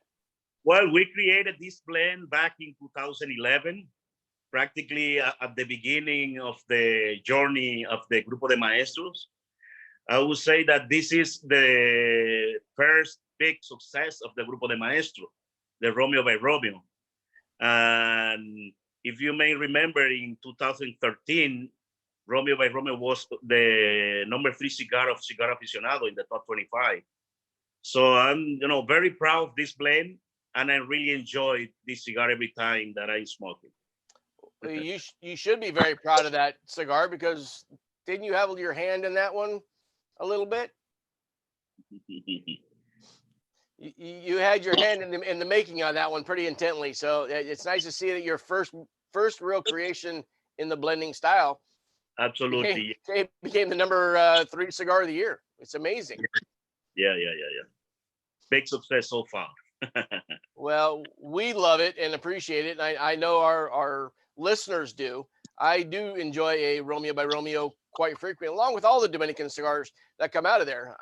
As you know, I've got my hand and heart in the Dominican island, in the island of Hispaniola, because I asked my wife to marry me down there in the Dominican Republic. And we got married down there in the Dominican Republic. My wife hates it because every time we say, well, let's go on vacation, it's got to have a cigar theme of some kind, growing or where it's made or something cigar related. And it's always been Dominican island. So we've had our heart down there. So you guys are now up to what, a 30% rate of growth. What are your plans here in the near future to get to full capacity, and how have you made changes in the factory floor? Well, first of all, as I told you, our top priority right now is to keep our people safe. But we have put together a plan in order to continue increasing our capacity. The plan is to continue increasing smaller group of people every week. And hopefully we can have full capacity in around 2 months. That's practically our plan that we have as of today. Excellent. Now, are you working with your local government? Are you working with the CDC? How are you making those plans, and what are you kind of guiding those through? Yeah, we are working together with the local authority, the Ministry of Health. Actually, sometimes they have a plan to do a audit in the factory just to see that we are implementing all the things in order to maintain our people safe, like social distance, hygiene, everything, to have our people safe. Wonderful. We are working together, and we can say today is working very well so far. So during the time of the factory shutdown, were you able to still get people in to maintain tobaccos and watch, because the operations really don't stop, right? Yeah. Well, we had the operation stop, we can say, for 2 weeks, but as you said, we had few people there, checking tobacco, but making cigars, we can say that we stopped the operation for 2 weeks. But right now is, we have the factory open with the 30% of the workforce, especially in the making area, the hand bunching and rolling. Well, that 30% is probably still creating some new blends. Tell us about some of the new stuff you've just recently come up with, and maybe a little teaser on some stuff in the future. Well, I'm very excited with one new blend that we are working right now. It's gonna be a new blend for Monte Cristo Epic. Monte Cristo Epic was also one of the best blend created by the Grupo de Maestro. So the expectation to have a new blend in the line of Monte Cristo Epic is very high, because well, I wouldn't say the Epic is the only. I mean, you've created some wonderful blends over the years. If I could look behind this white sheet, you'd see my humidor. I've got the Grupo de Maestro by Monte Cristo, Grupo 1, Grupo 2, Grupo 3, and 4, a full box that I bought from a retailer. Because being in the industry, we didn't have access to just getting them. I had to buy them. So I've got those 100 count boxes sitting behind me. I love that blend.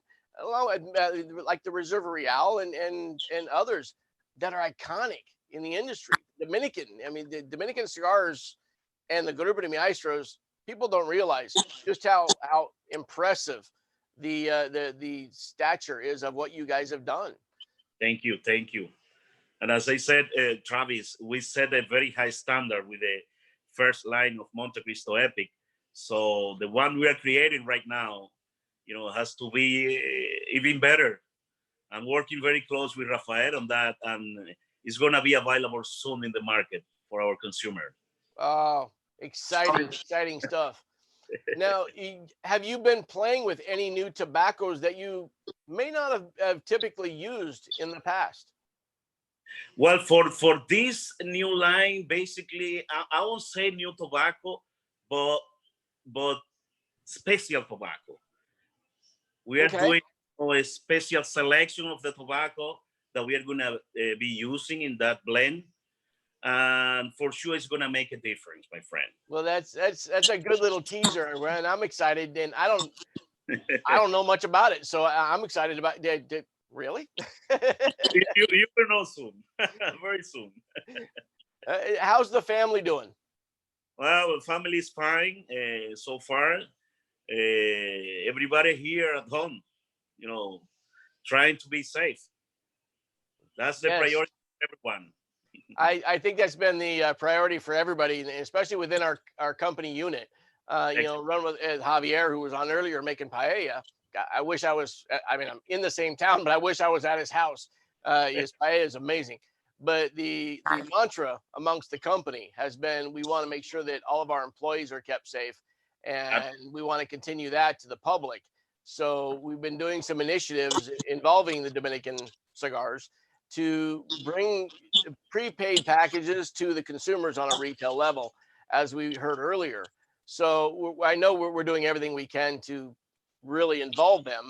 And I've tried to create some fun initiatives working with you and the Dominican factory called the Know Your Wrapper Project. And you guys have been crucial and really very helpful in creating that. And I'm excited to bring that out because you guys rolled every single one of those cigars and helped me tell the story of what the wrapper leaf is. In your opinion, how important is that wrapper leaf in the makeup of a cigar? Well, that's a very good question, Travis. And always the answer that I give to that question is, and it's my personal opinion, depends on the blend, especially the type of filler that you are using in the blend, because you can have tobacco that have more character or less character. Then the percentage of the wrapper is going to depend on that. For example, if you have tobacco that are more neutral, and I can mention some of them like Peruvian, Colombian, the wrapper, if you have a Habano wrapper on the blend, for sure, the percentage of the wrapper on that blend is going to be higher than if you are using, for example, other type of tobacco like Nicaraguan or Dominican Piloto, for example. So at the end, in summary, I can say it depends on the tobacco you are blending. But the wrapper plays a very important role in summary at the end overall when you are creating a new blend. It's all about that experience and the balance of having the flavors all work together, right? Yeah. Well, man, you guys have been knocking it out of the park with the help of the gentleman who just joined us, Mr. Rafael Nodal, to continue his marathon. So hey, Travis and Pedro, how you guys doing? Everything fine. Very happy to be participating in this great initiative, Rafael. I am extremely happy that you are participating, and also want to say thank you to the whole team for doing an amazing job, Travis.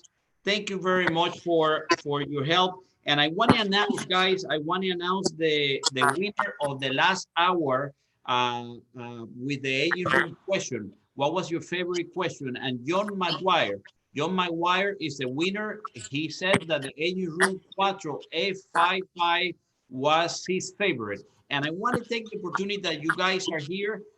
Also, that we this hour is being brought to you by H. Orman Cigar, introducing the new H. Orman Herman Bash. The new cigar uses an incredible blend of Nicaragua and Dominican tobaccos wrapped in a double fermented Habano Ecuador leaf for a medium to full body experience and bold complexity. The new H. Orman Herman Bash.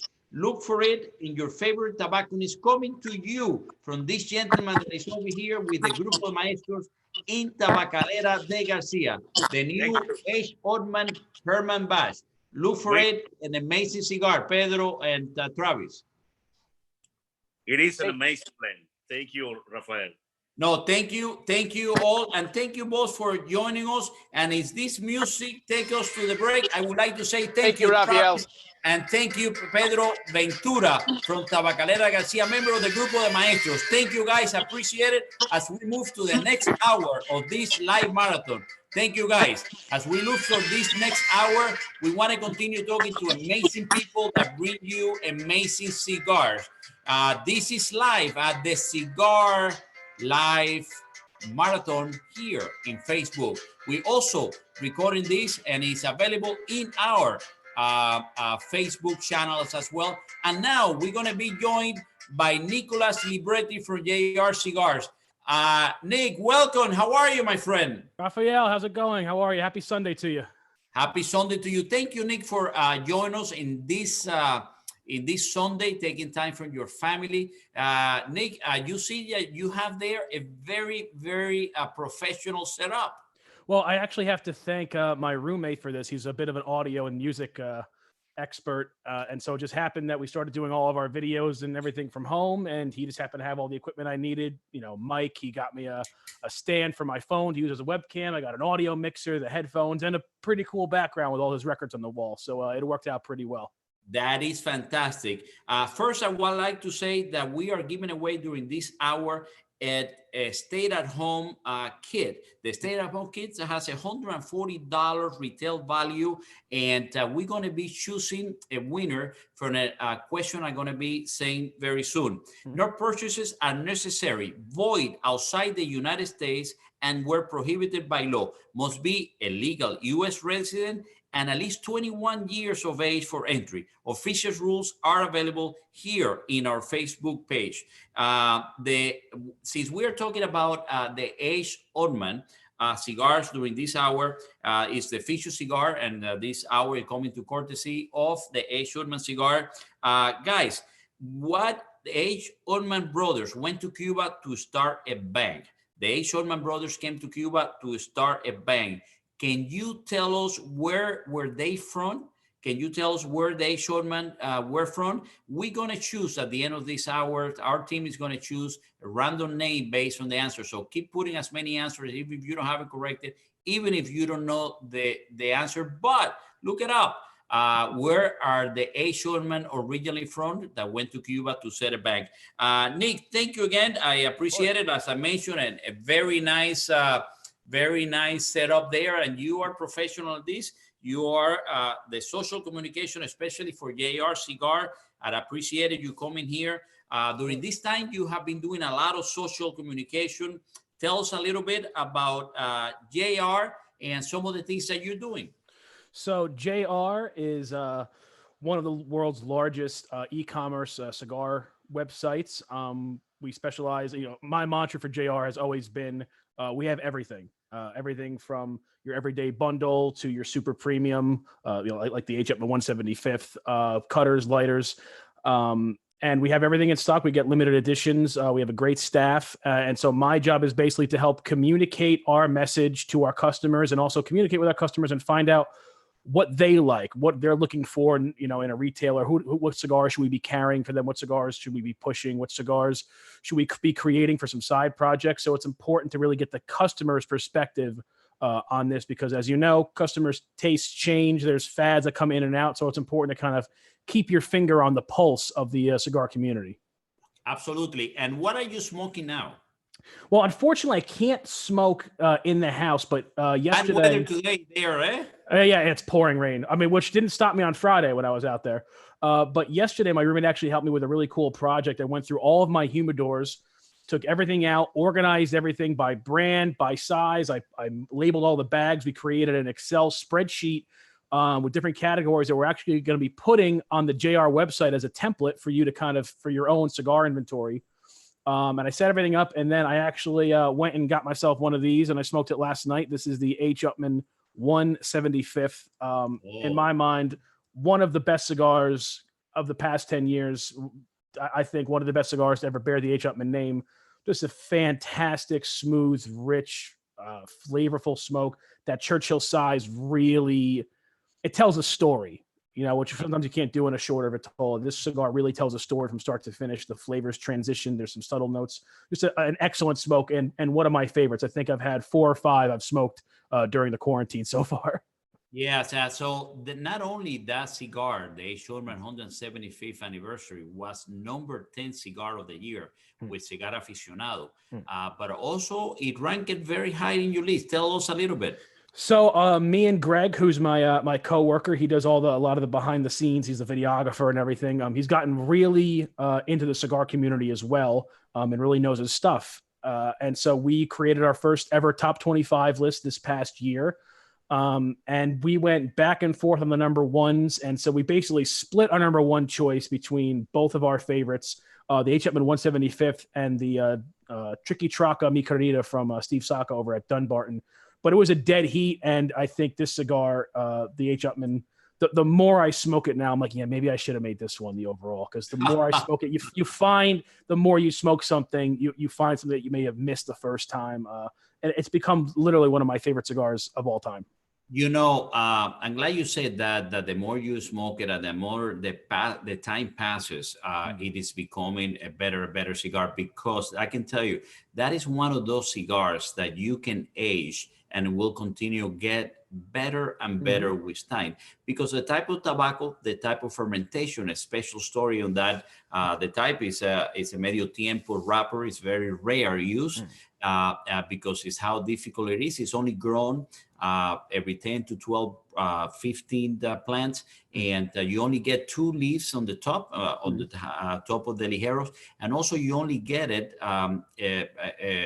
not all the years. So the weather condition, and AJ had done a tremendous good job of selecting those, aging those, and then a fermentation process that took up to 3 years. So it's in a special cigars, and I'm glad you mentioned it, because yes, the more you age it, the better you will find it. So one of those cigars, not all of those cigars, not all the cigars do that, and it takes a special one, and from time to time you get a special cigars, and that's definitely one of them. But tell us a little bit about some other exclusive cigar that you may find in JR, because in addition to finding everything that you, like you said, from the bundles to a very expensive cigars, you also produce in JR some exclusive cigars that you can only find in jrcigars.com.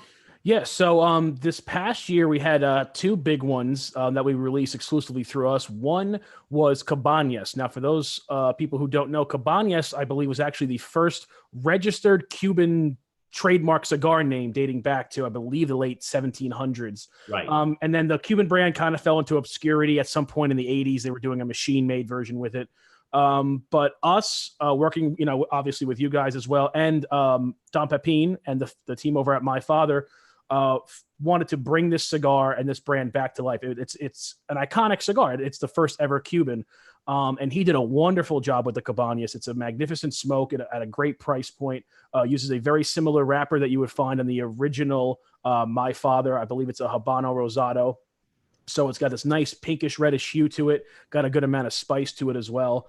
The other one this year that came out that I don't want to say I was surprised by, because, Monte Cristo is always really good, but this cigar really took me back, was the Monte Cristo, I believe it's called the Volume 1.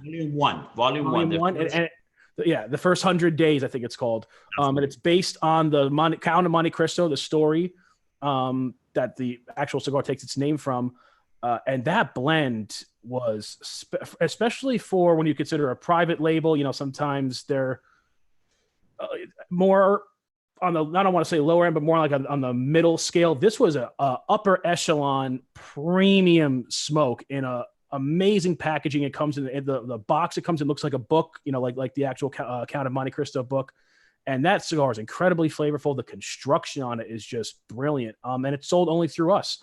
But we're working, our buying team, along with, of course, you, Rafael, we're working to create more private labels and these kind of exclusive projects. I think it's important to kind of stay ahead of the curve with them and give the customer something unique, because, through pricing and everything, a lot of the cigars you can kind of get anywhere. So it comes down to what is going to make us different. That's going to be customer service, and it's going to be having something unique for the customer.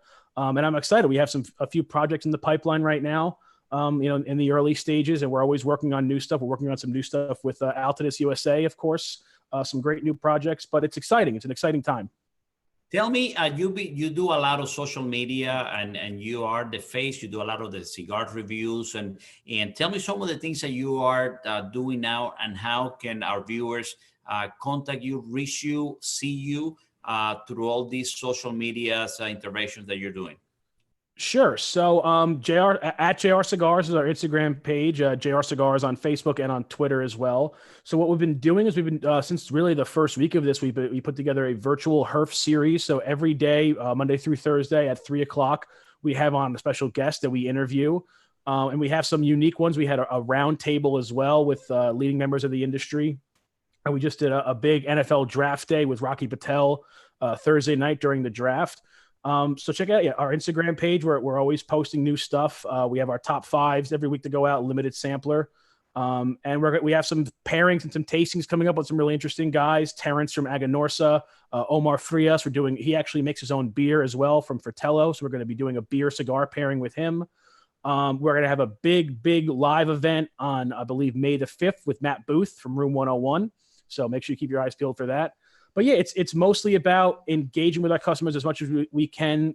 We have the luxury with modern technology to still be able to provide quality content even in the confines of your own house. I mean, even if I didn't have this beautiful setup, a cell phone and some Bluetooth headphones, you can still make a video, you can still talk to somebody.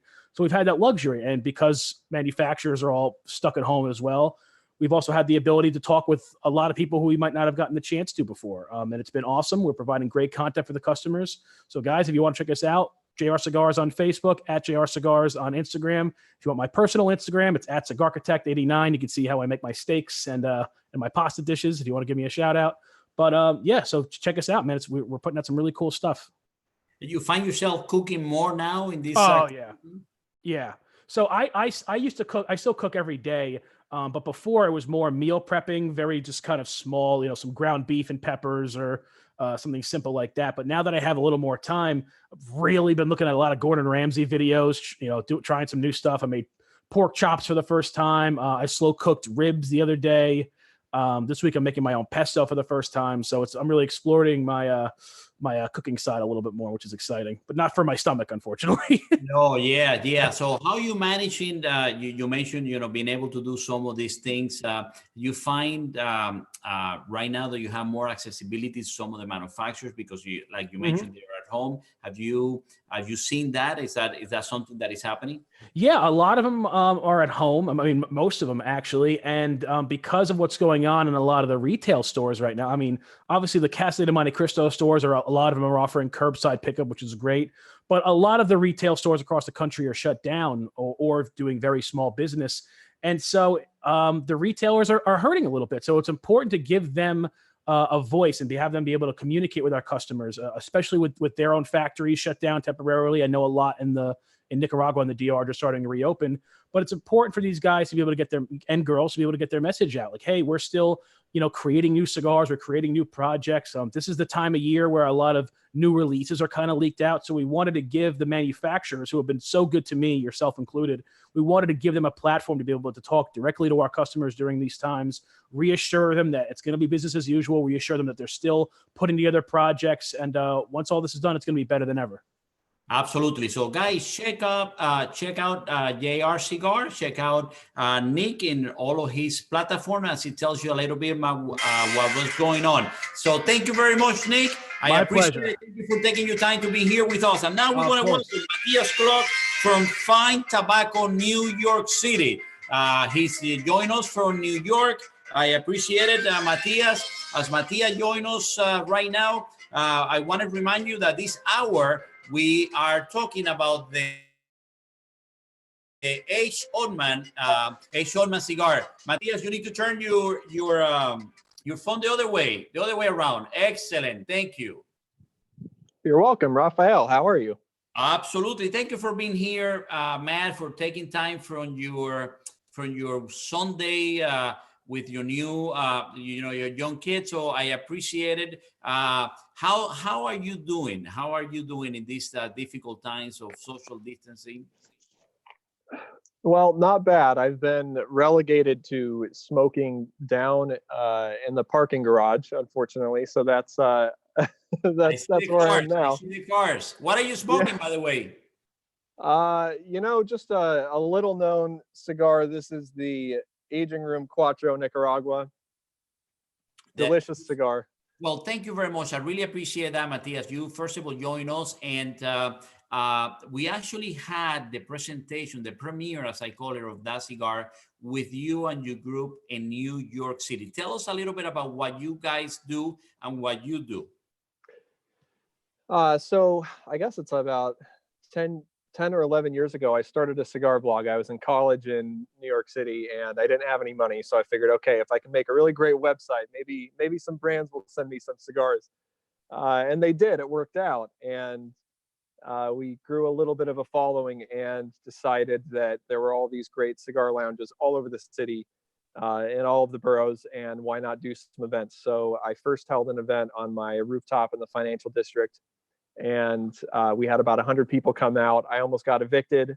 The security guard at the front desk told me if one more person shows up, we're kicking you out. And so I had someone stand downstairs and tell people not to come in. And at the end of the event, everyone said, Matthias, that was great. When's the next event? So being a marketer, I got all of the email addresses, and I think we've done about 150 events since then, all over the city. We've done boxing fight nights, and more recently, I think in the last 5 or 6 years, we've really partnered with the Carnegie Club in Midtown. We've done, I don't even know how many events you and I have done down there at this point. We work with Davidoff a lot as well to do cigar and spirits pairings. And I think, you know, we really just try, Dave, Kelvin, and I really just try to bring cigar enthusiasts together, because it's, you know, every day it's a harder and harder thing to do with all of the regulations and, you know, less cigar bars being open in the city, et cetera. Right. No, listen, for me, it has been an amazing opportunity to present consumers in New York City, cigar enthusiasts, the new cigars that we're coming up, and have that amazing opportunity to talk to the people directly. And that is it's a venue that you have provided. I love the clubs there, how you have prepared that. In addition, you do some fancy pairings. So in addition to cigar, you love the liquors. Tell us a little bit about that part. Well, I mean, it's a match made in heaven, right? So I personally am a fan of Scotch and rum. Those are kind of my two go-to spirits. And so whenever we're introducing a new cigar, and we've had the privilege of introducing a lot of your cigars, some of my favorites, the Pura Kepa is one of my all-time favorite aging room cigars. I could smoke that any day of the week. And we try to find a spirit that pairs suitably well. And I'm very thankful to our spirit sponsors. We've had the Balvenie, we've had Glenmorangie a number of times, and the way that they make scotches just makes it perfect for cigars. So we try to bring at least 2, sometimes 3, sometimes 4 expressions to our events, so that cigar smokers can really pull even more from the experience by pairing. Right. How important is to get the right liquor with the right cigar? How important is that when you're smoking? It's very important. I mean, anyone who's taken the time to really try it out, I think probably knows that some pairings work better than others. I never pair cask strength spirits with cigars. You know, when you're looking at ABV that's 50, 55, 60%, it'll just blow the cigar out of the water. You won't be able to taste anything. And so we really shoot for, 80 or 90 proof spirits, and try to pair the cigar with a spirit that is suitably strong for the cigar. So we tend to pair the events where we do bourbons. We tend to look for stronger cigars, just because bourbon tends to have a little bit more punch to it. It's 51+% corn, so it tends to be sweeter, so it can overpower the cigar easily. So so usually we stick to scotches or rums, but with the strong enough cigar, bourbons can work nicely as well. Right. I'm having today rum, and I'm going to go later into tequila, actually, a very añejo that I have here. So I'm having right now that's the exact bottle that I had ready for this, by the way. It's upstairs. I was going to bring it out, and because of the wind on my balcony, I had to come down here, and I couldn't bring the rum. But that's the vintage 2002, is it? No, this one is 2004. 2004. Okay, mine's the 2002. Yeah, no, 2002 was a fantastic vintage. I don't have it, and I've been able to find. I had the other day the representative of Ron Diplomatico. We did a pairing, and he talks a little bit about cigar. And then I've been also having today the EXO Flores Zacapa, and I'm going to try later on a cigar with the tequila. And I'm having this. Let me see. I'm having this fantastic tequila, the Clase Azul, that it goes fantastic with some cigar. It's a more is an añejo, so it's also a sipping tequila, which I will be having lately. But I find out, like you mentioned, that the cigar experience with the liquor, the right pairing, can enhance or destroy the Yes, smoking experience, right? that's 100% correct, and it's always a very it's a very specific feeling when we run an event and we find out that the pairing was perfect. It's a great feeling when people are coming up to you saying this pairing is spot on, because sometimes pairings don't work out, so it's always nice when it works out Right. very well. Yeah. Right. So, how can the people that are listening to this, our viewers, they can find us, by the way, in our different channels, but in addition to YouTube, how can they reach you? Where can they see your reviews? Where they can find out about events that you have, not only in New York City, but some of the pairings and reviews that you do? Yeah, so we have a team of reviewers, and Kevin's son, Eric, really awesome writers. And we're bringing some more on right now, which is really great. You can find us at www.fine, F-I-N-E, tobacconyc.com. And you can find me on Instagram. It's just my first and last name, Matthias Klock. And I'm always down for chats there. And I do some cigar photography as well on my Instagram. Beautiful photographies, by the way. Very artistic. I saw some that you done with the Gran Habano. Just some beautiful. Oh, thank you. That you have done. This time in New York, where you're located, going through a very difficult time. How you're handling this personally with your young family? How are you handling this personally? So I actually recently moved out to Connecticut. I feel a little bit guilty because oh wow, right before this, huh? Yeah, about 10 months ago. So I take the train into the city for all of our events. David Alicia and Calvin Batista, they're really the guys that are holding down the fort in the city. So out here in Norwalk, this is one of the cities that's been hit pretty hard in Connecticut. So my wife and I and our son Julian, we're just staying inside for the most part. I really only get outside to smoke cigars, which that's my favorite thing to do, so it's not bad. But I do know that in the city, it's a really challenging time. First for cigar smokers, because not all cigar smokers in the city have the luxury of having a balcony or even having a rooftop that they can access. So some that I've spoken to aren't really smoking right now, right? Which is difficult, and others, have the ability to go up onto a roof to smoke. But obviously the lounges are closed, and some of them are doing pickup service.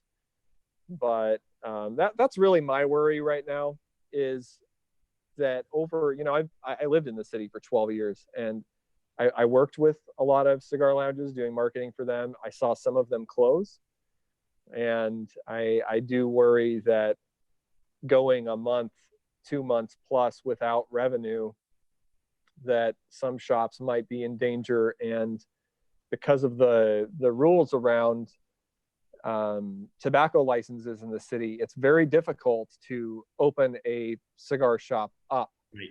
And so I really do worry that some lounges might close and they might be just lost, and that would be a real blow to the community in the city.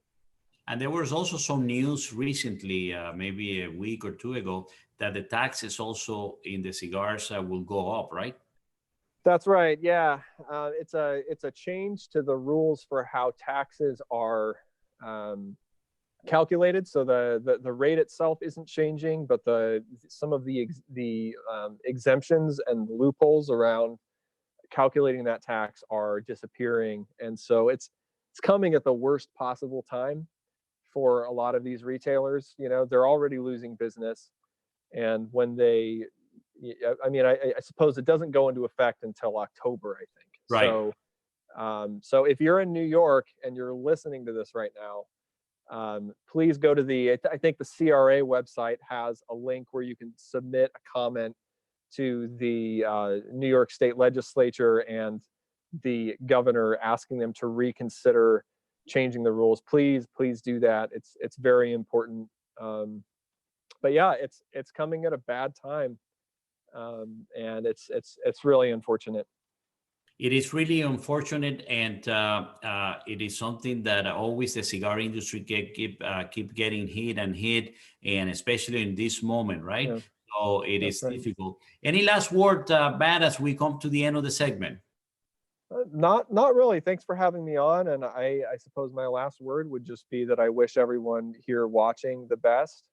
And I hope you all stay safe and get to smoke as many cigars as possible during this time.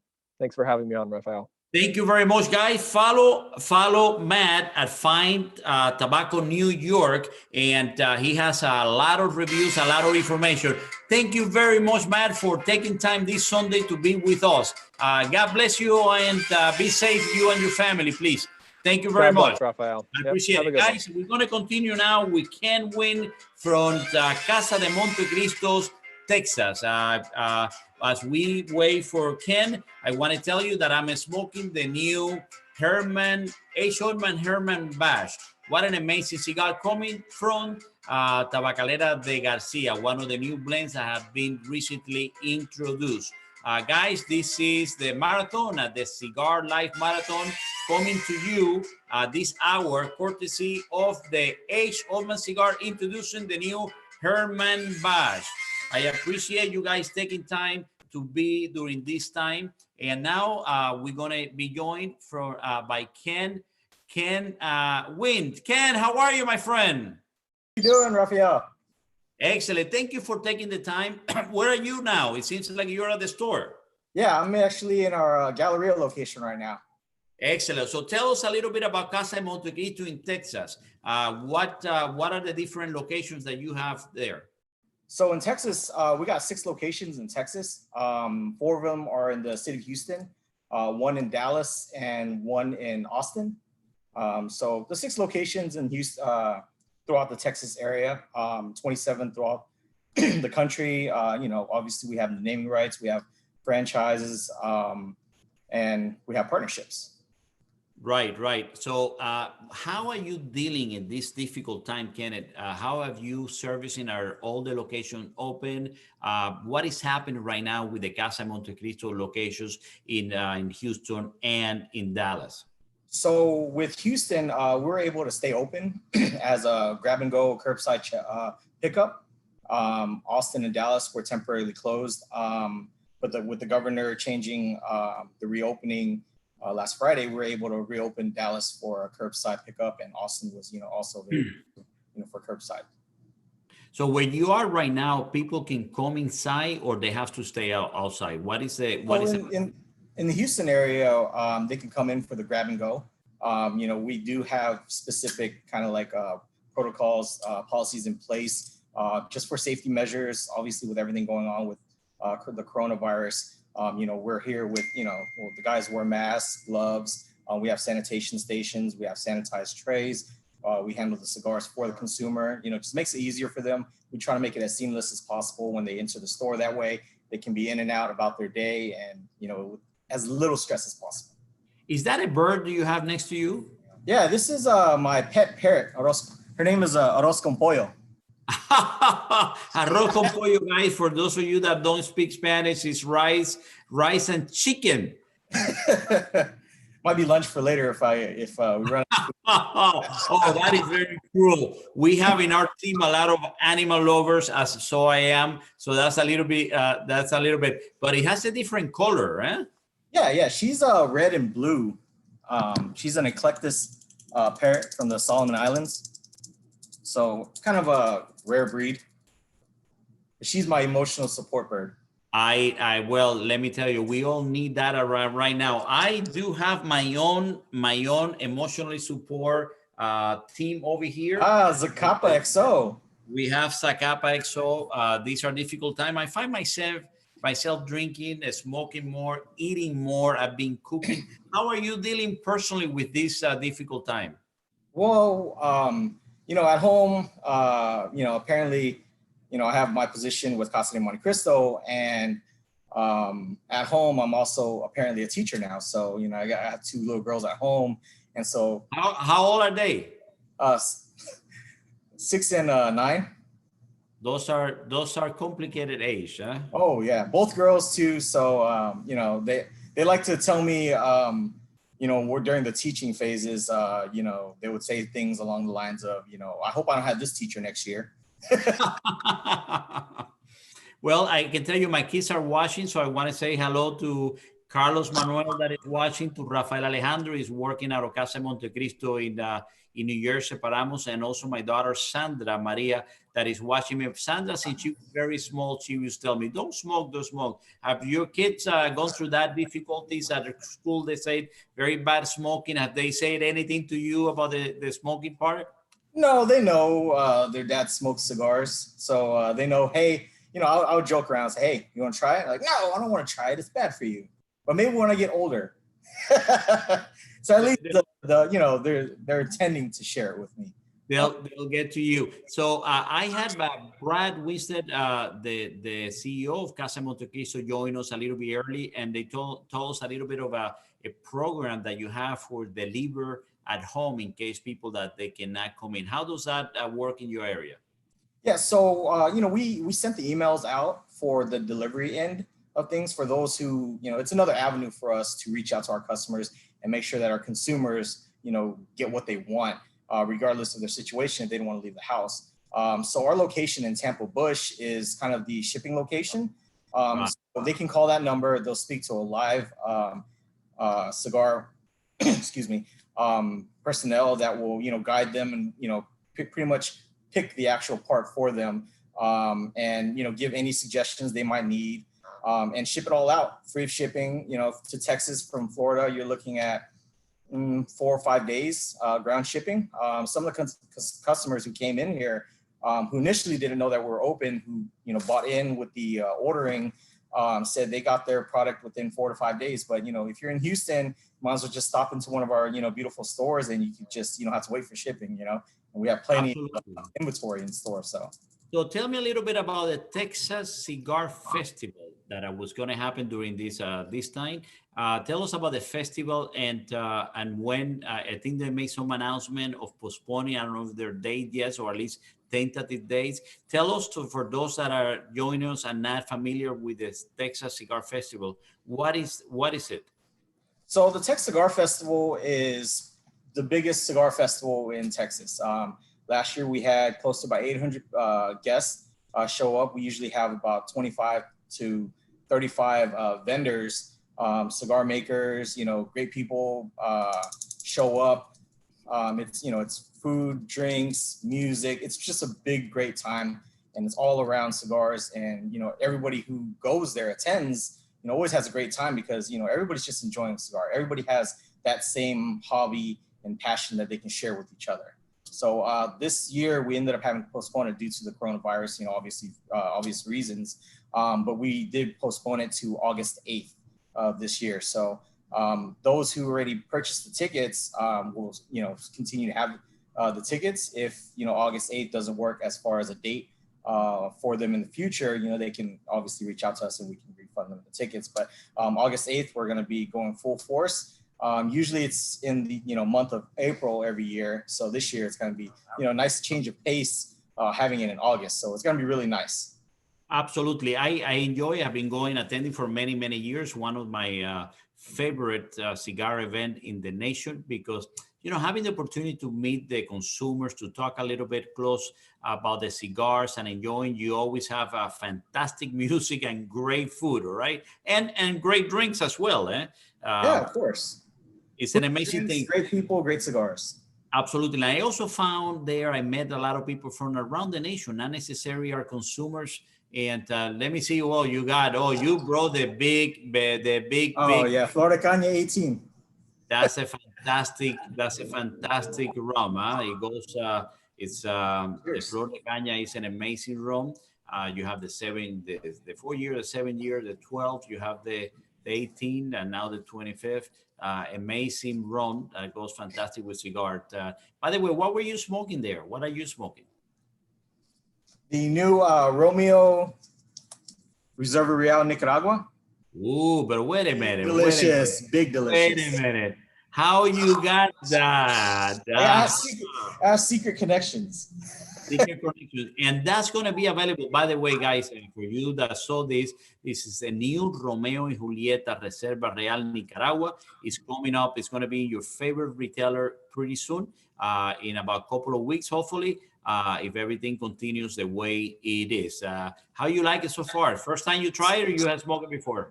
This is my first one, actually. I ended up getting 2 of them. So I was going to share the second one with one of my managers, but I think I'm going to go ahead and keep it. Oh, don't say that. If you Big delicious. It's not good. We're going to try to send you more, but I was saying that, so I met a lot of people at the festival that actually are not from Houston, but do travel there to do that in cases that people want to go there, want to buy tickets, want to learn a little bit more about the festival. Where can they find information or buy tickets? Yeah, they can go to TexasCigarFestival.com. Generally every year. So, when the event first started, it grew and grew larger every year. And now we have people coming from Canada, from Seattle, from Portland, Oregon, all around the nation just for the specific event. So, I'm from Miami. There you go, Miami. No, he said, listen, again, question, with all this social distancing, and we're going to be opening little by little, I guess, the country, and some states are opening. Are you making plans for the next step? How's that going? Yeah, so we have a plan in place. It's going to be broken down into segments in preparation for the opening. So, with some of the stores right now, we're all either grab and go or a curbside pickup. And so, we have we have protocols in place for sanitation, handling the cigars, the consumers, and, it's done by phases. So, as soon as we get some type of clearance from the government that, we can fully open, or in the next step, then we'll slowly start, taking each step forward. And then hopefully, at the final finish line, we'll be fully open like we did a few months ago before everything got, a little shaky and shifty.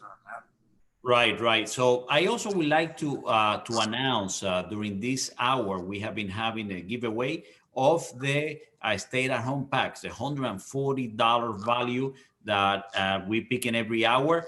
And the question was, the shortman came to Cuba to open up a bank. From what country were they from? And the answer was Germany. And the winner for this one that will be receiving this stay-at-home pack, Jean McSorley. So Jean McSorley is the winner of this one, and our team will contact you guys and we'll be talking and send you this at home, a phenomenal stay-at-home package with some swag, everything necessary except the cigars. Those you need to get it. But it's something that we are very proud. People have been tremendously answering these questions and being very involved. As we come into the end, Ken, how do you see the changes affecting the consumer that is not being able now to go to the stores? What do you think will happen? Well, once we reopen, I think there's going to be a good amount of people in the area across the country that, have cabin fever that, haven't been able to go anywhere. Their trip out was to go to the grocery store or Walmart. Because I know I do that. I go to Walmart maybe 4 or 5 times a week now. Yeah, so I expect that, we're going to see a very big uptick as far as consumers, enjoying the lounge more than just the grab and go. Grab and go has always been the majority of our business. But also, a lot of our locations now have, at least half of our locations have bars. And so we expect, a good amount of people coming in, wanting to sit down, wanting to just have conversations and have a nice, delicious cigar. So I think that's going to change. We're going to see a lot more foot traffic. And she wants to talk. Does she talk? Does he talk? Yeah, she talks a lot. Not right now, but sometimes. Yeah, what have you teaching tell her any particular words? No, she just mimics what she hears. So Uh-huh. I can't get her to do it, but then when she just does it whenever she wants. So sometimes she might say a curse word here and there. Excellent, excellent. Listen, Kenneth, I would like to say thank you very much for joining us, for taking this amazing opportunity to learn a little bit of what's happening in Casa de Montecristo. Again, if the people cannot go into the consumer, where can they reach you to see the cigars and perhaps have the delivers at home? So if they want to do delivery, they can go onto our Casa de Montecristo website, casademontecristo.com. Look for the Tampa Bush location. They can call that location directly, and the employee there will be able to, pick out their cigars, guide them in the right direction, and do the whole payment process, and then ship it out freely. Excellent. Thank you, Ken. I appreciate it, and for being with us. And it was great meeting Arroz con Pollo. I appreciate it. Thank you very much. Thanks for being with us, guys. I appreciate Ken from Montecristo in Texas. And we'll continue with this live marathon at the Cigar Live. And we are going to be joined pretty soon with a very good friend of ours, and that he took the time as well to be with us today, Antoine Reed from Tobacco Business Magazine. I appreciate Kenneth and Antoine for joining us. Antoine, how are you, my friend? Antoine is connecting to the audio. How are you, my friend? Thank you for joining us today. I'm good. How are you? Hey, it's an amazing thing. The other day, I was with you in one of your fantastic Instagram live. And so now that turn, I want to ask you things to learn a little bit about you and learn a little bit about tobacco business. But I want to say, guys, that this hour is brought to you by the Trinidad Espiritu cigars. Trinidad Espiritu, made in Nicaragua. This represent the spirit of the Caribbean, the spirit of dedication, and the spirit of craftsmanship. Visit TrinidadEspirituMusic.com for the special Trinidad Espiritu playlist. Turn up the music, light up a cigar, and celebrate the spirit of life with the Trinidad Espiritu cigar. Thank you very much, my friend, for joining us. Tell me, how you handling all these things? How you doing?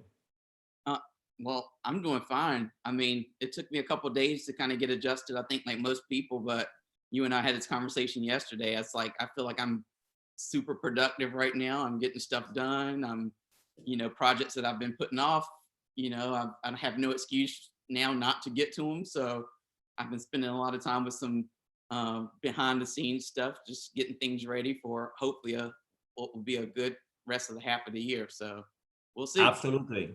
As we were talking yesterday, it seems that we're working more and more. This new technology has allowed us to be productive from anywhere. And we need to adapt now. I remember talking to Sachi Infante from JR before, and I was saying that, I'll send an email at 11:30 and she'll respond at 11:45 at night, things like that. So as we adapt to this new reality, in the meantime, we have been very productive. But definitely there is a crisis, and we have to handle this. Tell us a little bit about the Tobacco Business Magazine. Well, for those who haven't seen it, like, this is our latest issue with there is my good friend Carlos Fuentes, an icon in the cigar industry. So he was him and Fuente, the company, won a couple of awards for our Tobacco Business Awards last year. Yeah, tell us a little bit about that award, because in addition to the magazine, you do put together this award every year. And this year at the TPE show in Las Vegas, you presented these fantastic awards. And tell us a little bit about that as well. Yeah, so start off with, Tobacco Business is a trade publication. So we talk about the business side of the industry. The thing is that even though we're a trade publication, we talk about the business side. If you go to our website, pretty much all the articles from the magazine end up on the website. It may be in a truncated, smaller kind of way, but if you subscribe to our little email newsletters, you'll get the full digital issue in every issue. This will come to your mailbox automatically. So that's something that we thought was important to do, and we've been doing it long before this. So it was good because we're kind of prepared for a situation like this where people can't get out to stores, and we need a little bit more of a digital lead. So the Tobacco Business Awards happens every year, and it's voted on by everybody in the industry. So retailers, manufacturers, consumers, distributors, wholesalers, everybody. And we have different categories like Woman of the Year, Entrepreneur of the Year, Legacy Award. So, you know, the Fuente family, they won the Dominican Cigar of the Year, and they also won that Legacy Award. So we try to keep it a secret until people get there, but sometimes, especially with somebody like Carlos, who has such a busy schedule, you know, we had to kind of tell them a week ahead of time, like, we don't want to spoil it for you all, but we need you at the awards. And they're like, well, we have some other things planned. We're like, well, okay, you won like 2 awards. And they're like, oh, okay, well, maybe we'll, you know, we'll try to, you know, come. So it's a really fun time for us. You know, like you said, it happens at TPE, but for everybody to kind of come together and just celebrate the industry. So the tobacco business, although is a business-to-business magazine, as you mentioned, also consumers can go to the website and get all this information, sign up. And how can they do that? How can the consumers reach that? So if you go to our website, usually within 10 seconds, a little pop-up thing will kind of pop up and it'll say, subscribe to the email newsletter. All you have to do is put in your email address. We don't really ask for anything else. And the emails will automatically start coming to you. So it's a easy, fun, free way to kind of get access to what we think is a pretty great magazine. It is. And I had to tell you, I get a lot of information of what's going on in the business. We do travel a lot in our business. We do meet with each other, but sometimes it's hard to keep up, right, with the information on the industry. And you have done an excellent job of bringing information relevant to our business that will keep you updated, and also focusing in some incredible people in the industry as well. Like in this case, Carlos Fuentes, which is, like I said, is an icon, someone that has worked extremely hard to make the Fuentes family brand what it is, and it's a way to really learn a little bit about that. Tell me a little bit about how that process. How do you come to the decision? Okay, we're going to focus here. We're going to focus there, and the different. How do you know that what is important for the business community? Because you definitely have done an extremely great job of focusing in the right areas. It's all about talking to different people in the industry and figuring out what's relevant to them. So like right now, I mean, we're starting to plan, believe it or not, our July-August issue. So we've managed to get the May-June issue out. Like Eric said earlier with his magazine, it was a little bit of a challenge because we couldn't have some of the usual stuff that we do, like photo shoots and all that kind of stuff, but we managed to get it out. So it's coming out on schedule remarkably. So when we sit down, I mean, we just, like I said, I'll talk about who we spoke to, their concerns, their pressure points for right now. So obviously the big issue right now for retailers is, you know, how do I move forward, you know, with this big coronavirus? So you'll probably see a little bit more articles about different ways to move forward. We try not to focus too much on the negative, because I think you're going to get hung up on focus about FDA, you know, regulations, different laws going on. Those are important and those are on our website, but in the magazine, you only have but so many pages. So we try to make it really relevant and positive in that we give you tools, resources, advice from other people in the industry, like Dave Garofalo, for example, or Jeff Berkowitz, to kind of help you move forward in a way that is obviously an industry proven way and with inside industry advice. Right. No, and that's very important, like you say, especially at this time, because many retailers don't have the necessary knowledge or resources to find all this information. So the job that you're doing, especially in a moment like this, is when you actually see. It always is helpful, but now it's more more than ever. But before we go into other areas that you have for consumers as well that you expanded, or we mentioned the TP, what is the TP? But before we go into that, tell us a little bit about you. Who is Antoine Reed? How you got into this? How you got into the cigar? Where are you right now? Tell us a little bit who is Antoine? That's my favorite question. So you stole my question because I usually ask that question to people. For some people who don't know me, like I'm on Instagram and I'm on my account is Editor Reed. So in a quarantine, I've been interviewing people, and it's been a chance for me to get to know people that I really haven't had a chance to really speak to at great length. And they ask me questions too sometimes. They love to flip the script and and suddenly we're interviewing ourselves. But for me, I mean, I'm just a simple person. Always been into the creative side of the industry. I started out in 2010 in the tobacco industry as a graphic designer for Tobacconist Magazine and Vapor Voice and Tobacco Reporter. I worked on all those magazines to some capacity. And, as my role evolved, it kind of evolved from just being creative into actually writing. And now it's evolving from writing, in addition to writing and the design part, it's also evolving into a little bit more of the digital space, especially now when we kind of need that push a little bit more. But, I focus on, like I said, the creative and getting to know people and talking to people. I probably work more hours than I probably should. Even under quarantine, the hours are just all blurred into one big thing. So I try to, when I'm not doing this kind of stuff, I'm spending my money on vinyl records, which is a really old school kind of fun thing. That's very interesting. What type of music do you like? Well, I was a child of the 80s, so my vinyl collection reflects that. I spent $400 to get all of Bon Jovi's vinyl records. And I spent $400 on one Madonna vinyl record that was completely out of print. So you'll look through my record collection and it's a vinyl record collection, but it's very contemporary, modern pop. It has a little bit of everybody. It has, Britney Spears, Reba McEntire. It's like Bon Jovi. It's a very eclectic spread of music. Very nice. And my son, my older son, my stepson Marco did the music for this broadcast that we have been using.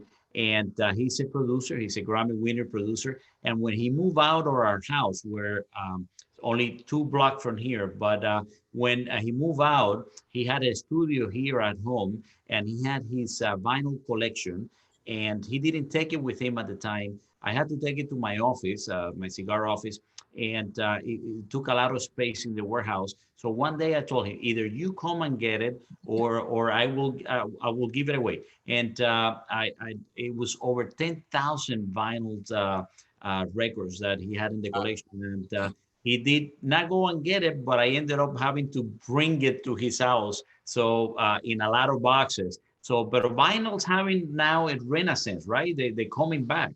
They are, but that's like for any industry, even in the cigar industry, you'll see certain sizes or certain brands that, may have kind of faded out over time. And it only takes one person or one company to kind of say, let's give this, cigar a little bit of attention.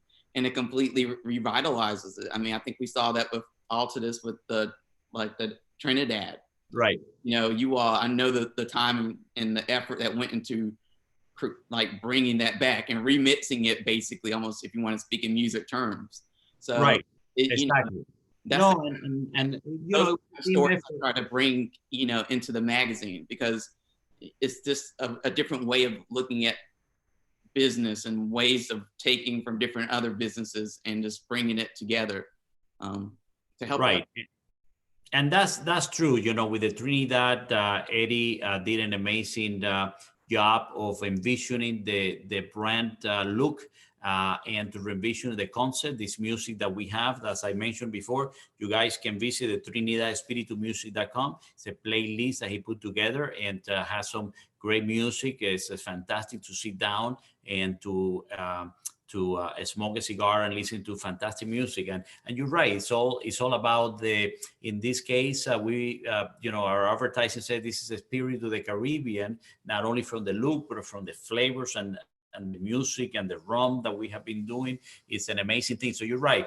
Things in life go in cycles, right? And what is old becomes new at one point. And, I do that with my ties. I wear ties all the time, except now. By the way, I put a shirt today because for the last, I think, month and a half, I put shirt twice. And I just felt like I wanted to look better. I was tired of this. But I keep my ties, although they become old fashioned. The big ties, the small ties, the middle ties, the different colors, because you know what? They come back. They do come back. So it's always like that. So Antoine, a very simple guy, hard to believe because you have some sophisticated things that you like. But we'll go with that, a simple guy. So tell us a little bit about some of the new initiatives that you are doing for the consumers as well, in addition to the Tobacco Business Magazine. Yes, so in December of last year, we acquired Cigars and Leisure. It was a magazine that myself and Ben Stimpson created, and we got another job offer, and we had to leave it behind. And I think you probably know how that feels sometimes, or you just have to. It was like, do we want to stick with this, or do we want this other opportunity? And we both chose the new opportunity. So we had to leave it behind, and now we've gotten it back after 3 years, and we're planning some really fun ways of bringing that whole brand back to life, including some digital initiatives. That we will be speaking, I'm sure, offline about some of those things, but to kind of engage the consumer because they're in a very important part of the business. So for us, it was important to have some kind of touch point in the consumer realm, in addition to the trade publication. Absolutely. And that's, the consumer at the end is the reason why you and I are doing this, because at the end of the day, it's a way to in my case, to bring the cigars, in your case, to bring the news and information about the cigar. And that's always an important part. But Antoine, as we get to the end of this, we're going to be joined later by Nestor Andres Plasencia from the Plasencia family. Any last words for our viewers, please? No, I would just tell them, like I said, to visit tobaccobusiness.com. We're all on social media. Visit cigarsandleisure.com. We just launched a new website for that a couple months ago. And you can follow me at editor.read on Instagram. And also I've been doing a nice little interview series lately on Instagram while we're under quarantine called Deep Cuts. And I just launched a Facebook page for that this week. To kind of help people have one place to go. So you can follow that as well. That is fantastic. Thank you, Antoine. Thank you very much, Antoine Reed from Tobacco Business Magazine. Join us. Thank you for taking time on this Sunday to be with us and learn a little bit about who is Antoine and Tobacco Business Magazine. I appreciate it. Thank you. Thank you. Guys, we're going to continue now this live marathon here on Facebook. And we're going to be joined soon by Nestor Andres Plasencia, not only one of the best cigar makers, one of the best tobacco growers in the business, but in addition, a personal friend. Thank you very much, Nestor Andres, for joining us. We need the volume there, guys. Let's get the volume. Okay, you are in. How are you, my friend? We can try it. Okay, let's see. Yeah, connecting now. Thank you very much. Hey, Rafa, how are you, my friend? Thank you, Nestor Andres Plasencia, for joining us on this first the Cigar Life Marathon. It's been fun getting to talk to a lot of friends and getting to learn a little bit from everybody. Where are you located right now? It's a beautiful day there. Thank you very much. I'm located in Esteli. I'm the blessing to be here in Esteli at my home. Enjoying cigars for sure. What else? Life is good. What are you smoking there, Nestor Andres? I'm smoking a Plasencia Alma Fuerte, a strong soul. You brought the big guns with you today, eh? it's a day to celebrate, man. I don't do this pretty often, so I have to celebrate because of this. Thank you very much for inviting me, Rafa. It's a pleasure. Thank you all the people who is connecting with us right now. That you spending some of your Sunday with us. It's a great thing for us. I want to thank you. I'm very honored. Thank you, Nestor Andres. You are a family man in addition of being an amazing tobacco grower and cigar maker. So taking time on Sunday from your family to be with us is really appreciated. Tell us a little bit about Nestor Plasencia, Nestor Andres Plasencia. Who is Nestor Andres? Who is Nestor Andres? Nestor Andres is a passionate tobacco grower and cigar manufacturer. I'm the blessing that I'm the 5th generation of the family in this amazing industry. I remember myself being as a little child, going to the farm with my grandfather and my father, listening to them talking about tobacco. Since the day that I opened my eyes, I'd be surrounded by tobacco. I'm blessed. I'm blessed. You know, I have a beautiful family. I have a beautiful wife. My daughter, my sons, I love them deeply. I work in what I love, what I'm passionate of, and I truly believe that we make people's life better with the product that we make. So imagine the feeling that you have when you have that kind of meeting in the thing that you do. So I agree. This is a little bit Nestor Andres Plasencia. Well, it is, in addition, I can tell you, because I know you very well, that Nestor, you and your family are amazing people. You help a lot of people, compassionate people. You are very a believer in social responsibility, in taking care of the environment. Earth Day was a few days ago, and one of the things that I learned from you and your family and other cigar growers is the responsibility that we have to the soil and to the earth, because it's the one that provides us with the opportunity to have such an amazing things like you do, right? Thank you very much. It's very important for us, you know, if we want to be 5, 10 more generations in this industry, we have to take care first of our people, for sure. That's the number one thing, you know, the number one important asset that we have. And them and the farming, we have to take care of our soil. You know, that is, you have to take care of it. In order to have amazing tobacco, you have to have nutrient dense, take care of the microorganism that it lives in the soil, working with organic fertilizer, try to be the best and copy nature. I've been reading a lot about how nature can be our greatest teacher. So, you know, and I seen and we implement that, and the results are amazing. And we still a lot to learn, Rafa. This is amazing industry. There's always learning opportunities. So that's amazing. That's amazing. It is, and talking about that, you mentioned another generation. So what is the number of generation you are in the tobacco growing and cigar making family? I'm the fifth generation, together with my brothers and sister, because my sister, she is also helping us in the business. She's actually taking care of all the social responsibility initiatives that we have. So imagine that. It's been 154 years growing tobacco. 100 guys, let me repeat that. 154 years of growing tobacco. So this is the actual 154 growing season, right? Cosecha. Yes, that we almost gonna finish in about a month or two, and then we're gonna start the 155th crop around September, October this year. Wow. So 154 years of experience. I've been fortunate enough to live very close to understand your family and things that you have done. Tell us a little bit about that beginning of the family, and when from the beginning, not the whole story, but the highlight from the beginning to now. That everything started in Cuba in 1865. Eduardo Plasencia came from Canary Island to Cuba and started growing tobacco over there.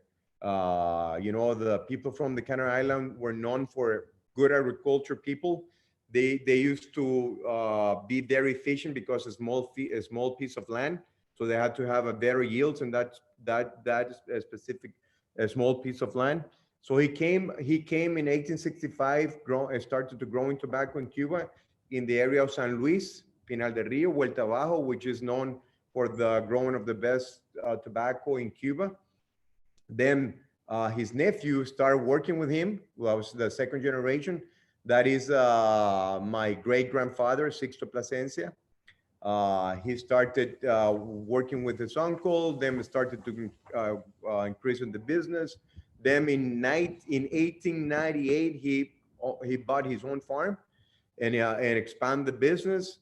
And then his son, Sixto Plasencia Perez, started working with him, which is my grandfather, start working in the tobacco industry together with his brothers.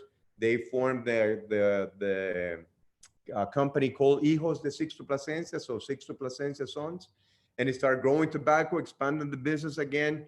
Then my father was like 15 years old, but he always been in the field since like a little child. And then they have to move from Cuba to Nicaragua because of the Cuban Revolution. So the family has been growing tobacco for about 100 years, growing the business and everything. And then one day they lost everything and it started from scratch in another country. And in they another came to country. Nicaragua. In Nicaragua. But then country. the story didn't end there. Also, the bad things continue to happen. Continued in Nicaragua. Then my father started working with his grandfather, with his father, and start growing a little bit of tobacco here, then increasing the business. In 1979, we lost everything again and have to move to Honduras because another revolution. So we've been, it's a beautiful story about resilience and passion and love about tobacco and family first. You know, And never quit. You always find a way, you know, so especially in these times, we've been talking with my dad about this, you know, and he said, Tom, we've been through a lot of stuff. We haven't been through this kind of crisis, but we're going to find a way to feel stronger out of all this. So, you know, I'm so blessed to be growing up, listening to those stories and getting ready for times like this ones. So it's amazing. And in Nicaragua, in Honduras, my father keep growing tobacco. And in 1985, he started making cigars. He started making cigars for other people at the beginning, like private labels. And then very hard times. I remember sometimes we didn't have enough money to pay the electricity bills, but my father always paid the payroll for the people because for him, that was most important than anything. So that's why we have this conscious and about the social responsibility, because that's the thing that we grow up listening and seeing and experimenting ourselves. And then the boom came in the 1990s, you know, and he hard working with a great team. He managed himself to be one of the biggest cigar companies in the world. And I'm very proud of that. I know that I have my brothers, my sister, and myself a big shoes to fill. So we're passionate and we're going to do our best. And we're blessed enough that he is with us still teaching us. Imagine that.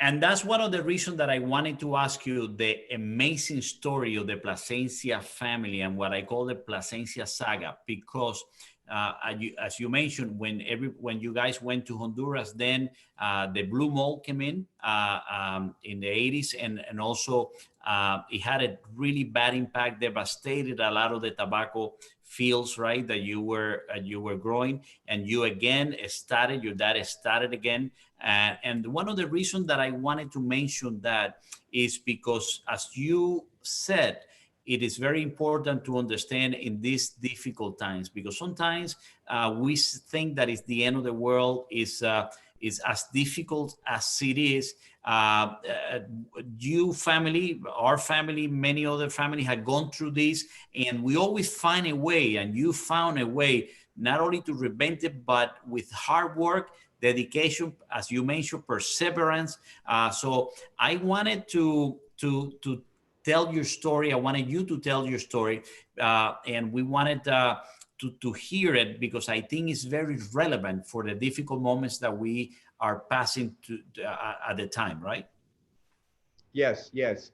It's difficult times in the world, but what we learn to have to be focused on the things that we have, and we have a lot of things. And as I was telling you, Ralph, we were talking about if people are stressed out, you know, the news and everything, you know, it's a very, very hard situation what is happening in the world. But if we can feel, imagine the feeling that knowing that the people are enjoying cigars that we make or we help to make, supplying the tobacco to other manufacturers in these hard times in the world. What amazing feeling, and what a responsibility that we have to keep doing the right way. We're still working on the farms, we're still working on the fields every day. I'm amazed about the quality of the team that we have. These guys are doing an amazing job. You know, we're taking all the safety nets, all the protocols, security protocols in order for them to be safe. Safety, this is the most important thing for us. But the commitment that they have, it's amazing. But we explain to them, you know, the bigger meaning that we have, the bigger meaning of that the people will enjoy a cigar, especially in these times, you know, with they have to find something like today. Today is an amazing example. You know, it's a Sunday, you know, we're in the middle of this, but people still finding the time to enjoy life, to celebrate life. And what better with cigars, you know? So that's a Absolutely. big responsibility that we have. No, absolutely. That's And you know, your father, which I know, I love and respect, is a person with a lot of optimism and a lot of love for life, and that is something that you have, that your whole family have, that is extremely important in this difficult moment. Some of the we've been getting some questions here, Nestor Andres, and one is Cigar Pass has been asking, can you tell us a little bit about the Reserva Organica? You mentioned treating and helping the soil and the earth, and I know it was a project that is very close to your heart, because you thought of that, and you brought it to existence, and was a big believer of organic tobacco. Tell us a little bit about that and how it started, and the difficulties that you had. Thank you very much for that question. That's a topic that I love to talk about. I'm an agronomist by trade. You know, I went to university to learn agriculture, to learn different tomato, corn, beans, you name it. You know, cows and all the stuff. And we learn about organic agriculture, and that was, you know, talking about the beginning of the 2000s, the end of the 90s, when I finished agriculture school. So I said, you know, why we don't start and try that in tobacco? Well, when I graduate, you know, that you feel that you know everything. And my father said, it's gonna be hard, son. If you want to do it, you have to take care of the project yourself. So I said, you know, thank you for letting me the opportunity, for giving me the opportunity to do it. And I started researching different kind of fertilization, because tobacco is a very violent plant. If you're staring at the tobacco plant, you almost see it growth. So you need a lot of nutrients. So for organic fertilizer is hard, because it releases in a slowly pace the nutrients to the tobacco compared to the chemical fertilizer. So that was a lot of try and error, man, a lot of try and error. And the best fertilizer that we found was vermicompost, which is air humus.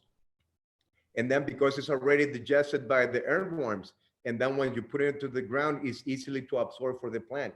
And then we start, and then we see the growth of the tobacco, you know, similar to the conventional fertilizer. We're seeing, and then we have other enemies. That was the blue mold. Blue mold is a crazy disease that, as you said, we lost everything of blue mold in the 80s. So what we did, and that was my father who told me that, we have to fight the blue mold by the weather, because the sun is going to be our biggest ally in that, in the hot temperature. So at this moment, which is we're in the higher temperature here, we have the organic tobacco on the fields right now because the blue mold cannot survive in this weather. So that's why we did that. We use garlic in order to fight disease, pests, because the pests don't like the garlic smell and they goes away. We use trichoderma, which is a fungi that covers the root of the plant and don't let the bad fungi get and infiltrate the roots. It's a fascinating. We have some flowers on the field, so attract the beneficial insects. And then the best thing after all that for me is the taste of the tobacco, because Right. it's so pure. It's very clean. It's very No aftertaste. Don't have anything to cover the taste. And I'm in love with the process. I'm in love with the brand Plasencia Reserva Orgánica. We changed the name to Plasencia Reserva Original because of the regulations in Europe that we cannot use the name organic in any tobacco product. So I'm very honored to participate in the creation of that cigar and in that tobacco, because the organic tobacco we use in all the other brands, on all the other blends that we have under the Plasencia name. Right. So that's great. We grow that in Esteli, in Jalapa, and we have different tests in other regions as well that I will let you guys know in the future. We're really looking forward to that. In addition to Reserva Orgánica or Reserva Original, now what the name is, you came out recently with your Plasencia signature line, which represent everything that the Plasencia family learned for 154 years. And you're smoking one that is extremely great cigar, and it has a fantastic name. The Plasencia Alma Fuerte. Alma Fuerte means soul in Spanish, and it's as the name implies, the soul, fuerte is strong. So a strong soul, and I think it represents the soul of the family of the Plasencia, commitment to nature, to life, to each other. Tell us a little bit about that cigar. 100%. The name refers everything, the strong soul of the resilience of all the things that we have that we have to pass through. But it's also the strong soul of the people who are going to enjoy the cigar, because our biggest goal is to light up your soul every time that you light one of our cigars. So it's a meeting. I love the name, and the commitment that we have in these cigars is amazing, because it's the first time that we do it, professionally, the Plasencia brand into the market, because we want people to know the history of my dad, of my grandfather, that never skip a tobacco season, despite moving countries, despite blue mold. We never stop growing tobacco in any circumstances, and we hope that we'll never have that we have to stop growing tobacco. So we said we have to tell the story. We had amazing tobacco. We grow the tobacco ourselves. 100% of the tobacco that is on the Plasencia lines, we grow it ourselves, because we grow tobacco in different places in Honduras and Nicaragua, so we can create blends out of the tobacco. We make different hybrids, crossbreeding against with Connecticut, with Habano, with a lot of varieties. So we said, if we're gonna do something, we have to do something real special. And the biggest commitment that we have, and the biggest award that we have is the people testimonials, the final consumer testimonials, and the experience that they get when they're enjoying one of our cigars. So it's an amazing feeling, Rafa.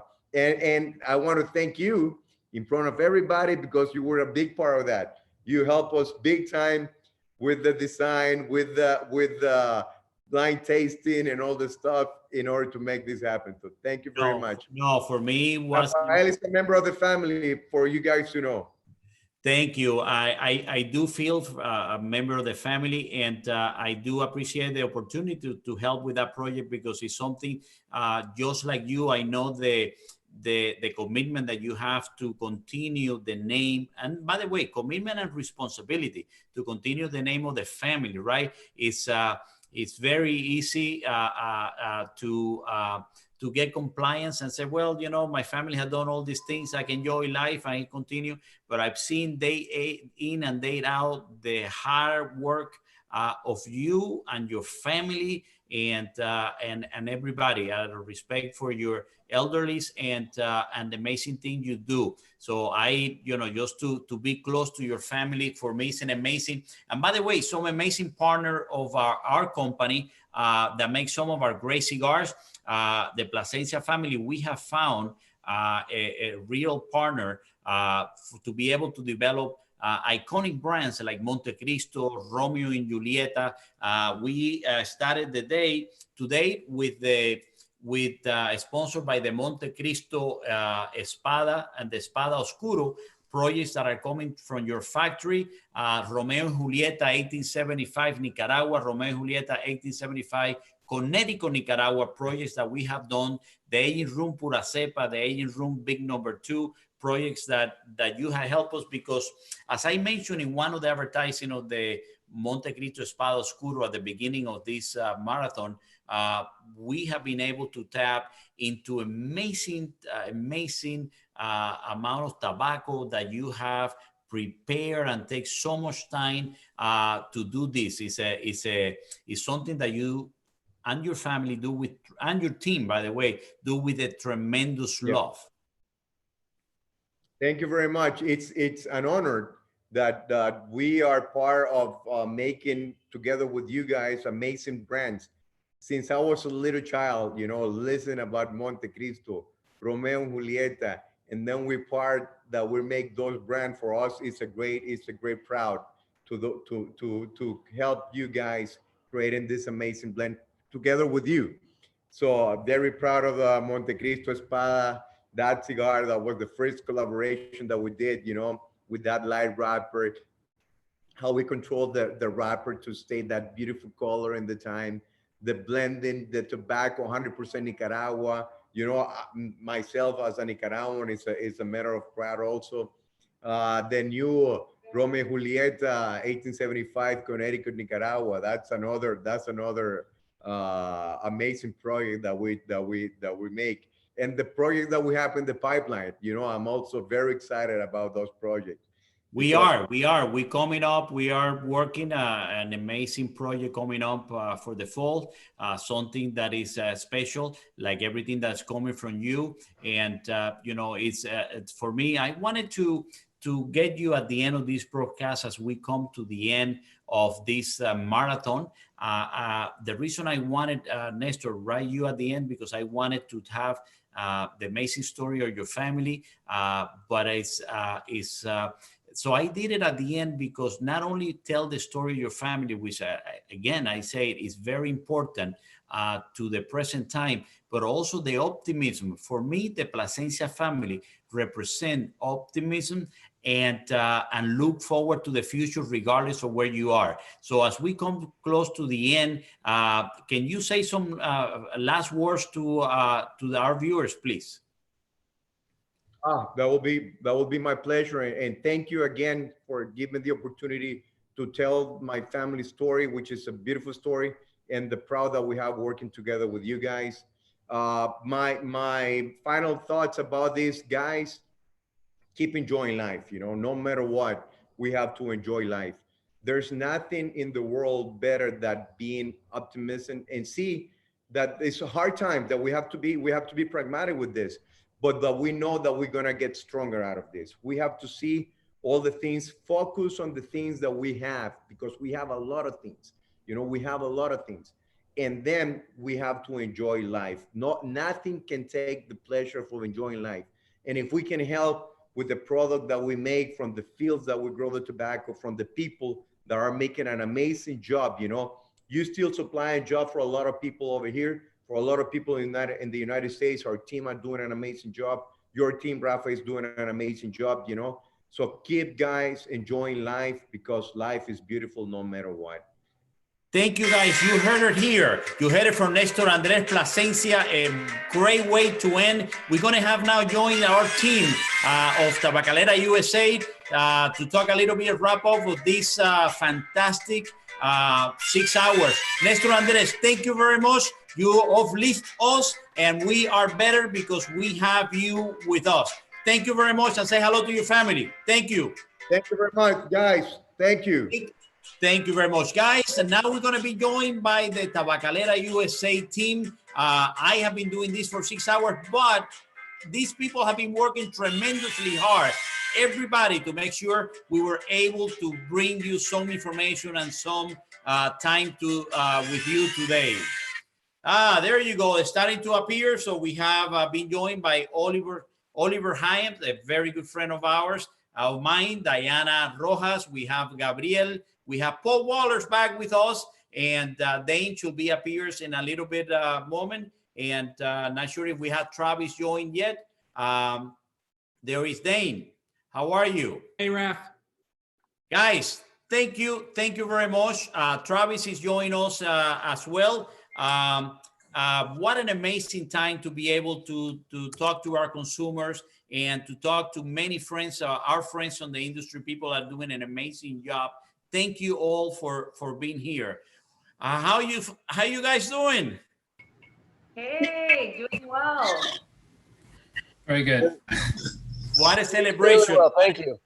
What a celebration. You know, I wanted to do this wrap up at the end with everybody because, you know, I've been sitting here for a little bit talking to the people, but I'm just a face. I've been doing this. I've been fortunate enough to have an amazing team, be part of an amazing team, not only in the marketing department, but sales as well, trade marketing, Travis, an educational part that has been doing an amazing job. Oliver, can you tell us a little bit about you?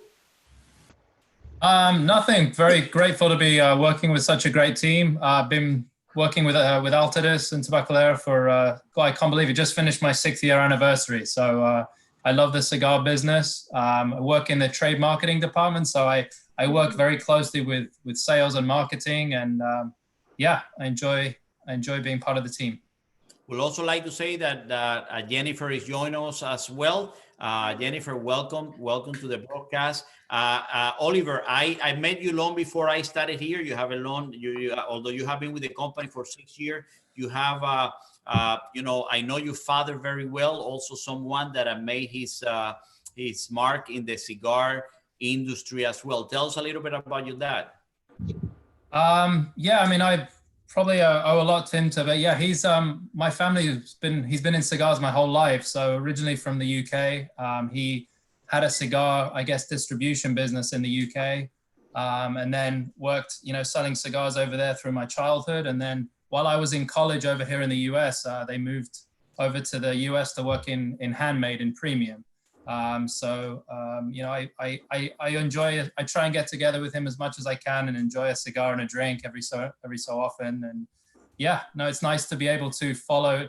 I know there's so many families in this business, so it's nice to be able to follow a little bit in my father's background. So, which is no, absolutely, and you know, it's you know, I think very highly of your dad. It's helped me a lot. I mean, I always try to have conversation with him, learn a little bit about.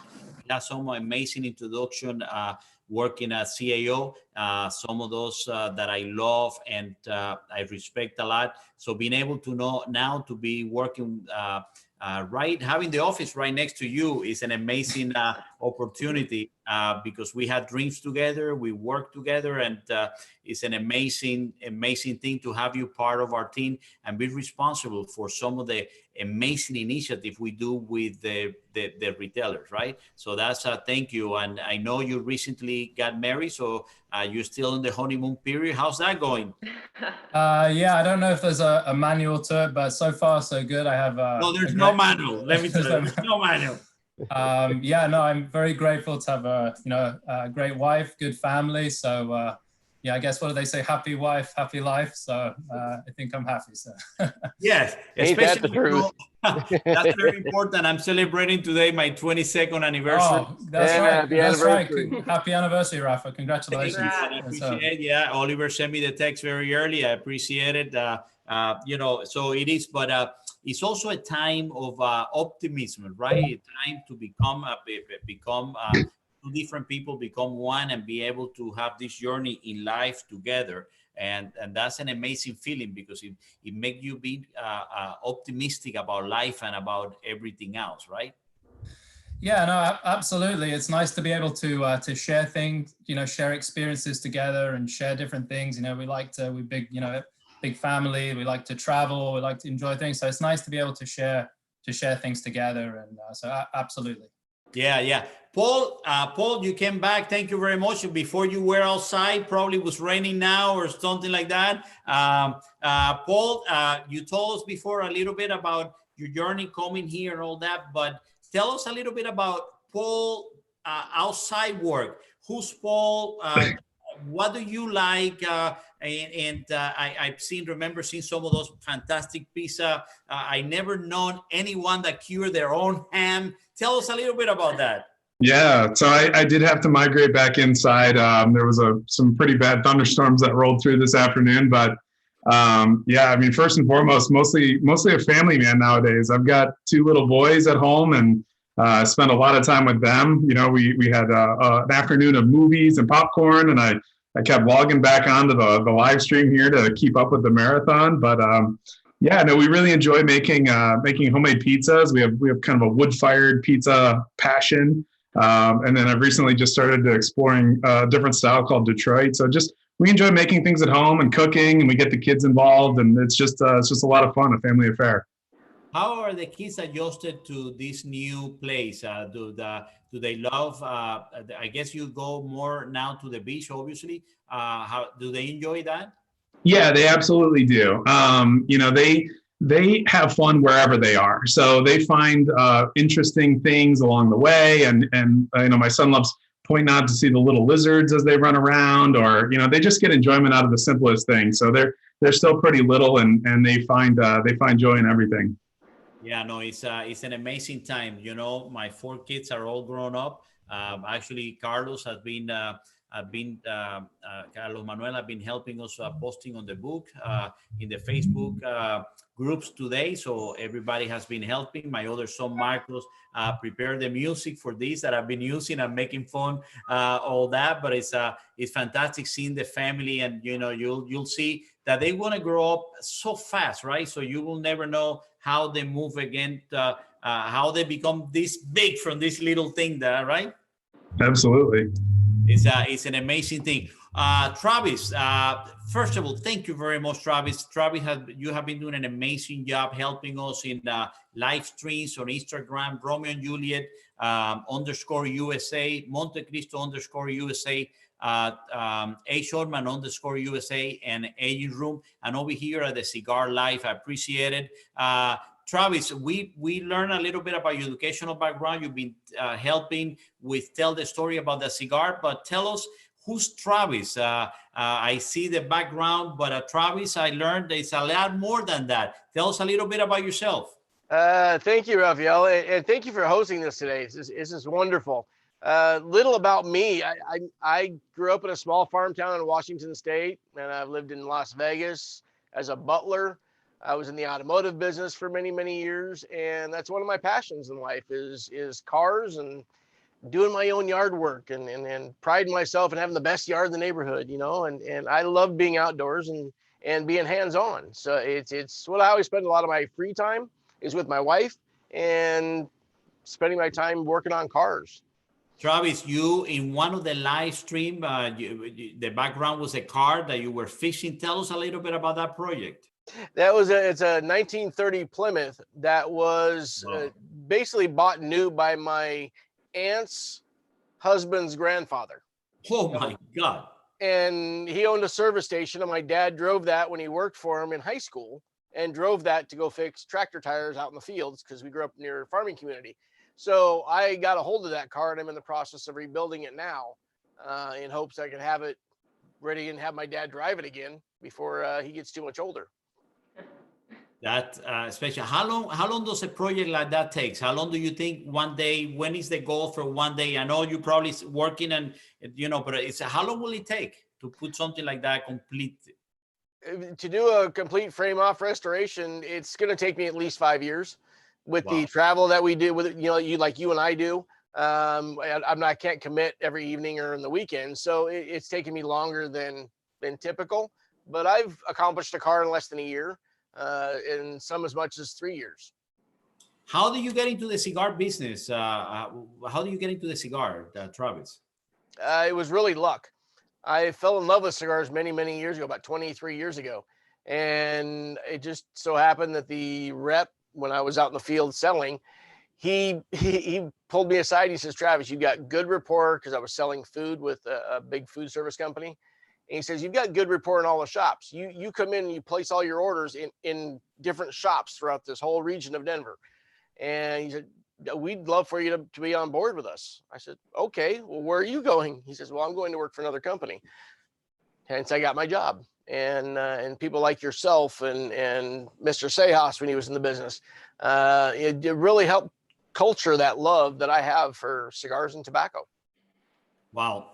Yeah, it is. It's always great for people like me on the cigar industry that I love. We're very passionate what we do, is to find people that have that passion. And all of you have an amazing passion. And by the way, I have to say, congratulations and thank you to Dane. Dane, you have, this, we have Dave Garofalo, and we have also Abe, Honest Abe, that they do radio shows. And I say, we're not professional. We just put it and say, no, your staff has been fantastically. Dane, you have been keeping everybody on time. I've been getting the text, and everybody's getting the text, and this and that. You never done this before, and you have done an amazing job. How you managed to do that? It's a lot of logistics. I did the radio station in college, actually. So doing. There. I mean, secrets out. This is very different. But it's been fun. This has been a great day of interviews with a lot of different people throughout the industry. And right now is my first cigar of the day. I finally lit something up. This is the Aging Room Quattro Original, but this has the old F55 band. This is one of the older ones. That's right. That's one of the older ones. So you're smoking inside the house, or you always smoke inside the house, right? I do, and then I open the windows and I air it out. There you go. That is the advantage of being single, right? Yes. that's one of the few bachelor pad. And what do you have there, Travis? What was that you were showing? See if that looks familiar, Dane. Harvester. Cigar. That's one of the original boxes. Looks like, huh? Yeah, they were 10 cents for a Pentella. That's how old that box is. 10 cents for a Panatella. Yeah, times have changed. Yeah, now yeah, it's they have. Cents. No, it's, times have changed. So I appreciate it, Dane. And by the way, as a person that is not joining us here because he's behind the scene, Greg from JR Cigars, our director, has done an amazing job of helping us put all this together. We have these ideas. Hey, there it is, Greg. I decided to stop Hey, in. My Greg. kids aren't screaming right now. My kids aren't screaming. We're good to go. Oh, excellent. Thank you very much, Greg. No problem.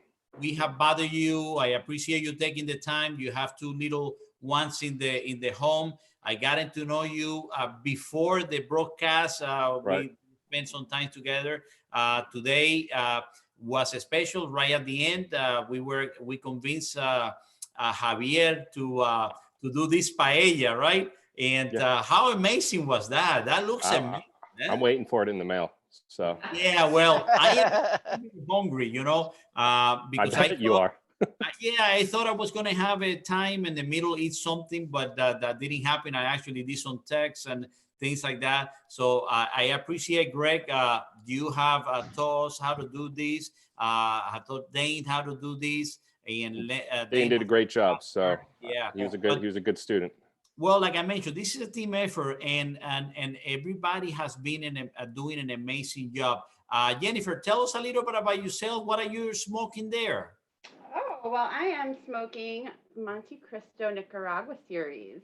There you go. Yeah, it's my first time smoking it. So for many of you that don't know me, this is only my 4th month with the company. However, I've definitely gotten the crash course, I think. But this is a really, really good cigar. I'm really enjoying it. And a little about myself.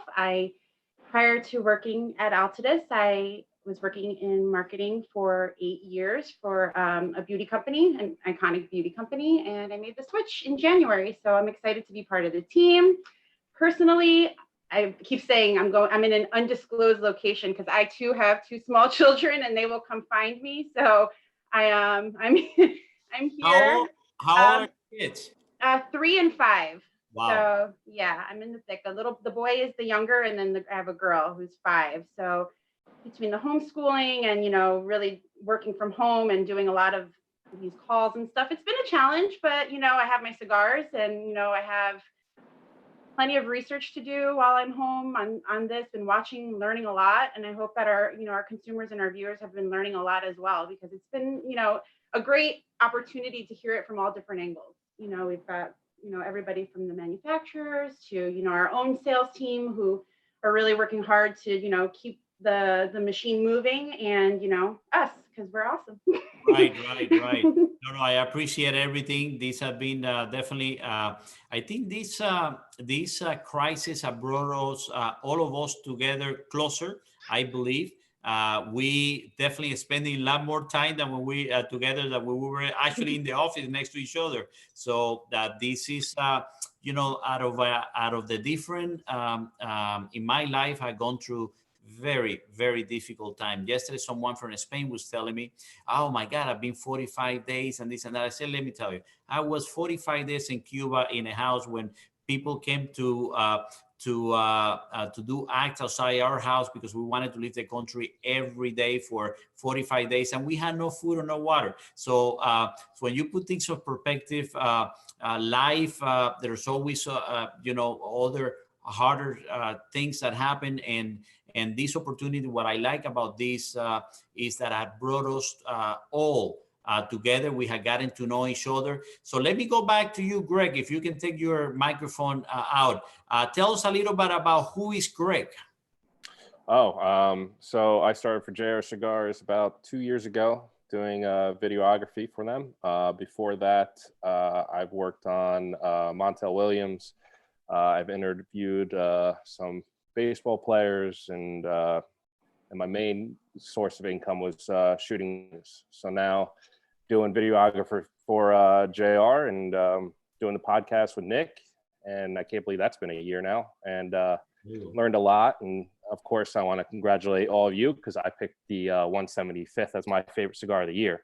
So thank you very much for that, because that is damn delicious. So I'm a big fan. So, and then I did the trip with Travis to Honduras right before this all happened, and that whole experience was awesome. I'm really hoping that I can do that again, and also customers down the road will be able to have that treat, because that was awesome. It was a great experience. So. Absolutely. Listen, going to the factory for me is a shot of adrenaline, right? Because there's so much passion, so much hard work, so much dedication from so many people. Because at the end of the day, we are doing this, but if it wasn't for years of passion and dedication, we wouldn't be able, and craftsmanship, we wouldn't be able to have this. So I appreciate it. I think, Greg, the last time I saw you before this was in New York City, not long ago, when we did actually, it was not long ago, but it seems like a lifetime ago. I think it was March 11 or March 10 or 11 that we 9 or 10 that we did an event, and you recorded a video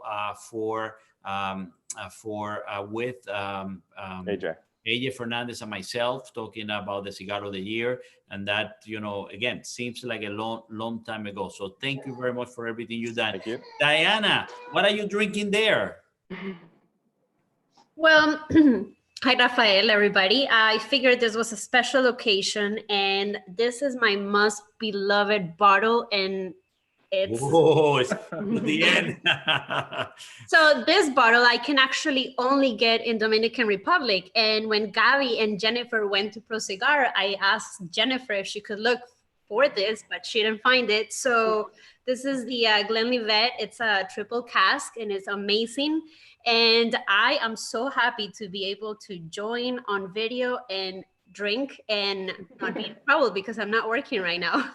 Right. Well, you know, I started drinking early today. I should perhaps more than I should have. Now I'm going into Matequila. This is an añejo clase azul, and as a way to celebrate this. Thank you, Diana. You joined the company recently. You have been on the cigar in another cigar company before. Tell us a little bit about that. Yeah, so well, I work with Jennifer. I'm under Jennifer in the brand managing role, and before this job, I was at the Red Cross, and I was actually doing events. But prior to that, I was a marketing coordinator at Oliva Cigar. I was there for 3 years, and I got so many teachings from that company. That was my first time into the industry. I got the chance to go to IPCPR 3 times.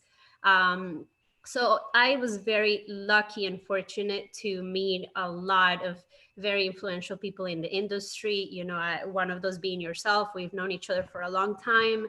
And, once I left the cigar industry, I love my time at the Red Cross because I had amazing coworkers, but I was always missing that relationship that you form in the cigar industry. And I still kept in touch with a lot of people. And so now that I'm back, I came back to the cigar industry in December, and it was a great time to join the company because, it went from Thanksgiving to the Christmas party to the #1 cigar of the year. And actually, I'm very, very lucky to have, been part of the marketing team at both companies that have made #1 cigar. Oliva when it made Milenio, and now with your aging room. So it's amazing. I think it's the best time to have joined the company. I've, learning things from a whole different side. I think you may have been the good luck. Thank you very much, Diana. And last but not least, Gabriel. Gabriel, you have been doing an incredible job. Gabriel Winchester, you started preparing all these social digital strategy, and all the sum we were here, this emergency happened, and we had not only been able to continue doing what we were doing, but step it up a lot at this time of social distancing, called to be closer to the people this way. So tell us a little bit about you, Gabriel, and you are very red. That is a rich red color. Very nice on camera, I'm learning. Thank you very much. Well, I'm not just wearing red for no reason. I'm the senior brand manager for Romeo y Julieta. I also have other brands that work under me. And me and Dane actually work together on all of these brands. So that's why I'm wearing red today. But I'm really excited to be a part of this party. I've been watching all day, everyone speaking. It's really been amazing to see the camaraderie and everyone just getting together for this really, really cool marathon that we decided to plan out of nowhere a week ago. So I'm really happy that everything came out really, really great. I mean, about me, I don't really make pizzas, nor do I work on cars, but I love animals. I love NPR. And that's just kind of just about me in general. But one of my passions also is social media, as you were talking about before. And it was kind of hard, and I hear everybody talking about adapting during this time. And we did have a full digital strategy of things that we were going to do. But of course, we had to change it up a bit and shake it up. But for the people who aren't following our other social media accounts that Rafael had mentioned before, you should really follow it, because not only me, but the rest of the marketing team, we've really been coming up with some great ideas and some really great content to keep people entertained, and also to keep them educated and really just feel like if we're a community right now, which I think is really important. It is amazing. These are difficult times, so finding a way to communicate with our consumer, tell them the story about our brands, and tell the story of what we all do is an amazing opportunity. So tell us, Guy, what we have some incredible guests today, right? So with a lot of history in the cigar industry, with people that done a great job. Tell me anything that impressed you that perhaps you did not know. I mean, I've listened to a lot of these different podcasts, especially now in this time of social distancing. There have been so many internet shows and a lot of people speaking. So I've been able to Well, first and foremost, I started the company about 10 months ago. And prior to that, I wasn't working in cigars. So it really has been really eye-opening to see this brand new industry and also be in an industry where there's so many people who really know what they're talking about, you know? So seeing these things and watching them speak about cigars and watching them speak about their passion has just really been the most eye-opening part for me, for sure. Right, definitely. And which part, guys? Anything that called your attention that was for me was the union of this reunion of Dave Garofalo and Elmer Suarez. That was something unexpected that I learned not long ago, so I decided to put it together. Any other moments that any of you, called attention? I did find it really interesting to hear about the plans from the different brick and mortar businesses of how they are thinking to reopen or what their strategy is right now, because on the marketing side, it's really important to see what their strategy is so that we can also match our strategy with theirs. So I thought that was very interesting. Paul, any moments that called your attention? Yeah, I'll tell you, the amount of guests and the variety of guests that were on this appearance was really cool to see, because you got input from a retailer's perspective, from a cigar manufacturer's perspective, from the media outlets, just a variety of different individuals from retail, from manufacturing, from media. It was really interesting to see that all happen in one place over the course of the marathon. Yeah, it was. For me, it was amazing, Dane, that people were coming on time, that follow the things. What was from your perspective? Yes, the logistics were great. Everybody was on time. Everybody was ready to go when it was their time slot. So it was perfect. One of the things that really stuck with me was during Dave's interview, when he was talking about how he had operated in Massachusetts for 10 years and then had to move his store to New Hampshire. And, it just, people who are not into cigars, whether they work in the industry or they just enjoy cigars, are not following the laws and what the states are going to do, the taxes. So it's important as people in the cigar business and also as smokers to keep up on that and know what's going on. Right. No, it's important. And Oliver, what was some of the moments or one of the moments that called? I mean, you have relationship with all of these people, but anything jump that you did not know perhaps about someone, or it was interesting from your point of view? I was just really touched about, considering what a tough situation a lot of people are in, that a lot of, our customers have a very high positivity that we're going to get through this. And it was very touching to see even like some of the initiatives like Abe was doing with the extra gift cards. So I think just the way that the industry is coming together and that there is kind of a light at the end of the tunnel, I think that was really assuring to hear that as an industry, and hopefully we will together all come through it. So that's probably what stood out for me. Right, absolutely. And Travis, any moment? For me, it was more, not so much a point I didn't know, but something that reassured me was to hear the brick and mortar all saying that they're working together with their local brick and mortar. They're working together. Where coming, 15 years ago, 13 years ago, when I started in the cigar business, I was in a lot of areas where people were competing for the dollar. They weren't competing for the industry. And now I'm seeing via today that they're now kind of focused on industry. Let's work together. We'll work on our own when it comes to the dollar coming in the stores, but let's all work as an industry together, which for me, it was reassuring and real positive moving forward. Right. No, that was amazing. And Diana, any moment?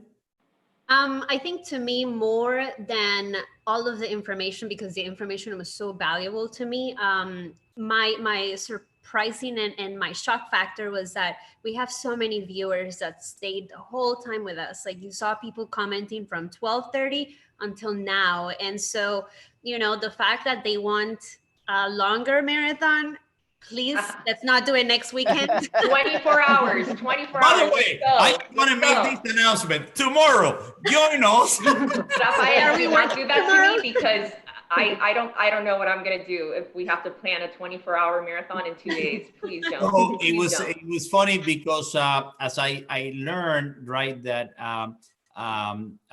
Will Coop yesterday, one of the radio show, he said they have done a podcast, and they do this podcast because people can download it at any given time. And they have done in 11 hours. But obviously Facebook only allows you to do 8 hours. So we did, they had to cut and then come back again in live, but they basically was a podcast. So today, I texted it earlier to Will Coop, and I said, Will, I decided that today is going to be 3 parts of 8 hours each. We're going to have 24 hours today. He said, no, I don't believe you. Say, yes, watch us. And then I texted, no, are you crazy? So yeah, it was fun. So it's, a longer, I'm not sure. This, like you said, it was put together. But one thing is we have the luxury of an amazing team like you guys, right? And an amazing support of the company from people like Greg in JR and all over. So it is a difficult thing. It's a thing so loved. We wanted to call the attention to what we're doing and the channels and the way we're doing it, and the way was to also give some attention to the retailers that are going through a very difficult time, and business is difficult, and also for the consumers to have an opportunity to learn a little bit about some of this, because when Dave Garofalo and Abe are doing these radio shows, they are the ones that interview the people, right? So you don't know too much about them. So that was for me that, guys, any last comments as we coming to the end and the wrap up of this. Well, before we wrap up, I do want to just thank everyone, obviously thanking the viewers, but also thanking our really great team. Like we just spoke about, we did this marathon pretty quickly, and it was because of the help of everybody together. This morning I texted you and I was like, look, this is a labor of love. And really that has been what this project has been for us. It's really exciting to see that something that just kind of, popped up really worked. And also thank you, Greg. Thank you, MC Management. Like all of the content that we're putting out, all of their labor of love as well has been shown through what we're doing. So. Right, and we'd like to say also thank you to our agency in Spain, No Line, who has been helping us to this process, to the social media, and to this crisis, and deal with this. It is great to have so much support of people with a lot of knowledge helping us with social media and some others. We have some amazing brands. We have the best brands in the market. Monte Cristo, Romeo and Juliet, A. Shortman, Trinidad, Henry Clay, Aging Room.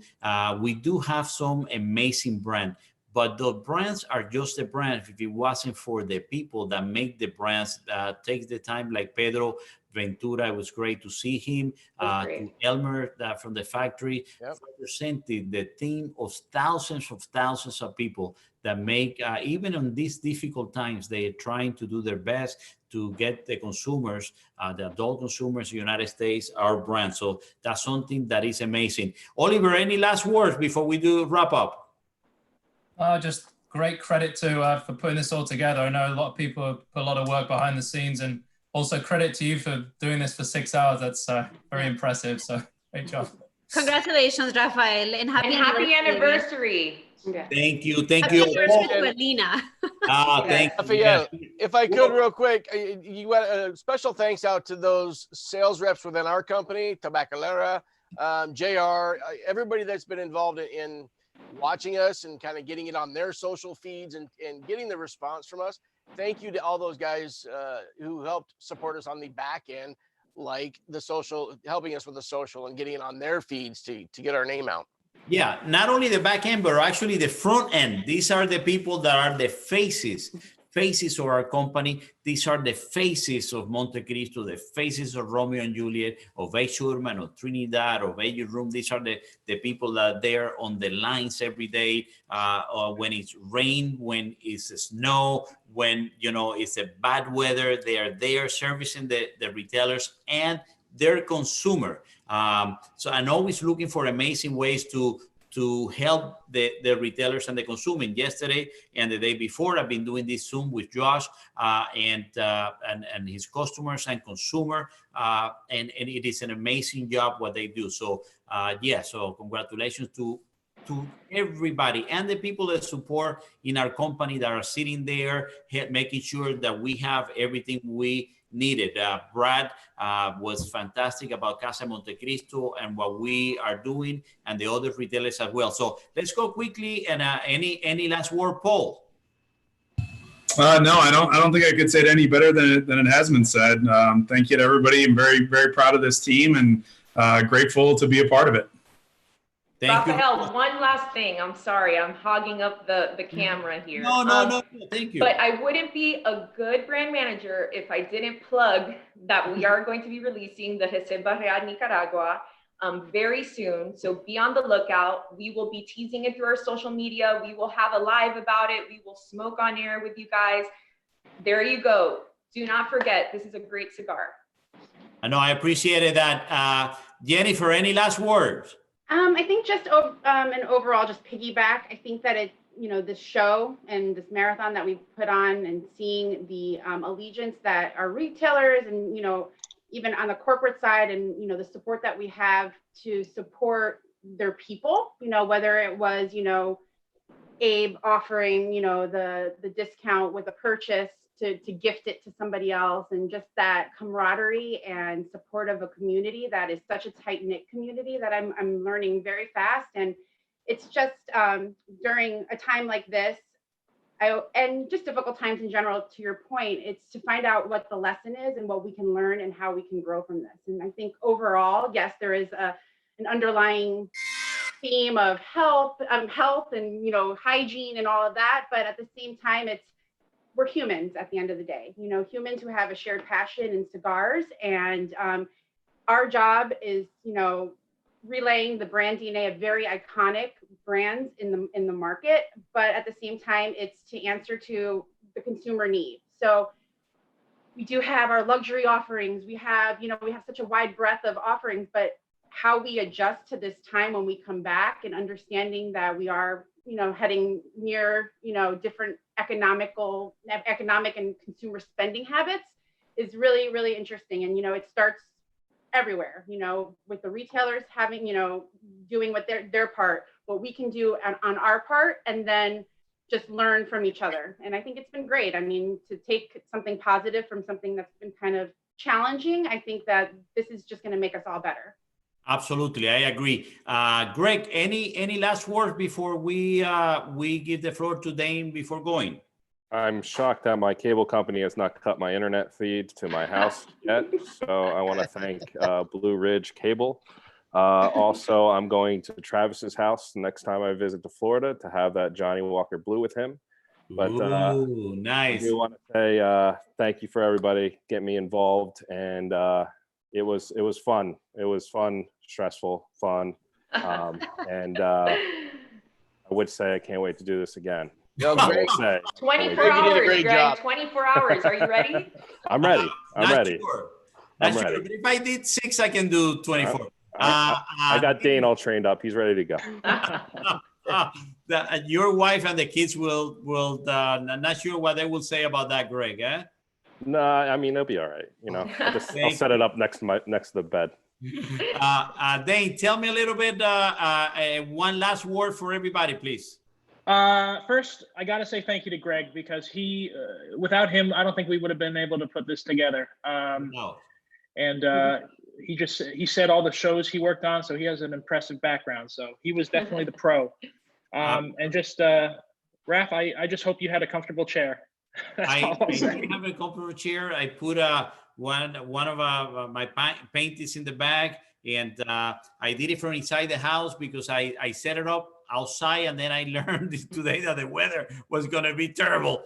And so I was just hoping that my wife had paid the bill for the internet, and you know, that we weren't caught in the middle. So I appreciate it, guys, and also want to say thank you to everybody in the company, from human resources to legal to all the support, regulatory, everybody that is doing an incredible job in very, very difficult conditions. Oliver, to you, to your people, to Paul, to you, and the people in sales that are the front lines.